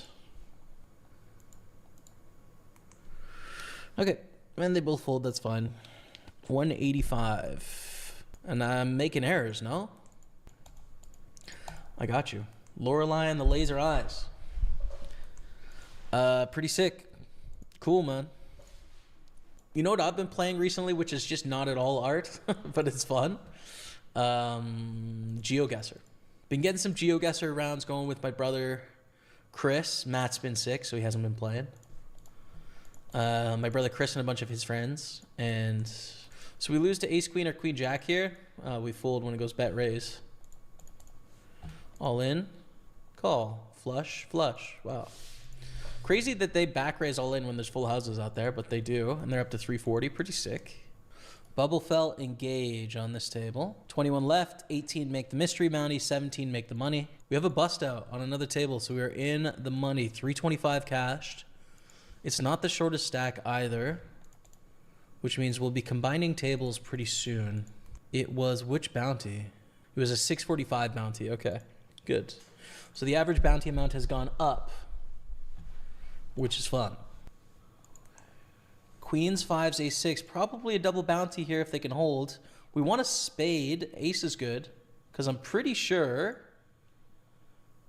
Boca is out. It is the min bounty, which is great. Which means the bounty amount goes up. Average bounty is 794.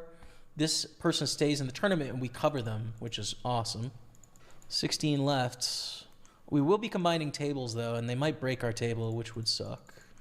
King, queen, ace, 10. Bounty is gone. 645 bounty. That's a good one. It's another one of the below average. So the average bounty is now 800. Last week we got it so that at the final table, the average bounty was 1,000. And then the first and the second went back to back, and it kind of all fizzled out. But let's see what happens this week. Tens is going to be our double up hand, right? This is the one. We're the shortest stack in the tournament, just barely. Almost have technical gamble, but it's an easy all-in spot here.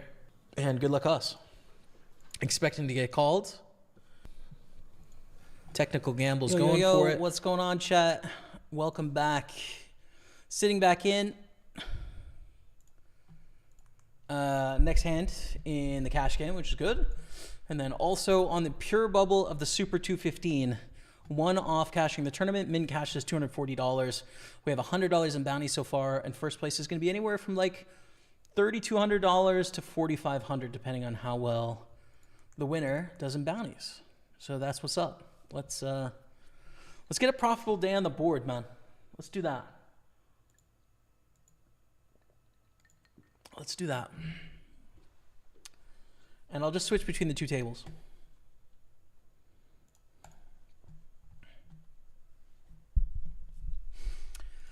I wish we had the short stacks on our table, man, but we just don't. I think we'll probably combine into two tables here, right? Go 8-16 in a second, I would think.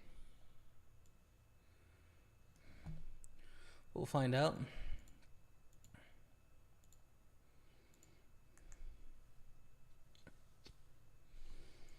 Dan Smith's bounty is juicy, Brie. We want that thing.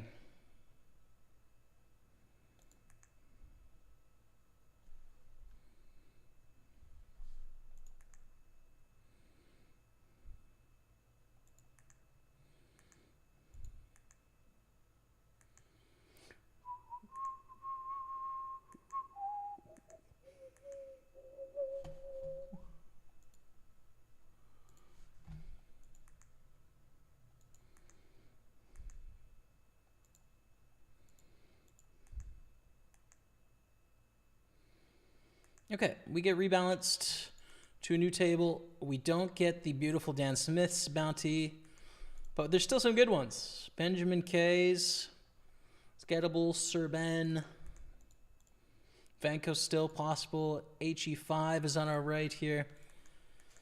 A lot of positives. A lot of positives. All right, this is a good hand.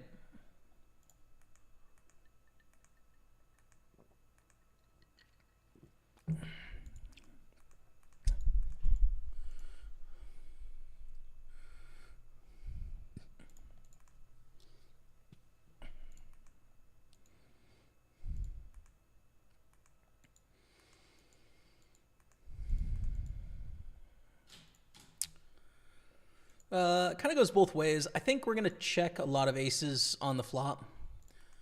Playing to check call. We're not going to c-bet that many. And it's just a clear check down now. The question is, do we call the river if they bet?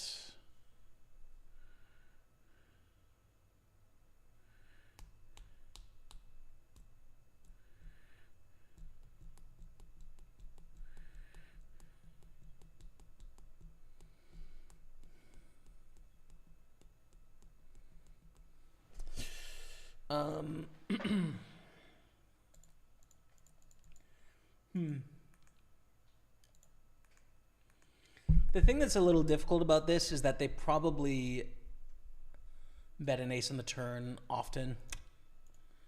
I'll fold. I don't know. I'm not sure. I'm not sure on that one.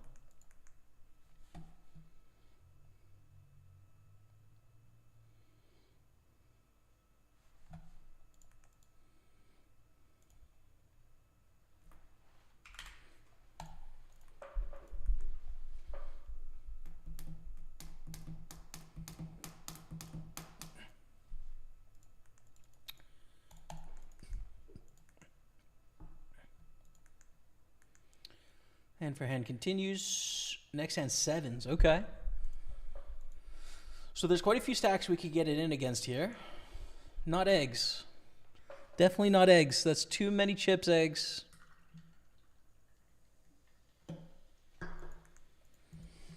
Set. Oh!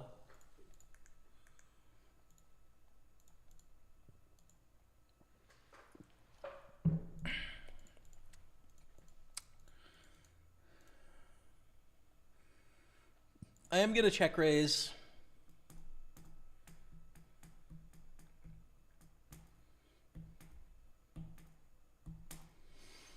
And check turn.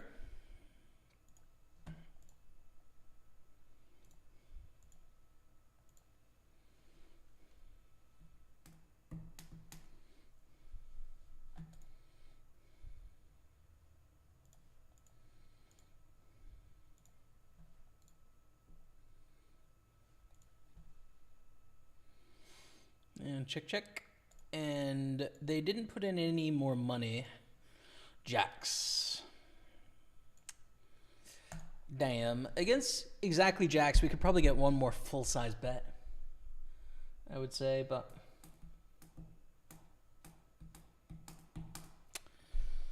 C'est la vie.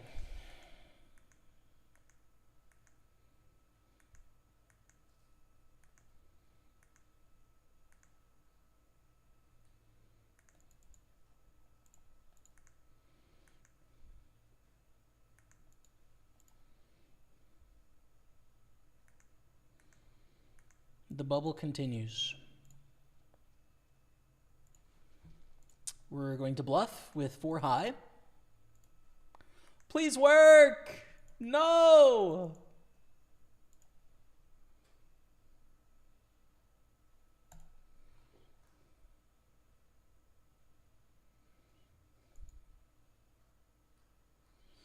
Damn.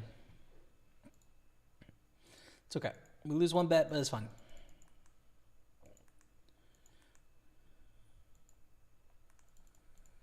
We raise the ace-9 suited in the cash game.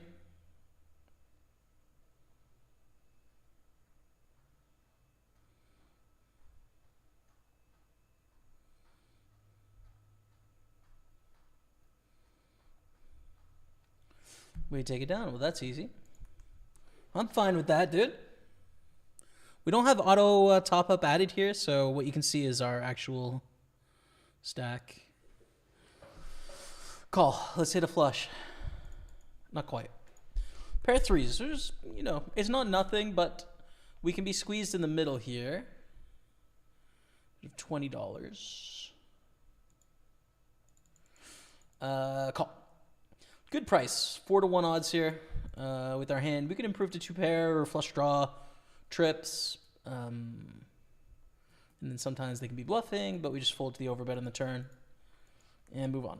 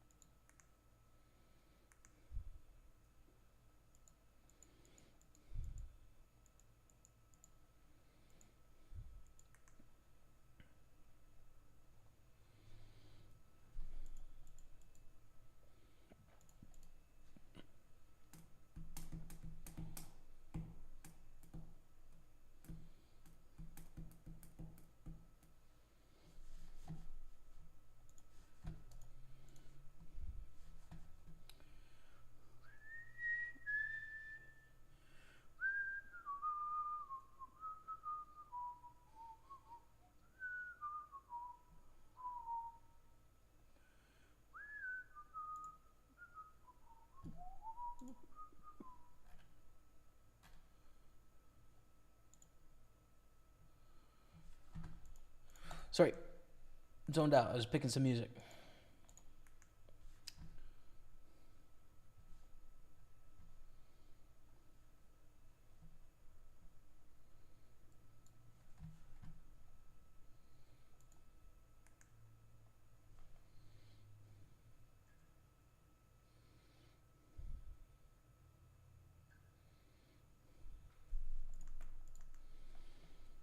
Bet and raise here from Don Cheech against Karoshifa.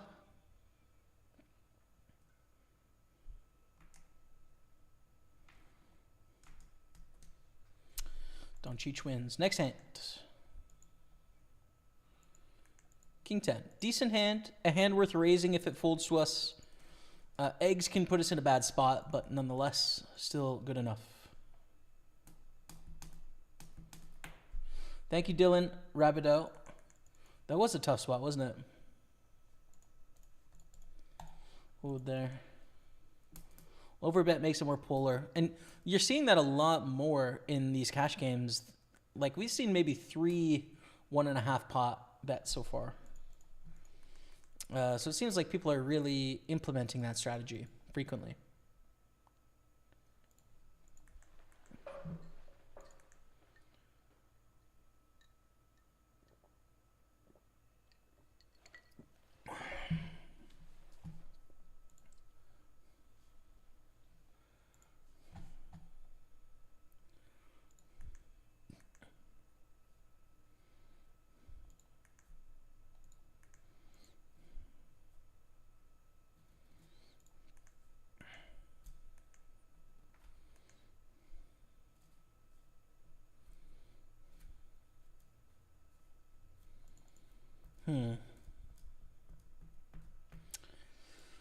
To raise or not to raise, that is the question.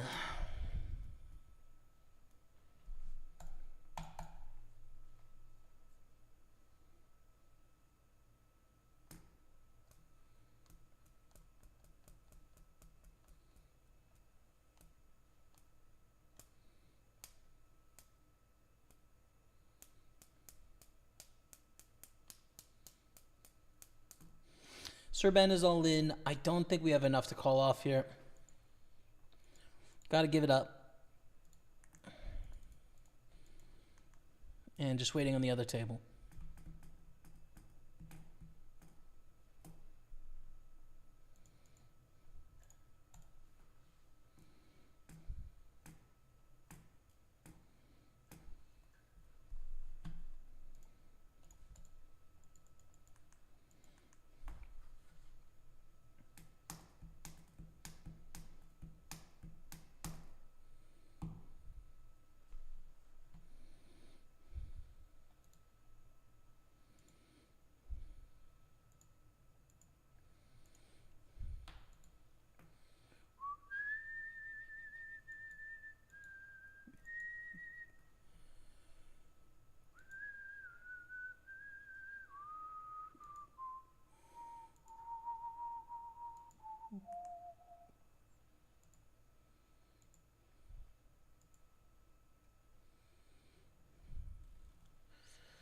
Oh, I'm seeing a nightmare setup here.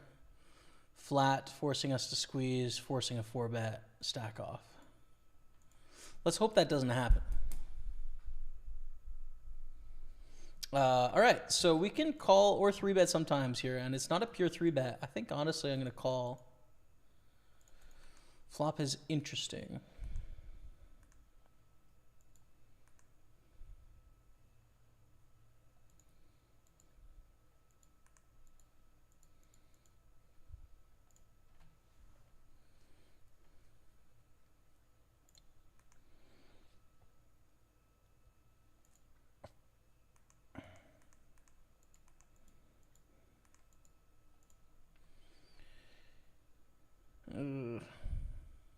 It's such a bad river. Hearts, spades, and open-ender, like ace-queen gets there, right? We do block ace-queen, but we just lose here, right? Like, this ace hits so many of their draws. They raise an early position. Like, we beat king-jack here and king-10. That's turning itself into a bluff. Yeah, it's a pretty bad river.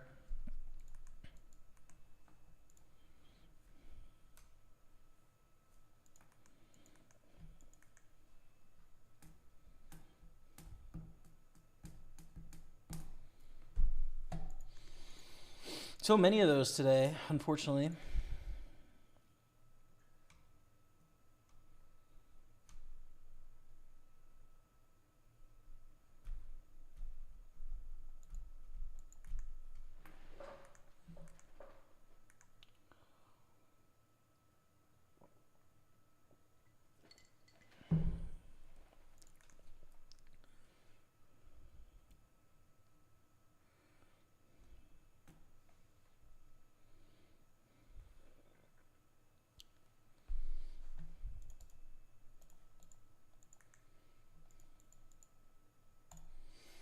King Jack is often dominated, but we have a good price, right? So it's a hand that's going to have to be careful when the flop comes, Jack 5-4, and we see a bet on the flop and the turn. It's like, ooh, we're a little uncomfortable. But when we flop 2 pairs, or when the pot stays really small, or the board's favorable, we can do some stuff. Not here, though. Dan Smith doubled up, by the way, so the new shortest stack is Benjamin here. As everyone is pretty close together, actually. Benjamin with that juicy bounty, but could be pretty high threshold for a hand here. What's up, Rob Calderwood? 1 minute ago on Facebook. Thanks, man. How are you? High variance is making a comeback. It is. Yeah. It is. The big bets. Kings against King 10. Or Queen 7 wasn't faring too well. Kings double up, and all of a sudden the shortest stack is actually Vanko with 100,000. Like, everyone is tied. It's crazy, man. Everyone's got the same stack, man. On the bubble.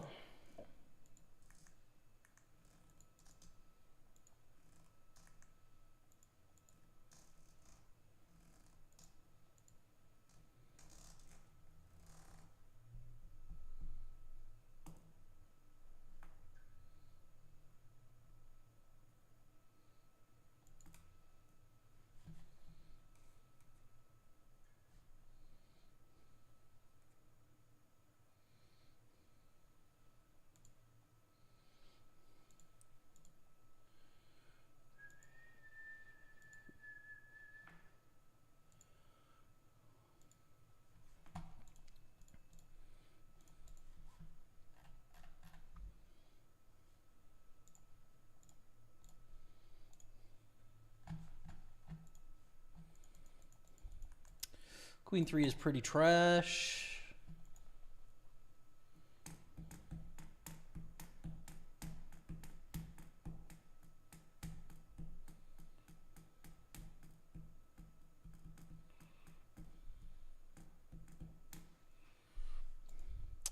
And our shortest stack is all in here. Aces against jacks.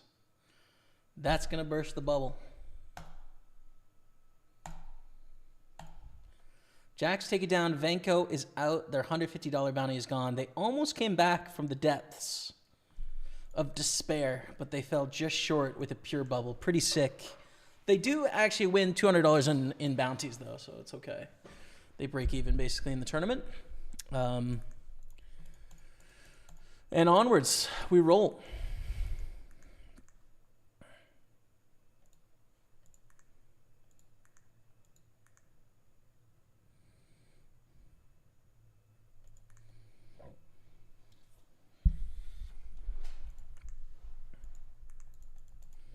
So 243 cashed, and now let's get some bounties.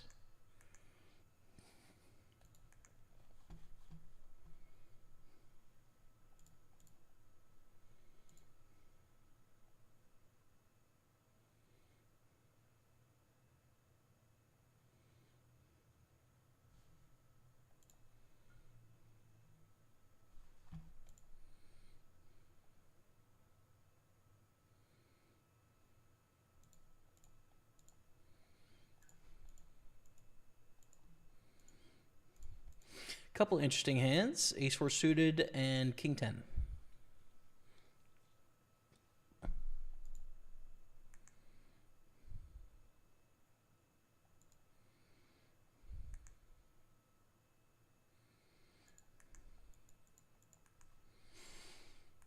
Jack 9-4 with 2 hearts.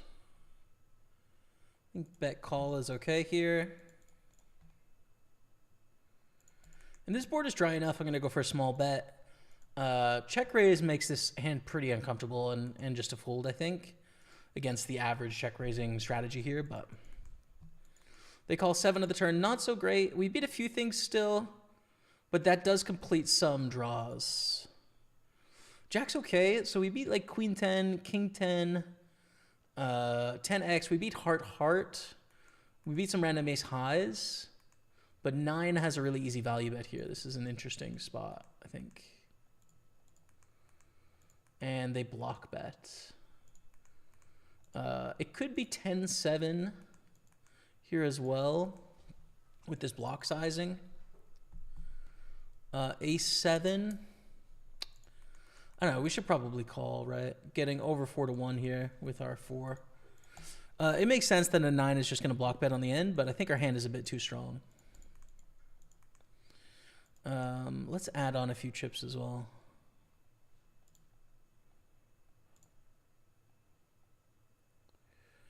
No, not at a table.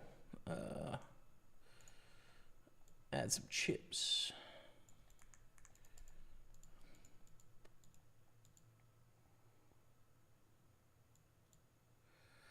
Kind of close.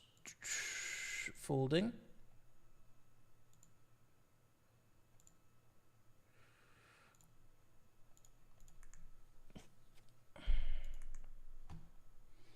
This is the biggest one, Ben. 5-10.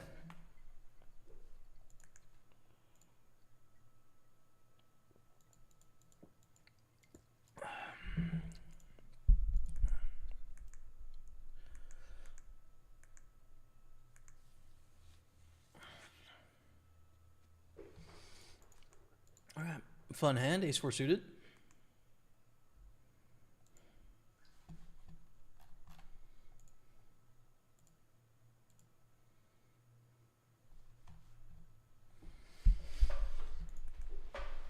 Another raise in the small blind. We've had 3 small blind raises this session so far.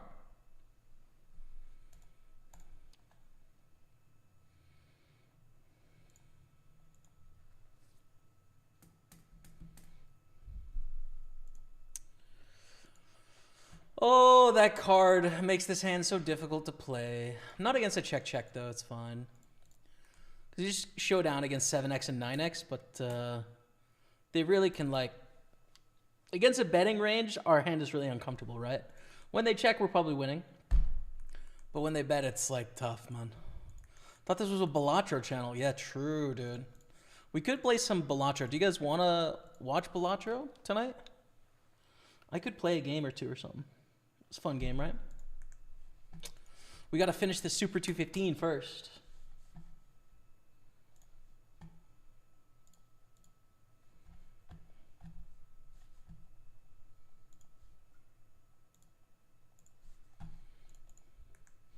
Ace jack against 5s. 5s take it down. Who I think had less chips there. Pretty sure. Indeed. Let's go to the King 9 suited.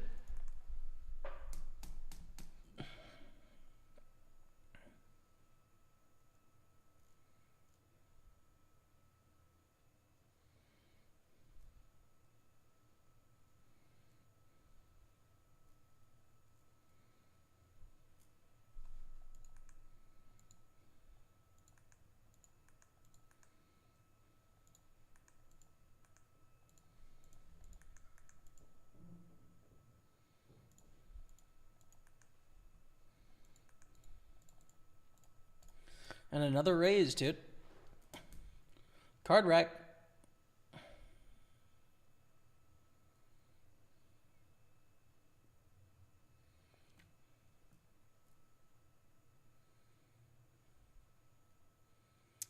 Ace 6 7. And a lead for 29.76.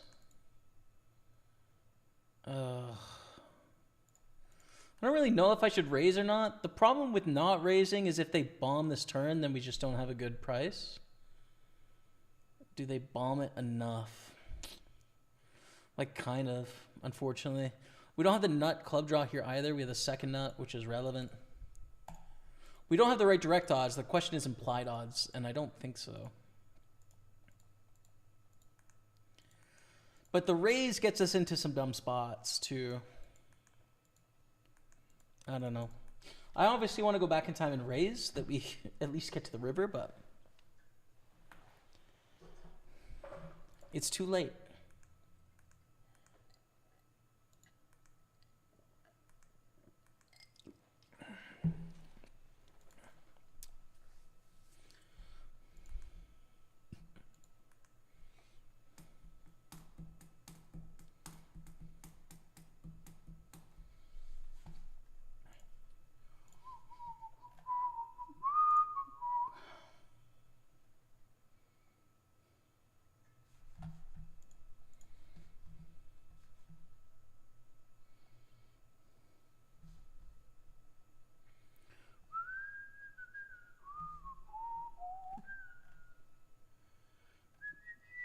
When facing the block bet, do you ever consider turning a 4 into a bluff?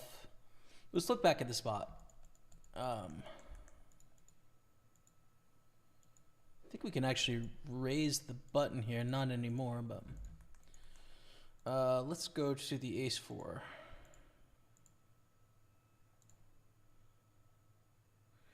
Not this one. This one.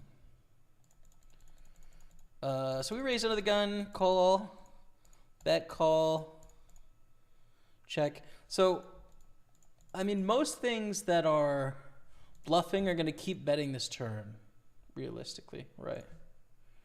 So when we go check, check on the turn, it's hard to represent a value hand. When they bet 19, we would have to say, hey, we have Jack 10. We check back the turn, and we want to go for some value on the river here, right? But, like, nothing else gets there. So we're only representing a Jack that checks back the turn, trying to go for thin value. It's possible to turn it into a bluff, for sure. It's definitely possible. Is this the hand we want to do it with ace 4, bottom pair? I don't know.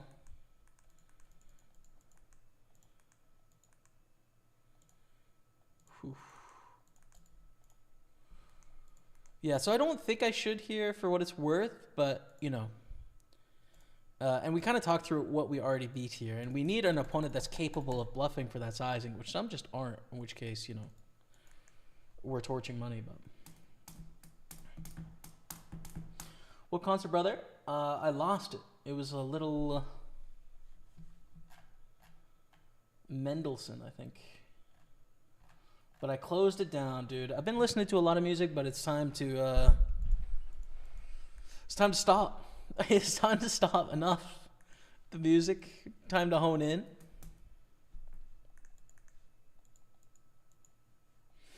How did Levon get 2,000, by the way? I missed that hand.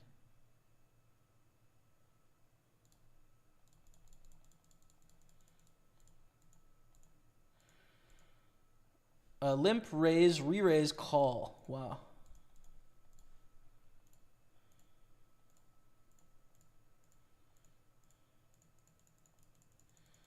And Levon had king, queen, and Nikita had queen 4. Wow. Okay. Interesting. Interesting hand. I mean, a weird strategy from Levon. Limp cold call there. And Nikita stepping out, bro.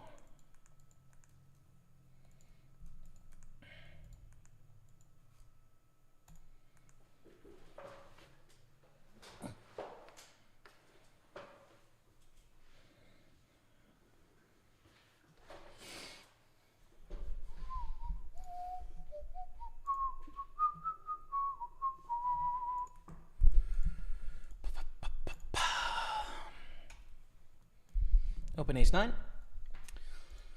It's a fine hand. It's not a great hand, but it's fine. Worth opening, I think.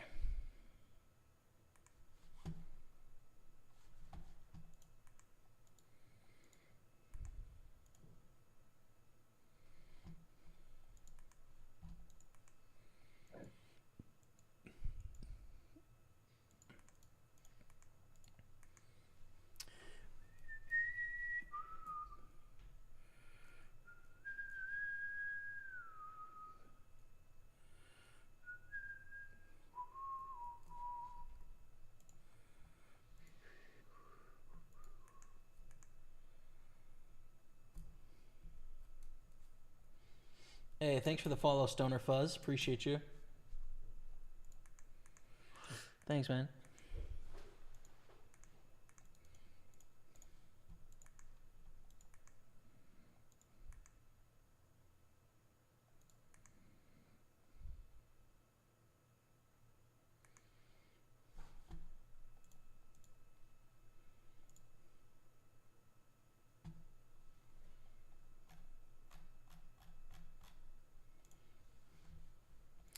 Justin calls in the cutoff, so we check call. Do you think playing in a high stakes game is easier to win and you're less likely to face bad players who raise call? The first part, no. I think it's harder to win. The second part, yes, you're less likely to face bad players. But it's easier to win against bad players than it is good players. You're just going to take more bad beats against bad players. But bad beats don't define whether you're winning or losing. They're just one individual hands where you see something statistically unlikely happen.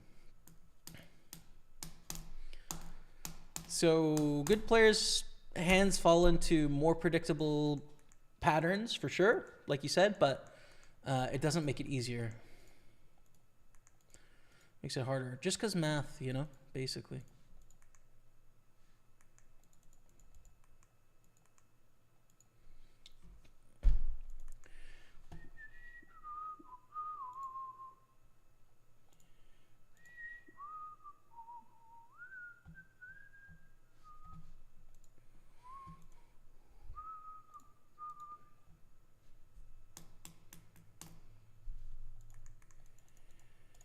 Call for 8,000. Not a great hand, but being suited, it's good enough.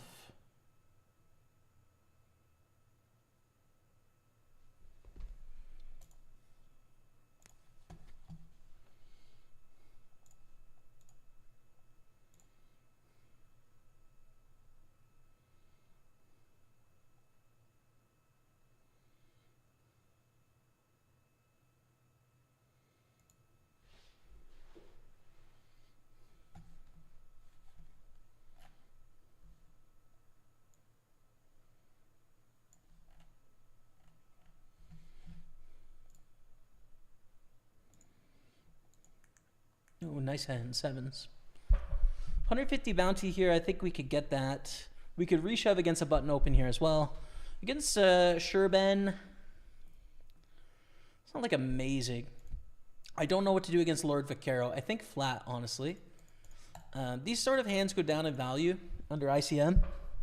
And if we shove sevens, we're probably not going to get called by sixes.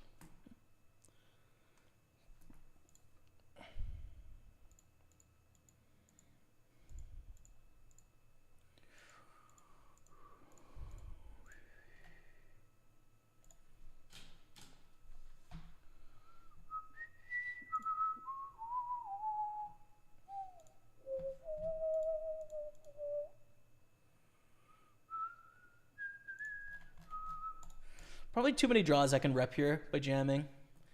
You can also check and try and rep shut down, basically. But we'll shove.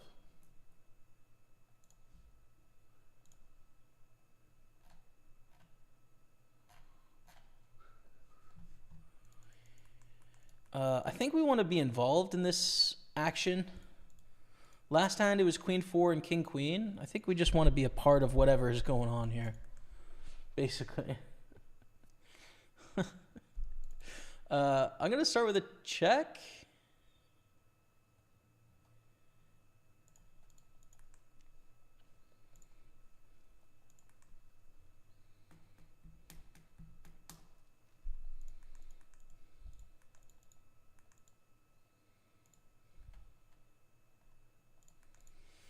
Maybe call here and then raise river.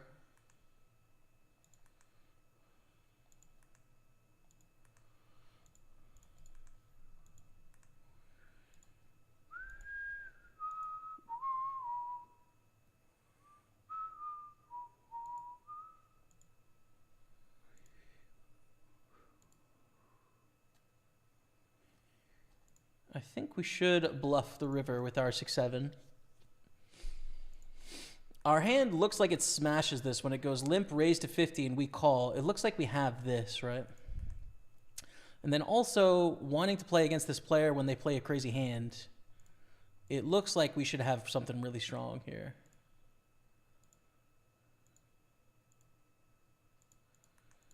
And a bet of 80. Going to raise to 330.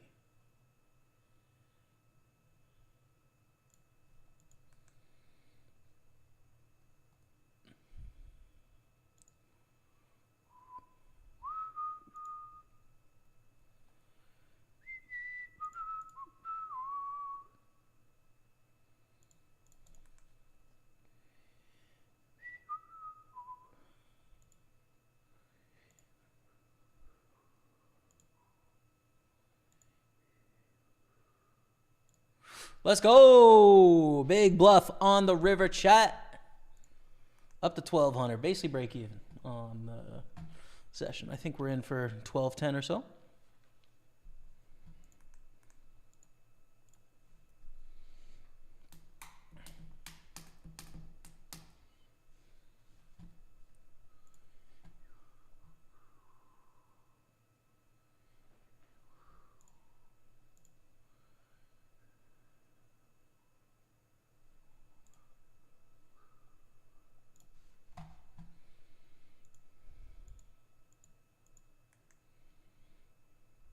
Vaquero takes down a pretty big pot. We're down to 13 now in the Super 215.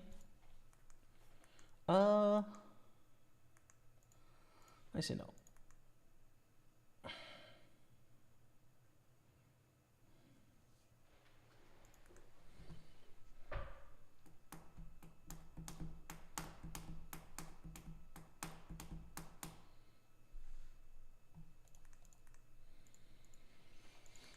Ooh, aces. Aces. Everybody loves a little bit of ace deep in a tournament.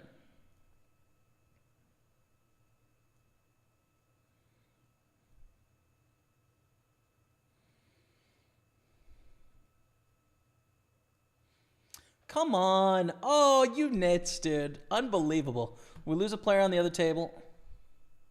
Arctic Fox is out. Dan Smith is up to 650,000 now. What a comeback for Dan Smith. And we are somehow...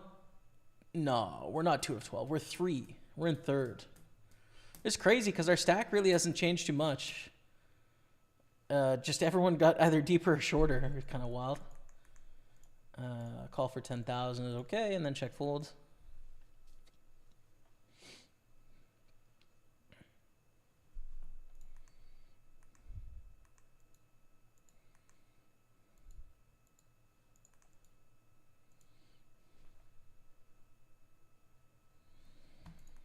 Ooh, king. Oh, yes. Levon limps. Raised to 40. We want Levon in the pot, no? But we also could just... Yeah, we're just going to jack it up. The thing is, Levon limp and then called a raise. Went limp, raise, re-raise, and they cold called. So I think we just want to blast this up right away. Oh, come on, man. Come on, Bray. All right. Okay.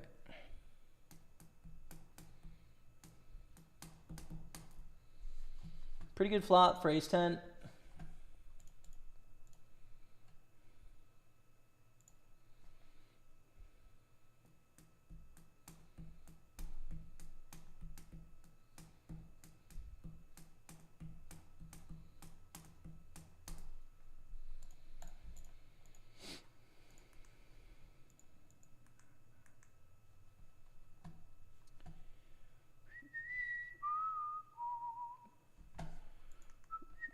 All in on the outer table. We are 4 of 12. I don't know who's shorter here. That's a pretty big pot. Yeah, short stack now, and Karusha.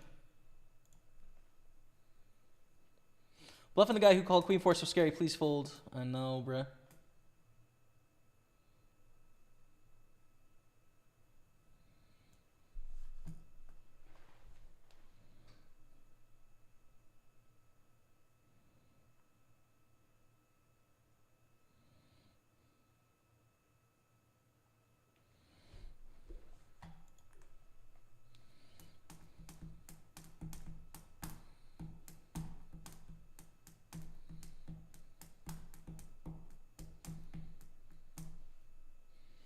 Not my money, but was nervous for you with the bluff. Thank you, Ryan Mack. Cheers, brother. We did risk a lot. We did. Big risk there. Nikita takes one down up to a lot. Nikita's sitting deep, 1,500.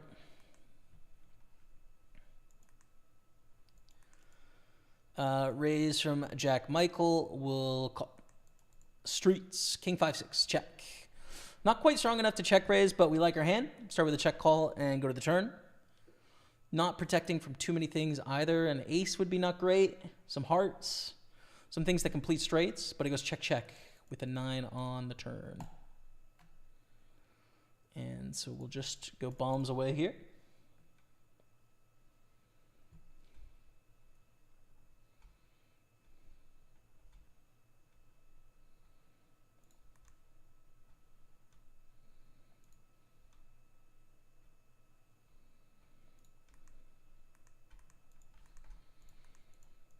And do we want to check call or value bet here?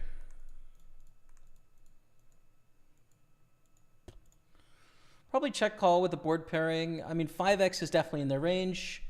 5x, 6x, 9x are the most likely hands there.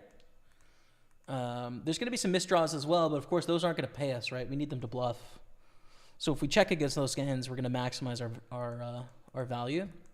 But king 10 is kind of close, I think, on the value or induce side of things.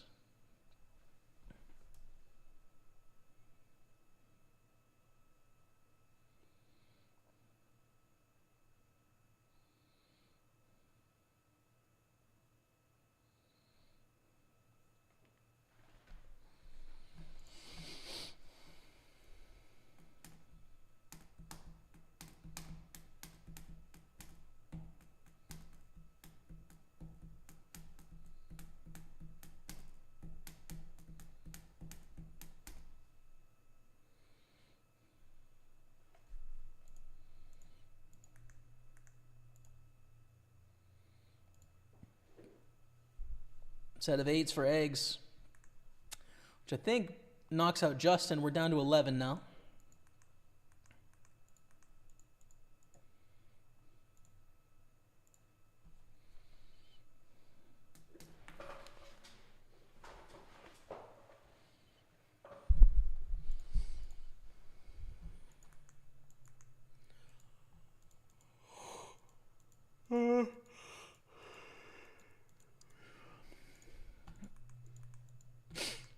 Chip EV, we're always calling here. I don't think there's as much upside against chip leader.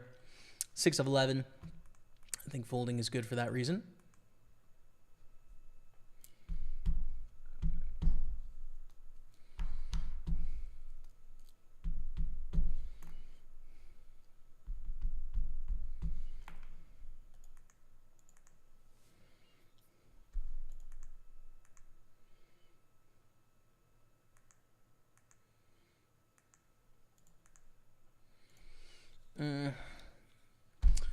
Similar situation with ace 9 in that you can 3-bet here with this hand, but yeah, we got one $1,000 cash game here, and then the 215 super where we're 6 of 11. We're also watching this table, which is the outer table.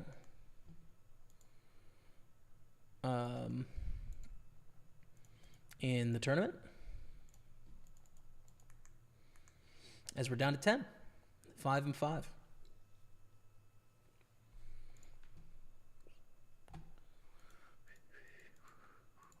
So I think we're up about $70 in the cash game now total, which is good.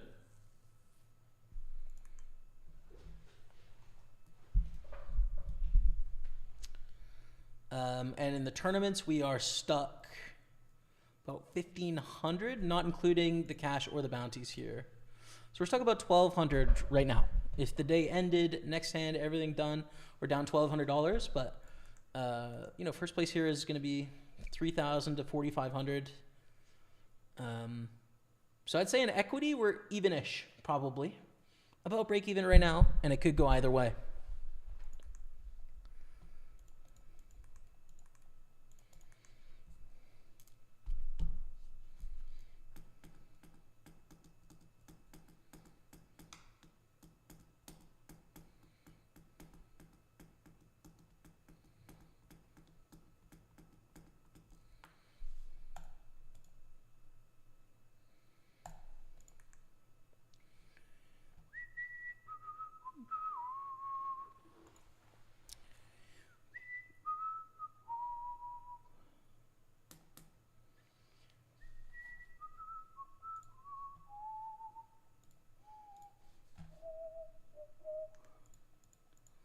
Waiting on the outer table.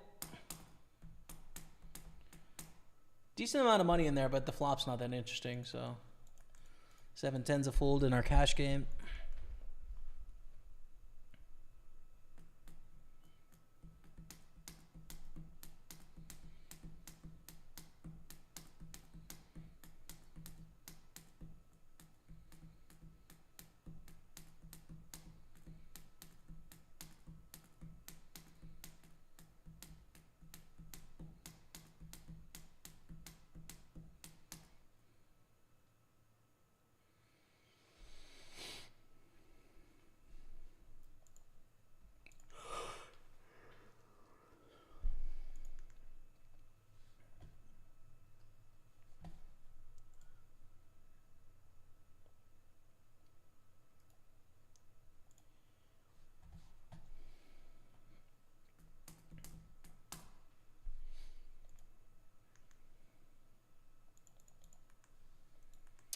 $200 pot going to Ati.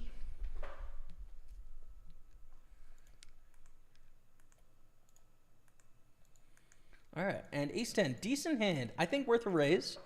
It's not going to be an easy hand to play against a 3-bet here, but I think still worth opening.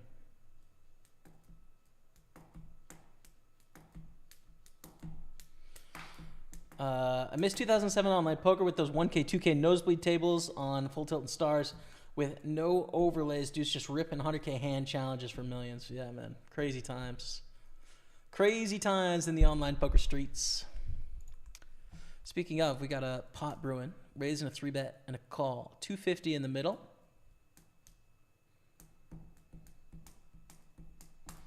Thought everyone started with 1K. You can buy in for whatever you want, Steve Sutherland. And then when you win pots, your stack increases. So you can rebuy for up to 1,000, but then if you rebought and you want a pot, then you're going to be above 1,000. You know what I mean? Pretty looking hand. The stacks are not set up for an open here, though. Nikita goes for the 3-bet and then the check raise.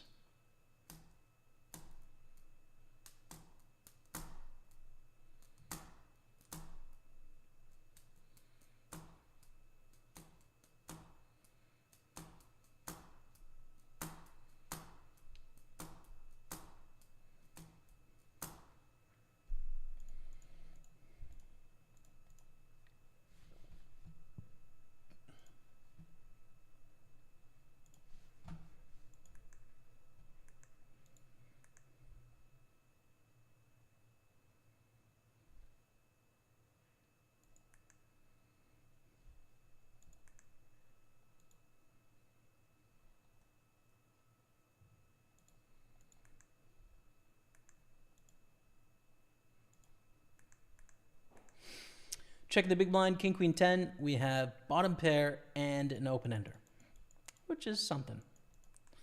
Queen 6 suited here. We're going to call in the big blind against the button open. Ooh, nice check raise here on the 10, 10, 7. We're more likely to have a 10 than they are, so I like the check raise. And it's great if we can take down a pot with queen high, right? Like, that's a big win.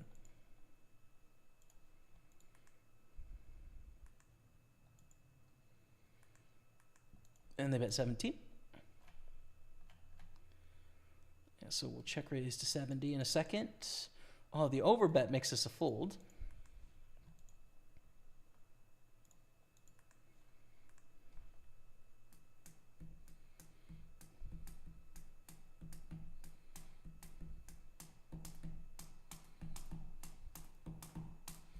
We win.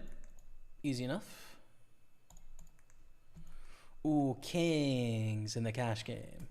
Kings in the cash game.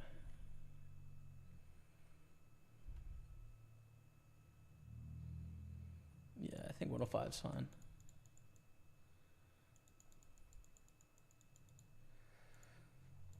Come on now, kings.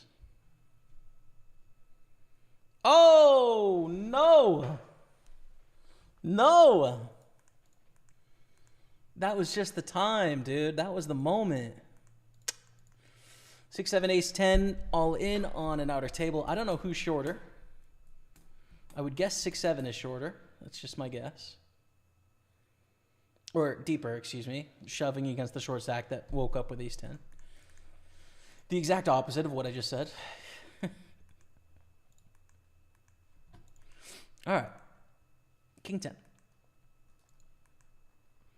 Worth playing if it folds to us. Other than that, it's a fold.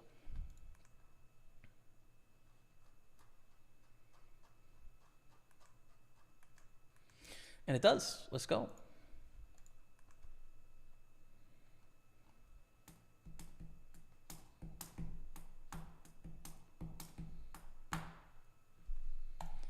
Threes, same thing.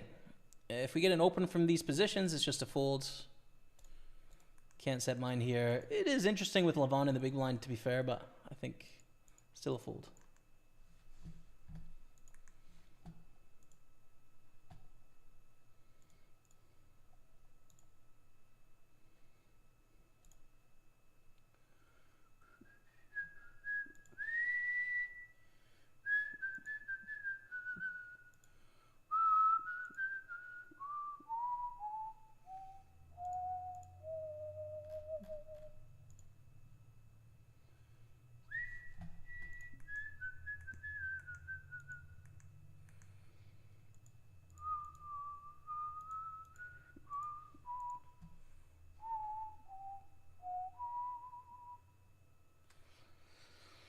Raise, get a call. King Jack 4. I like check back here. We're going to induce a lot of bluffs. I like controlling the size of the pot. And yeah, just good spot to check, I think. Great turn. I'm going to bet pretty small here because I think their range is trash. And I want to leave them room to go crazy. Right.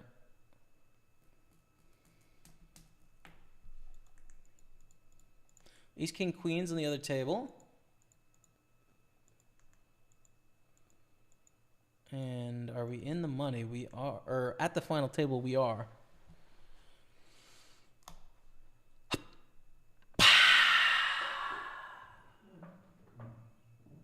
been a while. Final table hype. Coming into the final table, 6 of 9 with $295 cashed. Plus $100 in bounties. You can see all of the stacks here on the table. We're chilling, middle of the pack, I'd say. And the bounties that are available here as well. First place is 1,600, but you add bounties. It'll be anywhere from like 3,000 on the low side of bounties up to 4,500 if you get a lot of the bounties. So somewhere in there for the win, and we're here for it. Let's get it done. Let's get it. Let's go. Table 2 is a 1K cash game, yep. Is the Super 11 final table 8 or 9 max? I don't know. Not 9 probably, based on me going 9 here. Howdy do. What's up, Skippily Skip? What's up, Skippily Skip?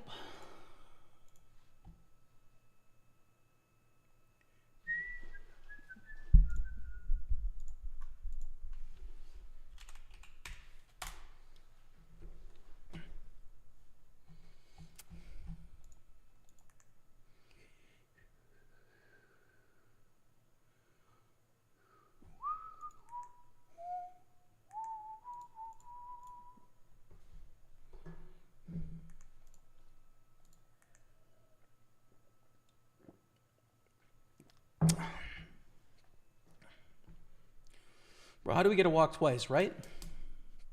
I know.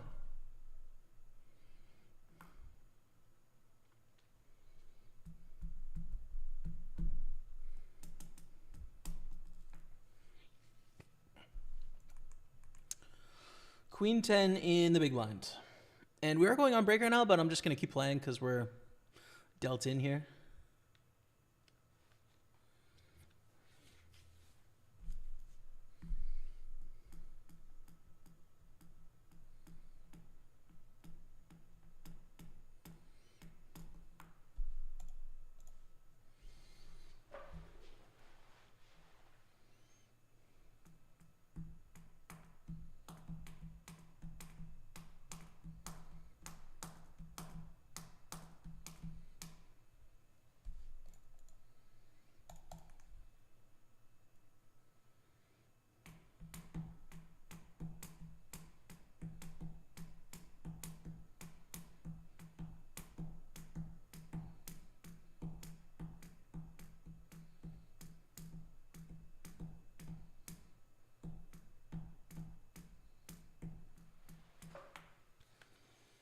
Jack 10's all right. It's not a hand that plays well multi-way, but given the right opportunity, we could find a spot here. This isn't it. That's just not it, man.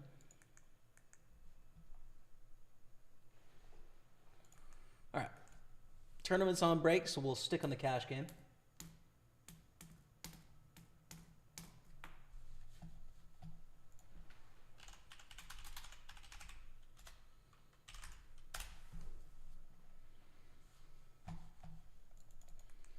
Oh, hell yeah, with the nines.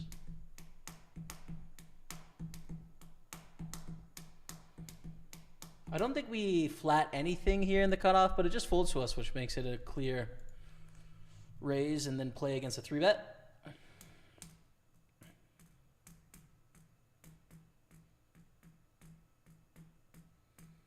Oh my goodness, bro. Oh my goodness. Oh my damn. We got ace king. Let's go ham. Let's go ham with the ace king, fam.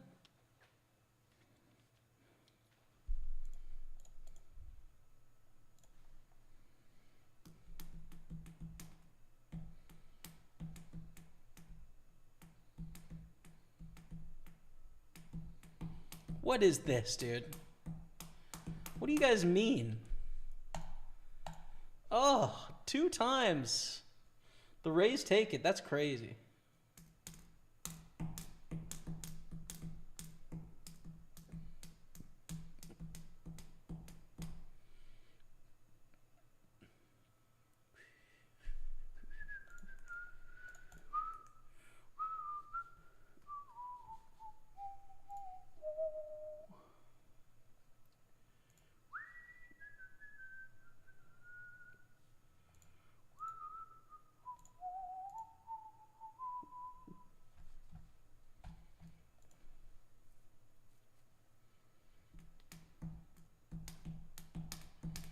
Have you got another job? I do not. This is it, man. Poker player. And sponsor pro with PartyPoker.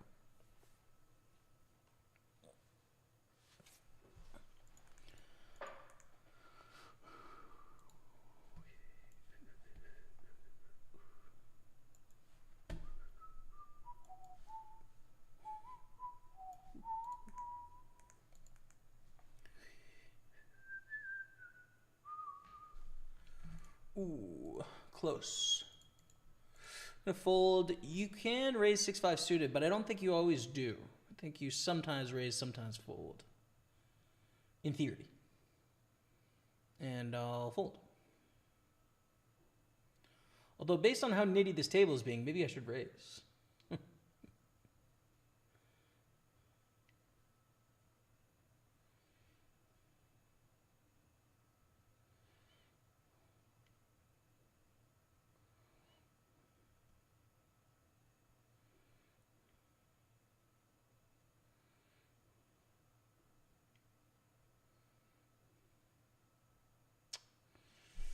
No dice with the 10-6. See, this is my problem with cash games. It's fun. It's a good grind. You know, we're up $220 here. But, like, there's just so much of this where the stakes are so static. That it's just, like, it pales in comparison to this experience where it's like, holy crap, we could go home with $300 or $4,500, right? Let's find out. Like, that's more, I don't know. It's more interesting to me.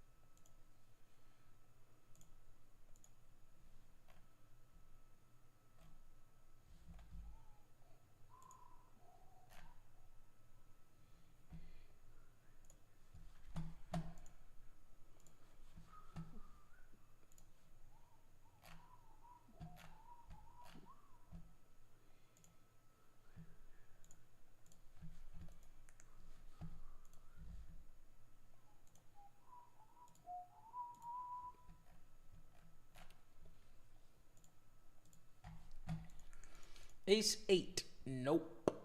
No, siree, Bob. The other night on Party Poker, I had ace cracked 3 times on different tournaments. One was against queen, which is fair. The others were just stupid calls like 4-5 and jack 7. Went on today to play some games. Steve. That sucks, brother. I'm sorry, man. I'm sorry. It's not fun to get aces cracked by 4-5 and jack 7. My head just wasn't into it. How do I get out of this as I've had 2 days left before my $5 ticket for MTT expires? There's just nothing you could do about that in poker, you know? So that's just a part of the game. It is always a part of the game, whether you're the best player in the world or you're the worst player in the world, you're going to take bad beats. And it happens so frequently that it's normal for everyone, you know? So I think it's just, you've just got to get acclimatized and come to expect that that's going to happen to you sometimes in your poker life. You're going to go on big slides of bad luck. And there's nothing to do with it. You just got to take the pain, be sad, and move on to try and make as good a decision as you can, as quickly as you can. And that's it. That's all you can do, man.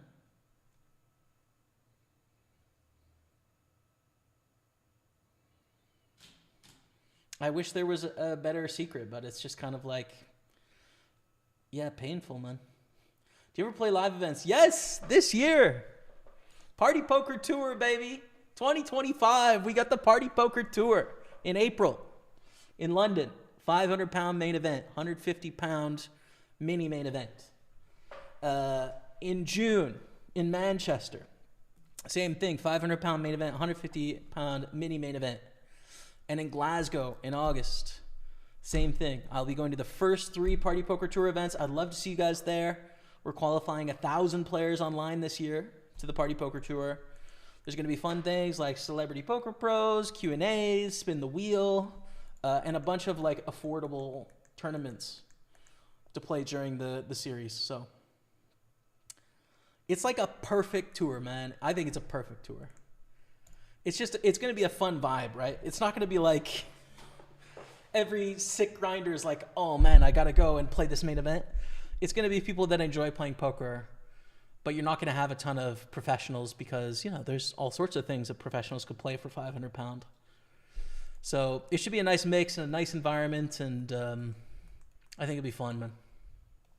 So yeah. I don't play much live cash in my area, no. Skidly Skip. How about yourself, man? Get a raise and a 3-bet here.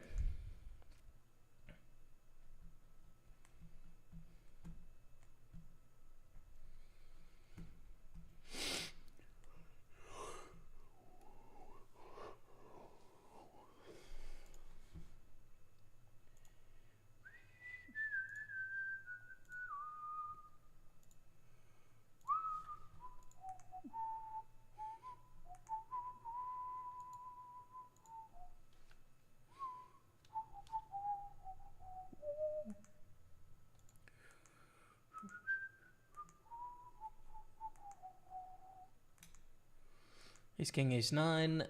Wow. 2-pair. Pretty sick. Corona Zoe is gone. $300 bounty. Gone. Sheesh. We're down to 8. 336 cashed. Would have loved that bounty, though. I'm not going to lie to you, chat. Would have loved to grab that bounty myself.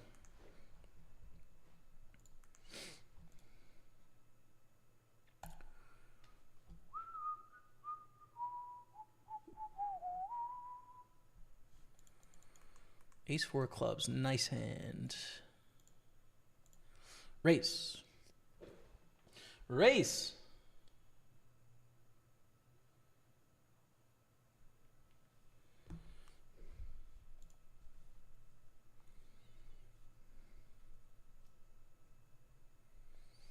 Everyone. Folds. We take it down. Fold the A6. Or the Ace 4 on the button. It's an okay looking hand, but if it folds to us, it's more like a raise and then fold to any aggression. And if someone else puts in money, well, we can happily and easily get out of the way. 3 shorter stacks, but the pay jumps between 8th and 5th is just not that big of a deal. Yeah, it's like $200.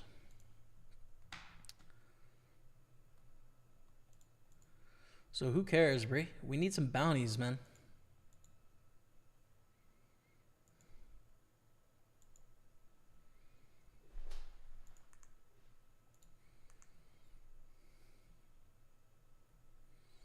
Sir Ben raises. Okay.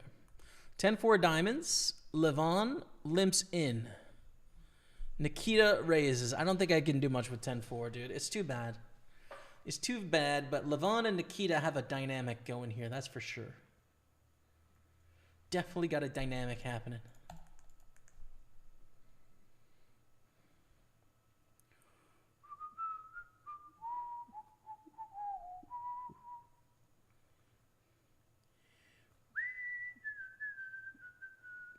Flops 2 pair, and Sir Ben is gone.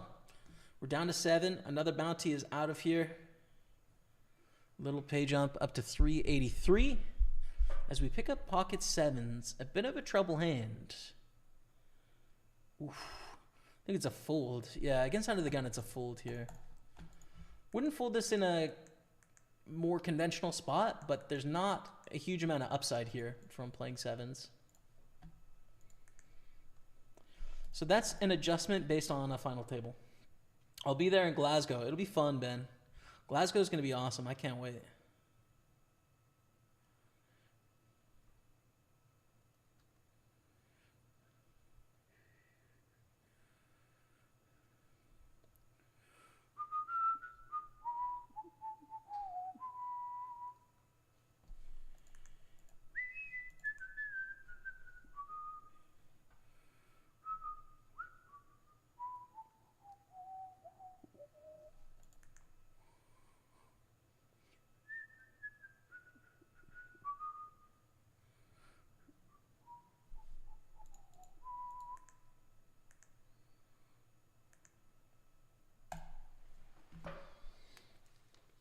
I got Fantasia in my head.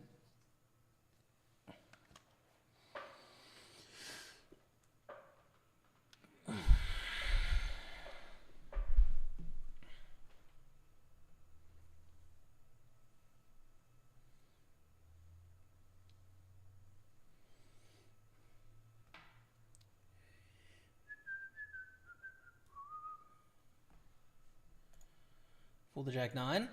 I'll be going to, and I've got you to thank for buying me into all my tourneys. Hold on a second now, Steve. Hold on a moment. Did I say that? Go to flat. Not typically a strategy we have here, but we're setting up for some Levon shenanigans.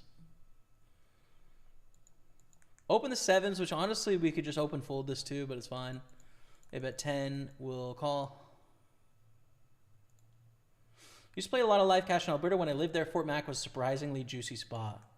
Yeah, it always had that impression for me too. I used to live in Alberta as well, but I played Lethbridge and Calgary mostly. Again, good price here. With our pair of 2s.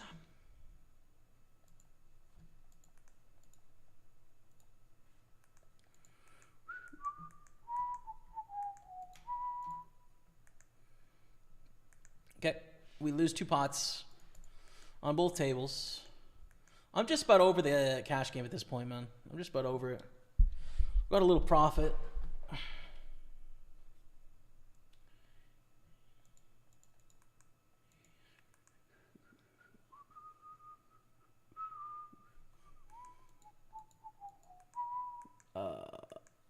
Again, Chippy V, I think it's a clear call. Non-Chippy V, it's whatever.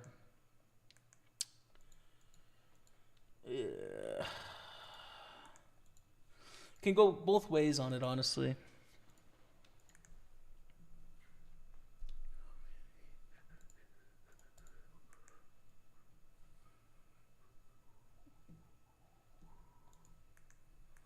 Ooh, really big bet. 2/3 here. I think folds. They're going to be able to barrel a lot with all of their club draws, their 7-8 straight draws sort of stuff. We don't want to get it in here, which is why it's like that hand kind of sucks in this scenario, because We're gonna have to overfold flop like that sometimes. The other option is just like jam flop and force them to fold their draws, right? Or call off with their draws and flip for it. But I will fold.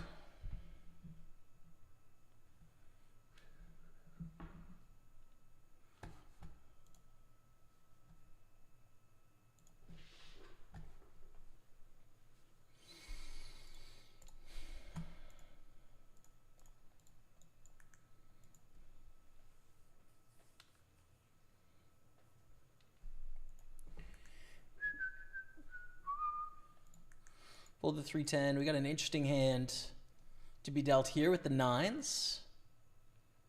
Oh, now's the time to call flop a set against Levon. This is it, dude. This is how we win $1,400, chat. 9 on the flop. No! Levon barrels as well, dude. I still think we have to call flop. But it goes check, check. King in the turn. Not so good. Not a very good turn. Ace-King is a very reasonable hand for Levon to have here that 3-bets. They're probably going to c-bet Ace-Queen and Ace-Jack if they decide to 3-bet. I think it's a fold. I'm sitting out. I've had enough of the cash game. We make $80. GG. Gonna add $80 to our cashes. That's the profit. Are we playing cash games? You usually don't play cash games? Big Ben wanted to see a cash game. So I was like, you know what? Let's see what's going on. And then there was a good looking 1K NL. And that's what happened, bro. That's what happened, man.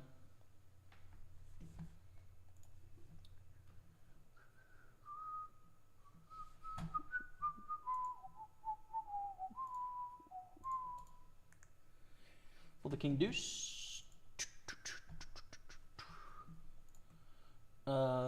Let's fire a $100 spin overdrive as well.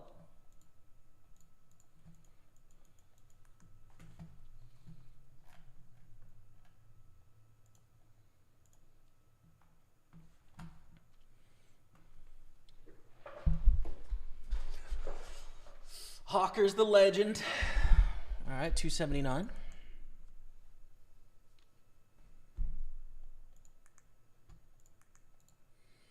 So we got Beerus and Pokeriano.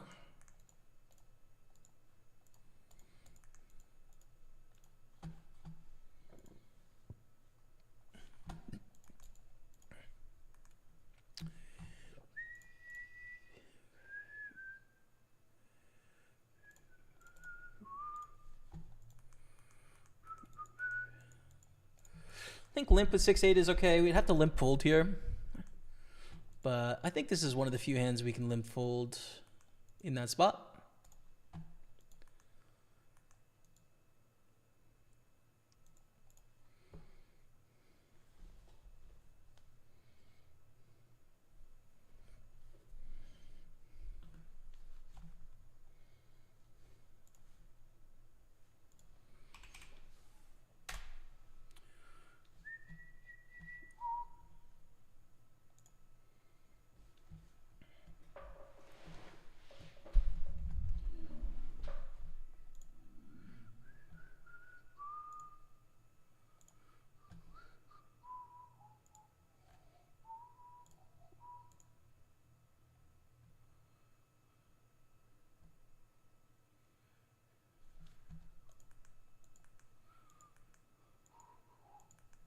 Trip 6 is pretty good. Deuce 6 is trash.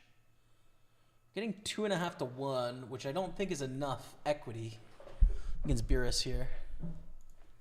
I don't think we can call Deuce 6. Don't think we have the required equity there, crazily enough. Same hand. Sick.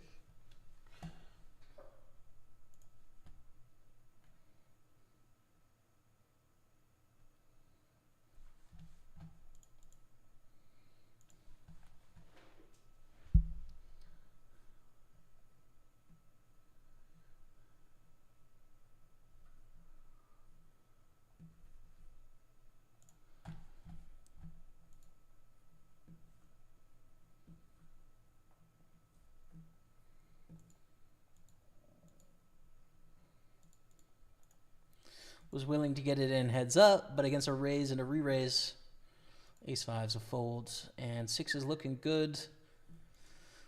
Heads up against Pokeriano. A little bit of a comeback needed.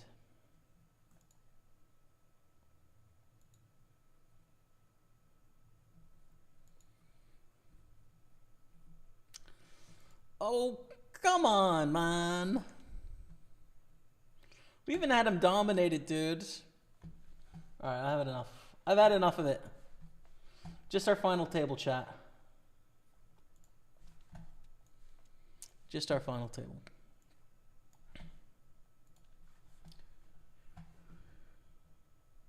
For qualifying, it's a 1,000 pound package.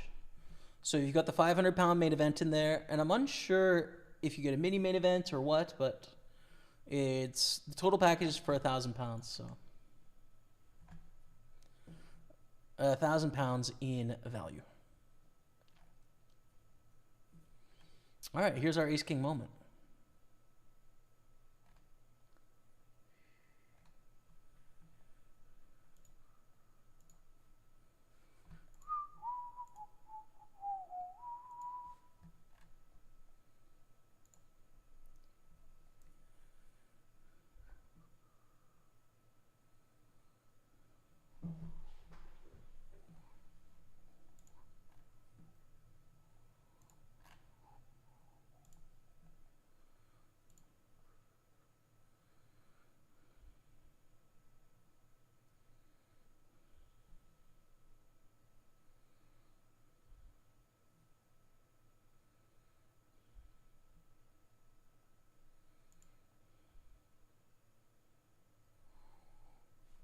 Okay, and we win a pretty big pot there, actually. I was expecting a call, so nice to take that down. A raise under the gun. I think this is too much to shove. Yeah, it's going to be a fold now.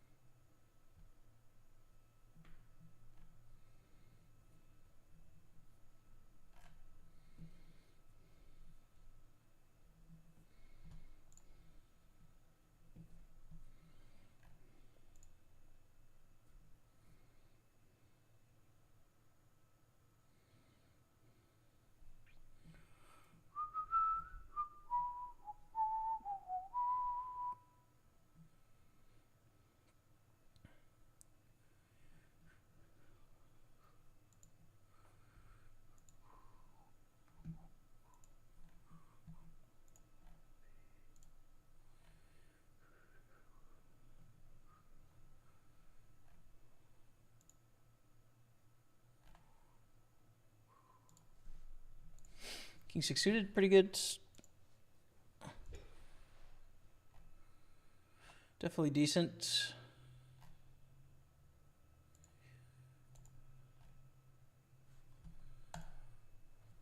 $87 bounty is not worth that much. We're definitely doing well against it. But $87 is not a lot. We've got to win the all-in. And that's what this pay jump is going to be. I think probably not.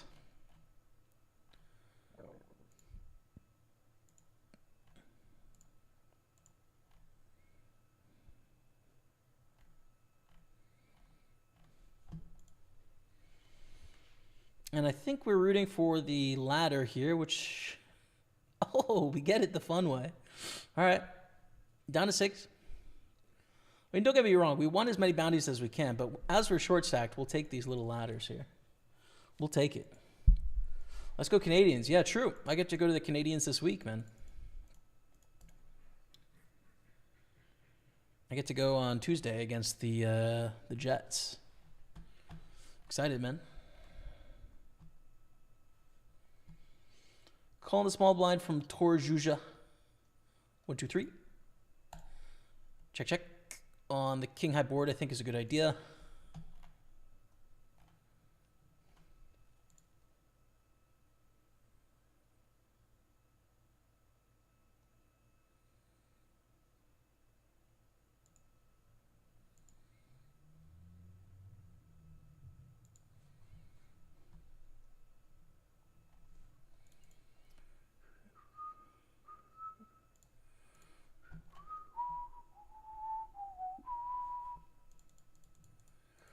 Do we have a value bet here? Probably not, right? Too thin. We had the same hand. Too thin, Bray.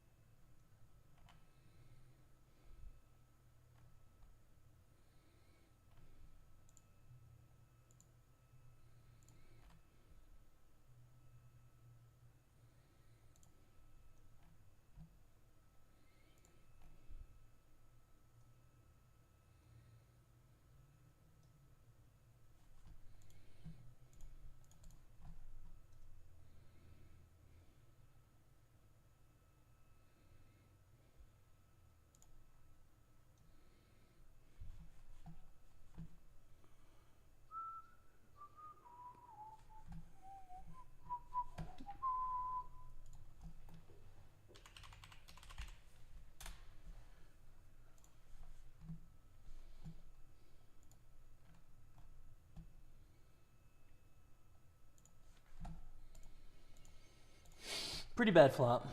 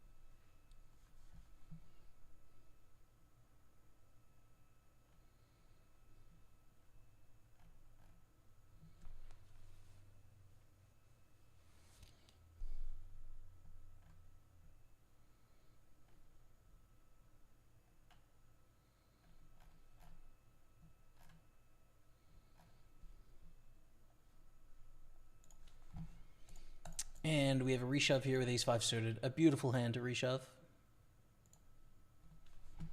Beautiful hand.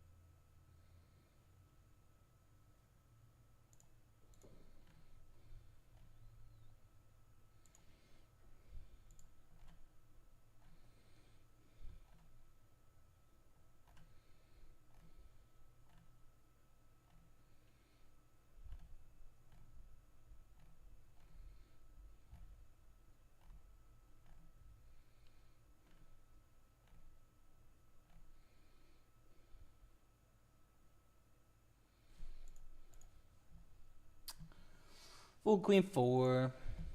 Patience. That's all we can do.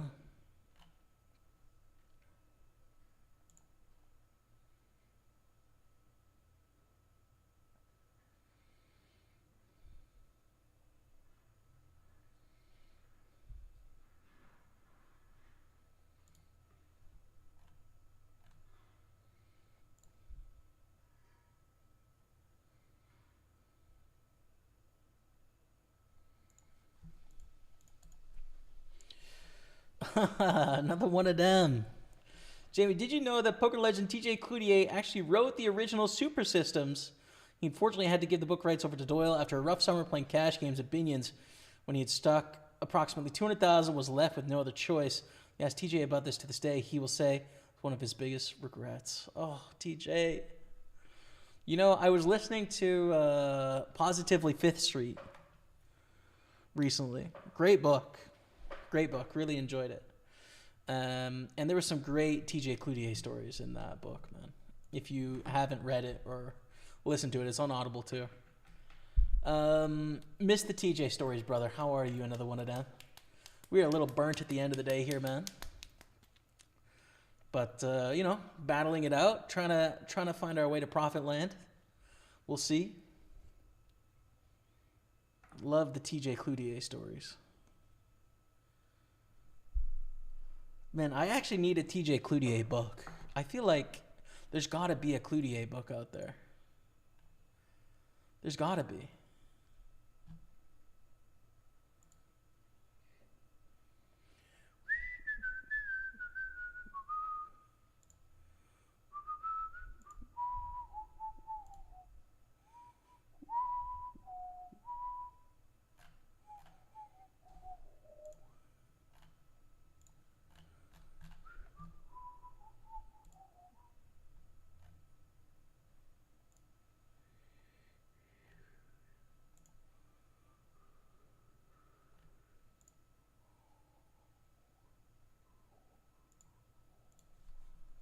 Sixes.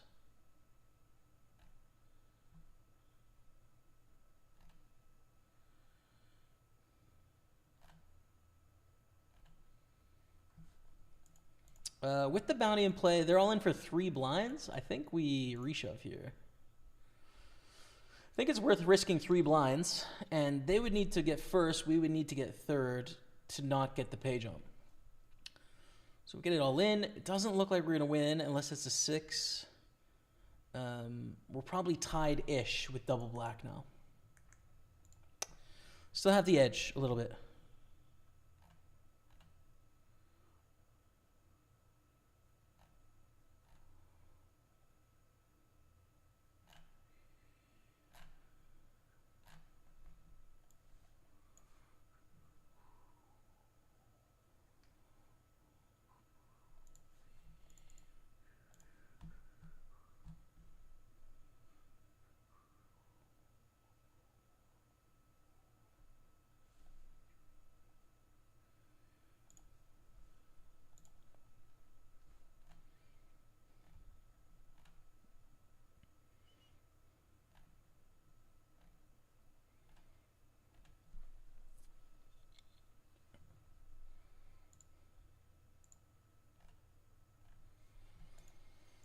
Lame, 3-4 suited.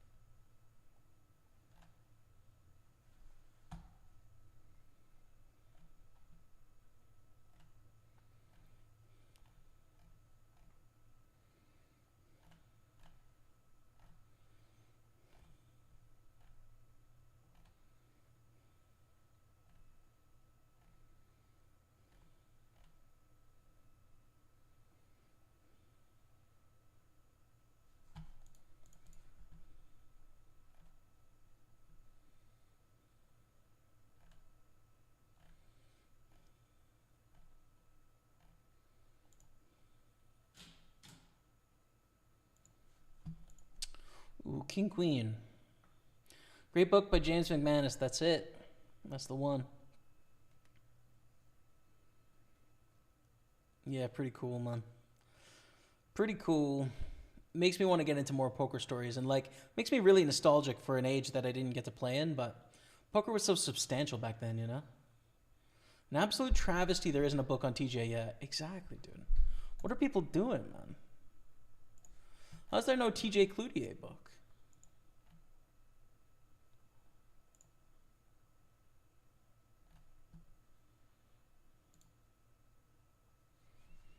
Unbelievable, frankly.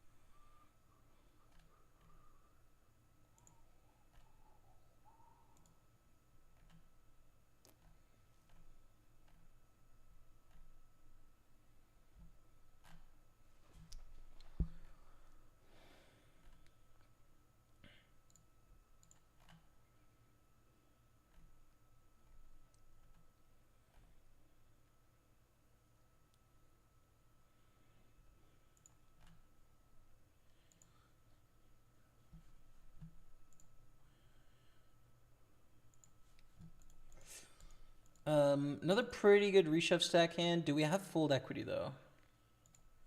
Yeah, I think we do, especially as they're the chip leader. They want to keep this situation going. We ship it. And we take it. All right. Gives us 282. That's good. Bit of distance between us and the shortest stack, but really trying to find our way back into this thing, you know? I got a good stink eye from TJ at the Rio. I was the new shooter at Craps. Rolled a 3-8, then a 7. He wasn't happy. Oof. Don't be doing that to TJ, brother. Don't be doing that. That's hilarious, by the way. It's pretty funny.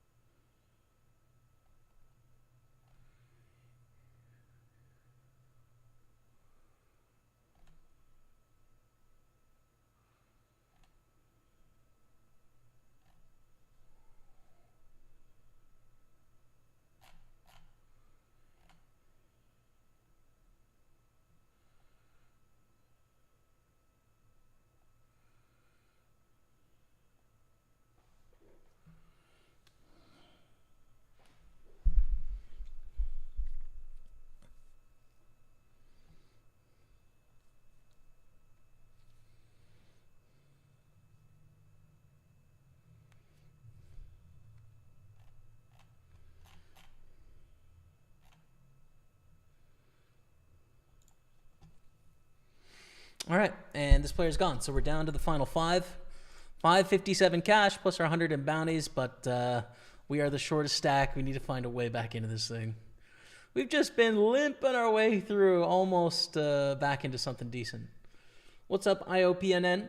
Hey, Jamie, good luck today. Thanks, man. On YouTube. Thank you. The last shot of the day today.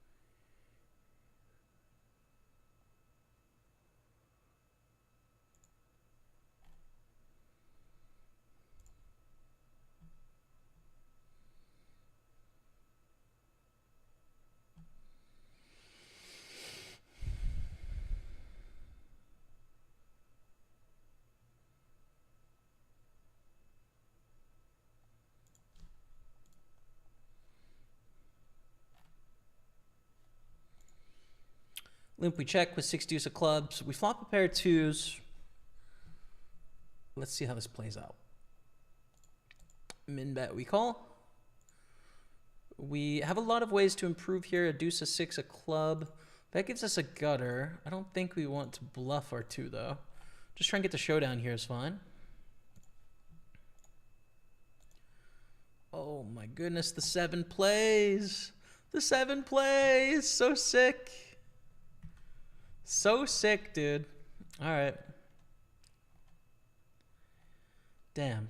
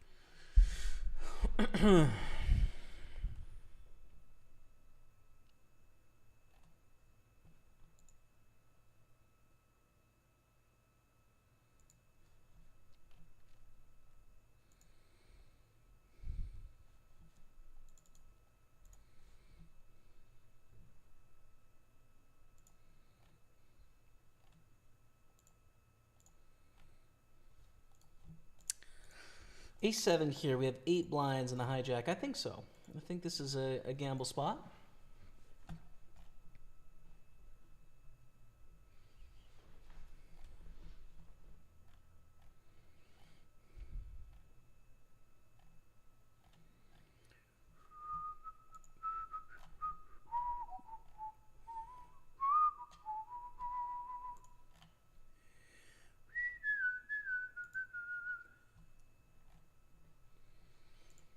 Ten eight of hearts. We can definitely defend in the big blind here.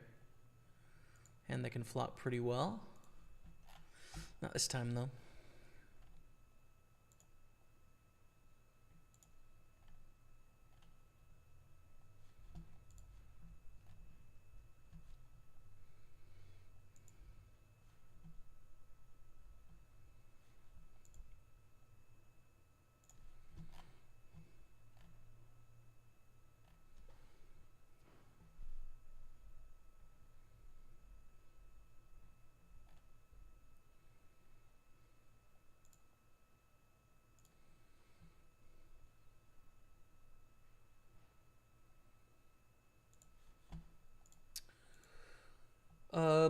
Not a shove here with the 4 high. We're gonna get called too much.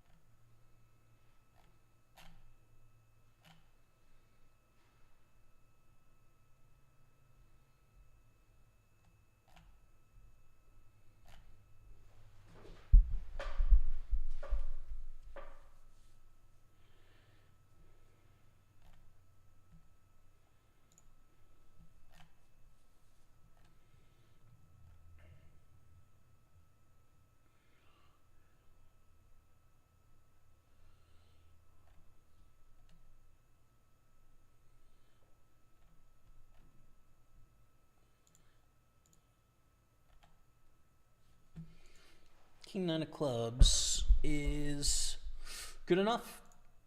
Let's go. I mean, I'd love to get Dan Smith's bounty, but we're still not deeper than them, and with 9 blinds, this is a pretty decent hand.